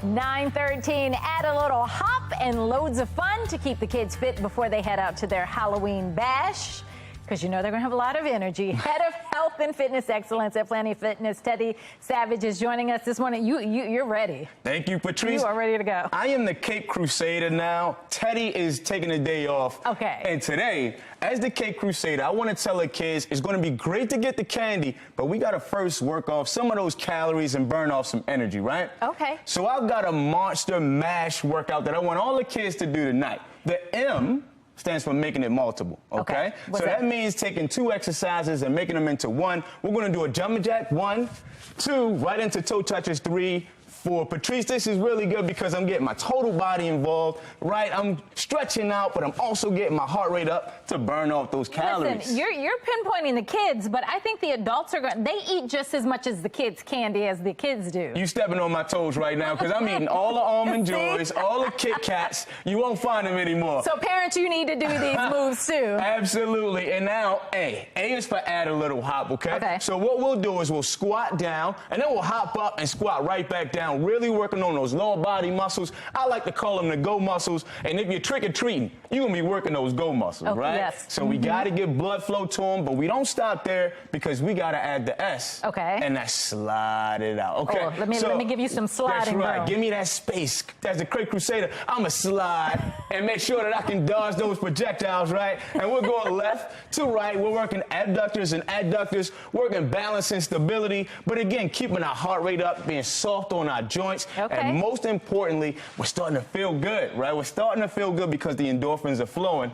Okay. And we gotta add the last letter, and it's H. Have a lot of fun this Halloween with some Frankensteins, okay? We all know Frankenstein, he's an oldie but goodie. We're gonna have our hands just like this, and we'll kick this. Opposite foot to opposite hand, stretching out the hamstrings, getting the glutes involved in the game, and again, burning off calories. So I know we said do this before you go out trick-or-treating, but I'm thinking like this is a twofer. You do it before you go out, they eat some candy along the way, get the sugar high, now we need to bring them down and wear them out for the day. Will that do it? That'll do Doing it perfectly. again. That's right. And you know what? I'm going to add a challenge to that. For every piece of candy that you eat tonight, kids, you got to do a full round of the Monster Mash workout, okay? So you eat 5 pieces, you got 5 circuits. Parents, and don't let the kids have all the fun. You got to do it too. I was going to say, because like I said, we keep targeting the kids, but Justin has already said that he has already taste tested all the. So how many of these mashups do you have to do based on what you've already eaten? Listen, when you define candy, you know, Cape Crusader, I mean, are you talking about the little tiny things? Yes, that's candy. That's the bite size is also candy. Candy corn, Smarties, all of it count. All right, I'm up to like 65. I was going to say, just drop and give us 20, Justin. You can just do it with burpees, too. All right. Thank you. I appreciate it. Cape Crusader filling in for Teddy this morning. Monster Mash workout. Loving that. Looking outside right now, clouds are lifting just a little bit. We definitely still have some kind of foggy conditions out there and the overcast conditions as well, but temperatures are staying mild. In fact, you can see on our HD radar, not much actually picking up in terms of rain. Getting a little bit out toward Martinsburg, West Virginia, moving up toward Hagerstown right now. You can see heavier rain is really to the west, and that's moving north of Roanoke up into parts of southern PA at this time. All part of the next weather maker, this area of low pressure parked right near the upper Midwest. Out ahead of that is going to be a frontal boundary, so we get the warmer air moving in ahead of that, and then those rain showers will develop later this afternoon. Now, I've been looking at all sorts of different models, trying to fine-tune this forecast. Overall, we'll get at least some of the rain as we head later into the evening. But notice today, for the next couple of hours on our hourly future scan, just staying mainly cloudy. The green blobs don't start coming until about 4 or 5 o'clock. It's maybe a little overdone on this one, but we're going to at least have some light scattered showers that we'll have to deal with in that 5, 6, and 7 o'clock hour tonight. Overall, the heaviest rain not looking to be a major issue until we get into later tonight and into the overnight hours. But overall, we will have to have the kids with the umbrellas, and you can see some of the models want to bring a big amount of rain late tonight. And we're talking midnight, 1 o'clock, while a lot of us are sleeping. But as I mentioned, those kids will be dealing with mild conditions, so no need for a big old heavy coat or scarves or mittens or gloves or anything like that, because numbers will stay mainly in the 60s for the course of the afternoon, even into the evening time. High of 64 in Westminster and Eldersburg today, 64 in Reisterstown, 63 in Towson, even 67 in Baltimore City for the afternoon. Up and down the 95 corridor, we're keeping those numbers in the low to mid and upper 60s. From New York and Philly down through Baltimore and D.C. Should be good weather for the Phillies game tonight right here on Fox 45. However, could be dealing with some of those same rain showers that we'll be talking about. So possibly some rain delays, but hopefully they will get that game in for World Series Game 3. And then those showers are staying with us here through early tomorrow morning. By tomorrow afternoon, eventually starting to dry out and really bringing in some nice weather later this week with a lot of sunshine. Shout out to Rebecca Mills. And, you know, Teddy was just talking about candy corns. That's Bertha, the candy corn dog. So thank you for that, Rebecca. Things looking very nice for your Halloween pet picks. And an update on our holiday countdown. Now that today is Halloween, we're 6 days out from the time change. A holiday for some because you get that extra hour of sleep. That happens this Sunday morning. So when you go to bed Saturday night, fall back. 11 days till Veterans Day, just 24 days out until Thanksgiving. Turkey Day, just a little over 3 weeks away. And Christmas in 55 days from right now. They were playing Christmas music earlier, and that triggered me, so I wasn't happy with that. But it's all right. Doesn't matter what I like. 72 tomorrow, lower 70s on Wednesday, upper 60s and lower 70s into Thursday and Friday. I think all of us are going to really like our weekend, that first weekend of November. We're looking at highs in the lower 70s. Meg? That looks nice. All right, Justin, thank you. We want to look at our Len Stoller traffic network. Now, we've got your drive times pulled up, and you can see we're in the yellow in a few spots there, but not a bad commute time, just a little slower than what you're used to. We're coming off of another violent weekend with 3 teenagers shot. Coming up, a look at those cases and how you can help in the search for the gunman. And get your pets into the Halloween spirit. Just ahead, some tricks on how you can get your pets to wear costumes and take cute photos for Halloween. It's 9:20 on Fox 45 Good Day Baltimore, all local, all morning. Fox 45 News, winner of 17 2022 Regional Emmy Awards, more than all other Baltimore news stations combined.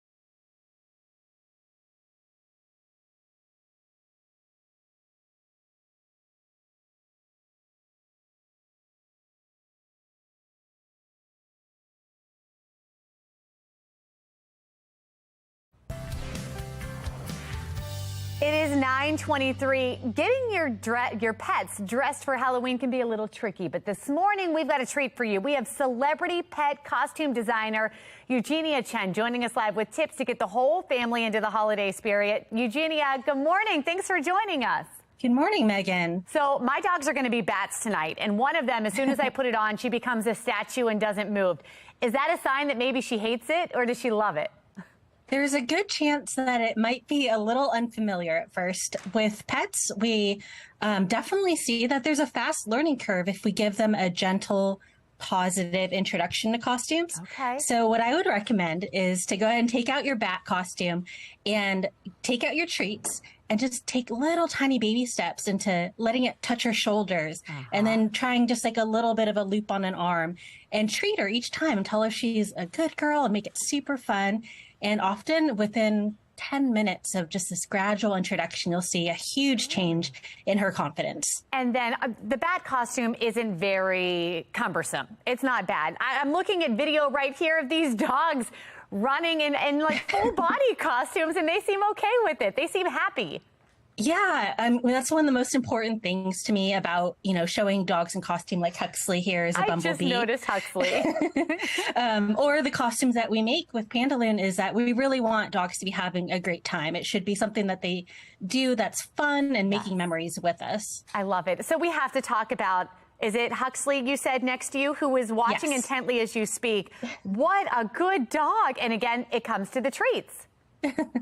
Well, yes, I'm bribing him a little bit because he's not really a morning bumblebee, but he has learned to really enjoy like being focused and, being engaged and learning. So the treats are a part of it, but he just really enjoys, being part of the action. And, I think that's part of it. They are members of our family, and being part of this is just part of being part of the family.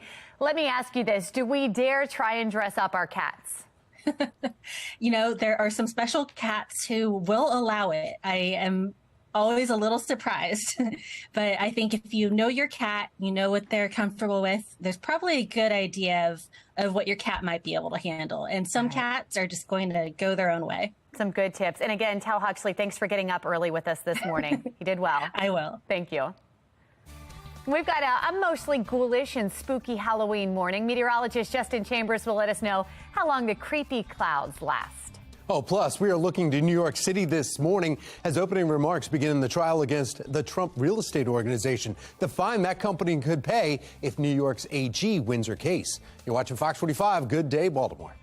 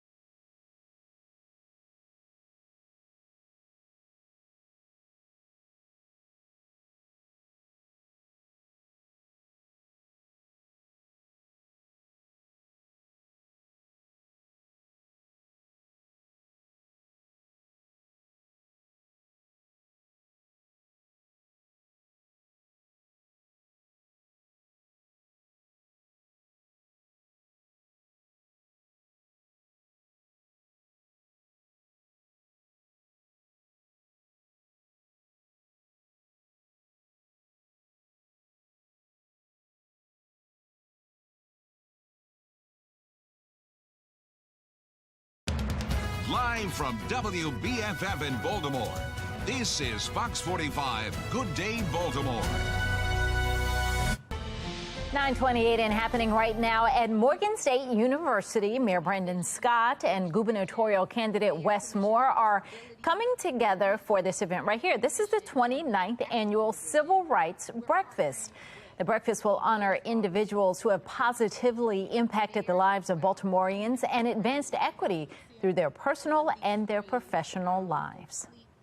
Well, welcome back on this Monday. Happy Halloween to all of you. 9:29 is the time. I'm Patrice Sanders. I'm Megan Gillen. We're going to check in with meteorologist Justin Chambers. This hasn't been a pretty start to this Halloween. Yeah, unfortunately, right now, we're still dealing with some of that cloud cover out there. The good news is those clouds are lifting a little bit. In fact, as we pull up this shot here from our harbor camera, you can actually see that sun trying to light up parts of the city. And we'll see those clouds lift here for a little bit. We're actually going to keep those temperatures kind of mild. Right side of your screen, a lot of us have been hanging in the 50s this morning. 51 Bel Air, 52 in Chestertown, and 55 in Baltimore City. Going west, Cumberland and Hagerstown in the 40s this hour. Out and about cast looks like this. We'll keep those 50s coming for the next few hours, eventually into the low and mid 60s through lunchtime. And overall, we stay dry through a good portion of the day. Those rain showers coming in as we head into the evening tonight. Unfortunately, just in time for trick-or-treaters. Lower 70s, though, into Tuesday and Wednesday. So a real nice start to the month of November, and a real nice weekend is right around the corner. We will be taking a look at that coming up for you in just a few minutes from right now. Meg? All right, Justin, thank you. Out on our Len Stoller traffic network here, we've got the drive times pulled up this morning, and we're starting to see some improvement, mostly in the green, just a little slower from the 7-minute commute there, 695 from 795 to 83. We begin this half hour with a city in crisis. We are coming off another violent weekend in Baltimore. 7 people were hurt and 2 others killed. Shannon Lilly joins us from downtown with a closer look at the cases and the young victims. Shannon. Yeah, and among those hurt in the city over the weekend are 3 teenagers who were all shot in 3 separate incidents just yesterday. Let's get you straight to a look at those crime scenes. The first shooting happening in East Baltimore along East Madison Street near North Patterson Park Avenue. Now, around 3 p.m., officers came here to find a 17-year-old boy shot in the leg. He was rushed to a hospital. Then just a few hours later, around 6 p.m., officers were called here to Old York Road in North Baltimore's Penn Lucy section, where they found a 16-year-old boy shot in the head. He was also rushed to the hospital, and right now his condition is not known. But just minutes later, another shooting and yet another very young victim. Officers were called here to Kenyon Avenue in Northeast Baltimore's Bel Air Edison section for a report of that shooting. Once they got here, they found a 14-year-old boy shot in the leg. Now, fortunately, he is expected to recover. But all of this happening just after a 62-year-old man was stabbed to death in Northwest Baltimore. That happening on Saturday. Also on Saturday, a 33-year-old man was found shot to death in a vehicle in West Baltimore. So if you have any information on any of these cases, police are urging you to call the Metro Crime Stoppers. Reporting in downtown Baltimore, I'm Shannon Lilly, Fox 45 News. At least 280 people have lost their lives to violence this year, outpacing last year. Non-fatal shootings are also up. Now, despite the violence, Baltimore police told city council members last week that they believe their crime-fighting strategy is working. Last month, city leaders were encouraged when the homicide count was down by even 1. Former Baltimore mayoral candidate and former federal prosecutor Thiru Vignarajah says that calling minimal changes in data a success is misleading and potentially dangerous. They switched plans and they switched the goalposts. It used to be a 15% reduction in homicides year after year. Now, if we're not doing worse than last year, that's a success story. That's crazy. You got to have a consistent benchmark by which you measure yourself. Well, Baltimore City is also seeing an uptick in catalytic converter thefts this year. In all, 523 catalytic converters have been reported stolen this year, with the Northeastern District having the most thefts, followed by the Northern District. Catalytic converters are designed to convert the environmentally hazardous exhaust emitted by the engine and convert it into less harmful gases. Now, the police department is offering some tips to avoid future thefts. These include parking your car in a well-lit area or under motion-detected lights. Etch the vehicle's VIN number or license plate number on the catalytic converter. have the converter welded onto the vehicle, install an anti-theft cover over the converter, and, if possible, park in a garage driveway or in a parking spot that is near a structure. A Baltimore City school police officer is now in police custody after he was arrested Saturday. Court records show that he is charged with assault and child abuse. According to school records, 48-year-old Gerard Owens was hired as a school resource officer back in March. Fox 45 News reached out to the school system for comment, but we haven't yet heard back. Elsewhere in a city in crisis, a Baltimore City firefighter who suffered a medical emergency while on duty last month has died. The firefighters union says that Juan Wilson was an 11-year veteran of the department. They say he died yesterday morning. The union says funeral arrangements have not yet been announced. Turning now to counties under pressure. In Baltimore County, police are investigating 2 shootings that happened over the weekend, one turning deadly. Police say a shooting in Parkville around 2 Sunday morning killed 24-year-old Malik Baker. Sources close to the investigation say the killing was apparently part of a carjacking. 2 hours before that, police say they found a person with a gunshot wound at the scene of a crash in Essex. 9:34 now. All eyes will be on a Manhattan courtroom this morning as testimony begins in the criminal trial against former President Donald Trump's real estate company. We have Tom Rogers at our live center with how this is expected to play out. Tom. Yeah, Megan and Patrice, we're taking it live in New York City. This is mid-Manhattan. Lower Manhattan, just a couple miles away, is where Donald Trump himself will not be facing any charges, is not expected to testify in this court battle. The New York prosecutors allege his company, though, and its longtime financial chief, Alan Weisselberg, well, they gave some executives off-the-books benefits, allegedly allowing the company to avoid payroll taxes and let some employees avoid reporting their full compensation. Well, the Trump organization faces a $1.6 million fine if they're found guilty. Weisselberg himself pleaded guilty earlier this year to 15 felony charges for his own interaction and has agreed now to testify for prosecutors at the trial. In exchange, he'll get 5 months in prison, 5 years probation.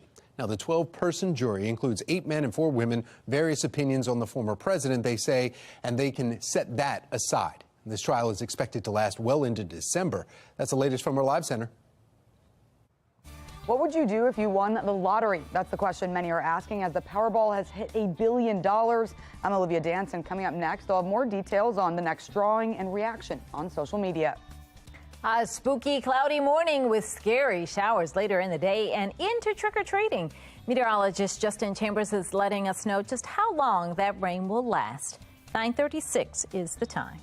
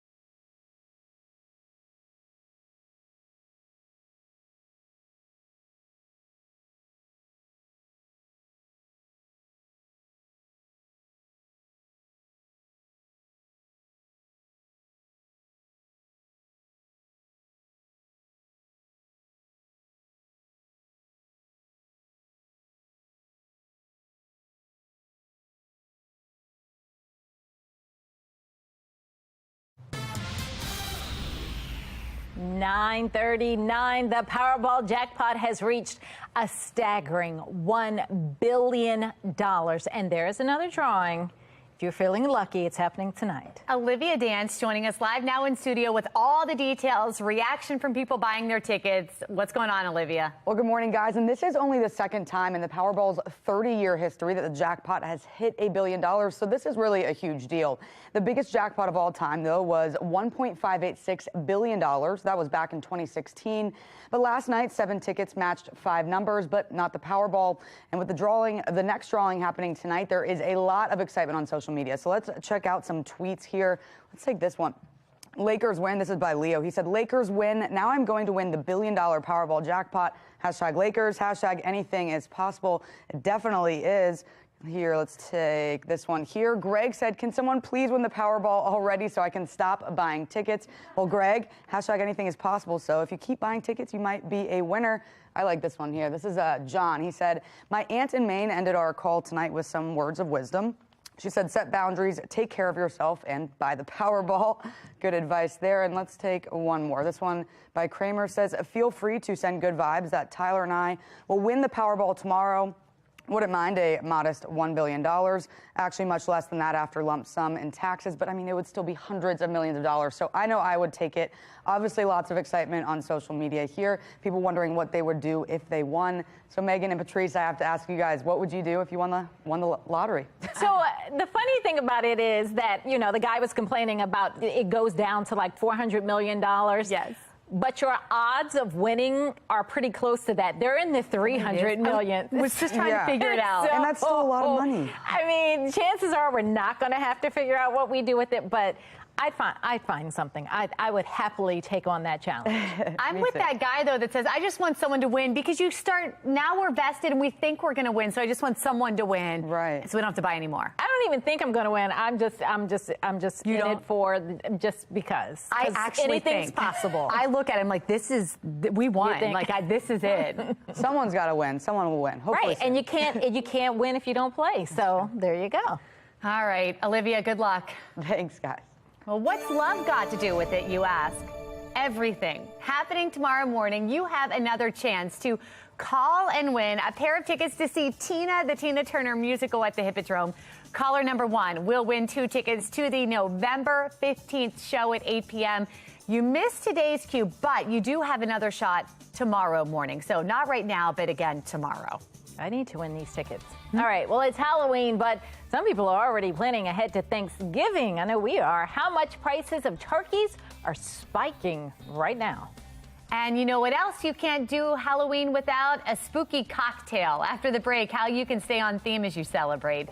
It's 9:42 on Fox 45. Good day, Baltimore. All local, all morning.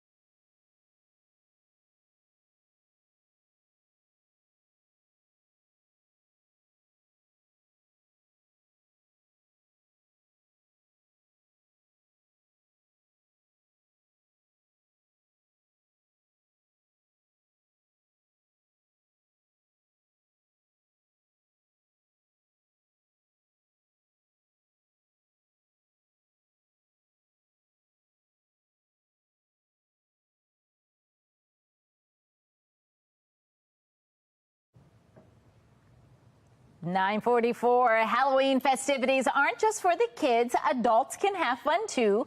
Why not enjoy the fun times with some spooky cocktails? Manager of the Tillery, Dwayne Rigby, is joining us, and he's got a few creepy options. They're awesome, but they're creepy. Good morning. Good morning. All right, so we've got to zoom right in on what you have here. You've got eyeballs in your drink, Dwayne. Yes, lychee with a little raspberry. And then talk about what you did to the cup here. That's super cool. We dipped the glass in white chocolate to give it that effect. It gives it a very creepy look. All right, so what about what's next to it? That's the alien brain. I don't know if I want to hemorrhage. drink that one. That one looks. It looks good, but like you, I'm not so sure I want to drink it. What's in that? Because that really looks like some brain and some parts of things you probably shouldn't put in your mouth. A little peach schnapps, some Baileys, a little grenadine, and a little blue curacao. But what's the stuff that's floating? That's the Baileys. So we start with the peach, then add the Baileys, and it gives that And effect. that's what happens? Oh, Yes. I take that back. You do want some Baileys. That's going to be good. Yes. All right. So if people want to do this or they want this effect for Halloween, they can always come visit you guys. Absolutely. Where are you guys? We're at 10101 Grand Central Avenue in Owings Mills. All right. If they want to do this at home, show us what we do. Okay. Which would you like to start with? Whichever one. Okay, we'll start with the cocktail. There we go. The Black Widow. Okay. We're going to start with 4 ounces of cranberry And that's what juice. you call it, Black Widow. Okay, Yes. so cranberry juice. There we go. 2. So this is pretty easy to make, and doesn't This seem like one there's is. a ton of ingredients. And we'll go 2 ounces of vodka. Okay. We'll And again, this is for the adults. Kids, you stick with the candy. All right. And we'll give that a little shake. Now, who comes up? Do you come up with this? Well, it's Is this a team effort? It's a team effort. We'll Because, call you it know, a I team wonder about the people who can, it's creative, but it's creepy. So you got to wonder about those people, Dwayne. Do I have to be worried standing next to you? You do not. Okay. just wanted to be sure. And then we'll add a little ice. And voila. And we're going to top it off with a little 7-Up. Okay. And then we'll add the garnish. Yeah, yes. You call it garnish. I'm just going to go for what it is. It's an eyeball. There we go. Can I put the eyeball on? I want to do that part. And there you have it. Voila. All right. Very easy to make at home if you can't make it out to the Tillery. Thank you so much. Thank you. Very cool looking Halloween drinks. Oh, that eyeball. I'm looking away from that. Well, we want to do a spin on a traditional Halloween activity for you all. In the Florida Keys, under the waves, check it out. They're doing their annual pumpkin carving competition. They kicked it off this weekend. Featured 18 scuba divers carving their jack-o'-lanterns about 5 miles off the Key Largo shore there. The divers creating everything from sharks to jellyfish to pirate pumpkins, all 25 feet below the surface. We saw this happening at the aquarium last week. Curious saltwater fish, they actually swim close by. They like to nibble on the leftovers there that kind of float off. The winners got a free dive trip for 2 at Amaray Dive Resort, the contest sponsor right there. That would be hard. Well, we love seeing your Halloween spirit here at Fox 45. Let's take a look at what we have. The picture on the left. Ooh, there it is. That was sent in by Amber. This is her daughter, Kaylee, and Kaylee is ready for today. She is a creepy marionette doll. Creepy but cute, right? And then the picture in the middle, that's Landon. Tatiana sent us this adorable picture saying it is his first Halloween. And then on the right, Jen sent us this picture of Patch. She says the 2-year-old Sheltie is ready to greet all of the trick-or-treaters who come tonight. He's got on his Halloween hoodie. Well, it is not too late. We still want to see your Halloween decorations, your costumes, your fall photos. Send in those pics and videos. You just might see them on air or online. Head to foxbaltimore.com/chime in. And Patrice, that drink you made? Yes. It's smoking. Well, yes, he had some. There were some special effects over there. Oh my! Justin now has. Yeah. Feeling good. Yeah. Oh my. It looks cool. You look happy, Justin. I saw the little bubbling, and I was like, oh, man, that looks really fun. Like, there was a place we went to over the weekend called Taco Love, and similar drink where it had the dry ice, and they came out and they injected it with some. It was called lethal injection, but it was really good. So. And you seem okay. Yeah, I'm all right. Wasn't too bad, little. You actually seem more toned down today than you usually are, so maybe we ought to just, liquor you up around here. That always is a good thing. No, so not all gonna do right, that. our live cam. It doesn't matter because Flask is in the car. So our live cam in downtown Baltimore. Good morning to all of you. A lot of that cloud cover that is out there right now. We are seeing some of those clouds lift just a little bit here as we look out toward the stadiums. But looking at our HD radar right now, picking up a few light showers here. In fact, just south of D.C. down through Alexandria, you actually see that on the HD radar. So south of us, we're getting some of those showers moving in. A couple of light showers around Frederick out toward Hagerstown at this time. When you pull back a little bit farther, you can see the heavier rain is well to the west of us over the mountains of West Virginia, all part of our next weather maker, which is going to be this area of low pressure up toward the Midwest, and then that cold front that is moving in ahead of that. So we're going to get the warmer air. These are just what we call some prefrontal showers. We'll take you through the middle of the day, and we actually will see not much in the way of actual rain. Our hourly future scan is staying dry. As we get you into about 1, 2 o'clock this afternoon, notice that we'll see a few more of those clouds rolling in, and then by about 4 or 5 p.m., that's when we're getting more of the rain. Now, mainly this is going to just be some of that light rain. You may get a couple of areas where we'll get some heavier downpours here in that 7, 8, 9 o'clock hour tonight. It is going to be wet for the kids as they trick or treat, unfortunately, but then the heaviest rain really doesn't come until late tonight while a lot of us are sleeping. So 65 here in the 4 o'clock hour, lower 60 through 6 p.m. That sun goes to bed at 6:07 tonight. We won't see much of the sun today, but numbers will be above average, low to mid and even upper 60s across Carroll and Baltimore counties for your highs today. And after today, guys, we'll start with some showers tomorrow morning, but a real nice day on Tuesday in the afternoon with lower 70s, keeping that trend going through most of the week. Drier conditions and a gorgeous weekend with numbers in the lower 70s for Saturday and Sunday. And Justin's going as a comedian for Halloween, making jokes about all kinds of things. All right, trending now. A company's specialty drink is putting the boo in booze for Halloween. Boston Beer Company's Truly Hard Seltzer is going into the dark of night with a limited edition Halloween drink. Truly Midnight Hard Seltzer is a blackberry lemon flavored beverage with a nearly pitch black color. The seltzer comes in a 4-pack, 16-ounce cans there. You can buy them online at givethembeer.com. Drink responsibly. Yes.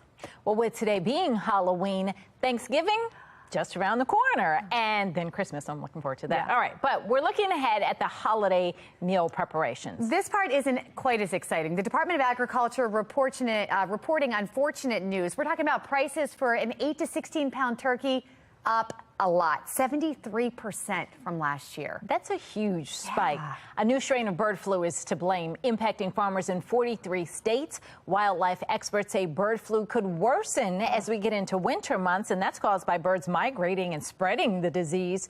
Looking ahead to next year, analysts expect prices to only increase by at most 5%. So this year is going to be the whammy. You know what? It doesn't matter what we eat. Just be together. It's all that matters.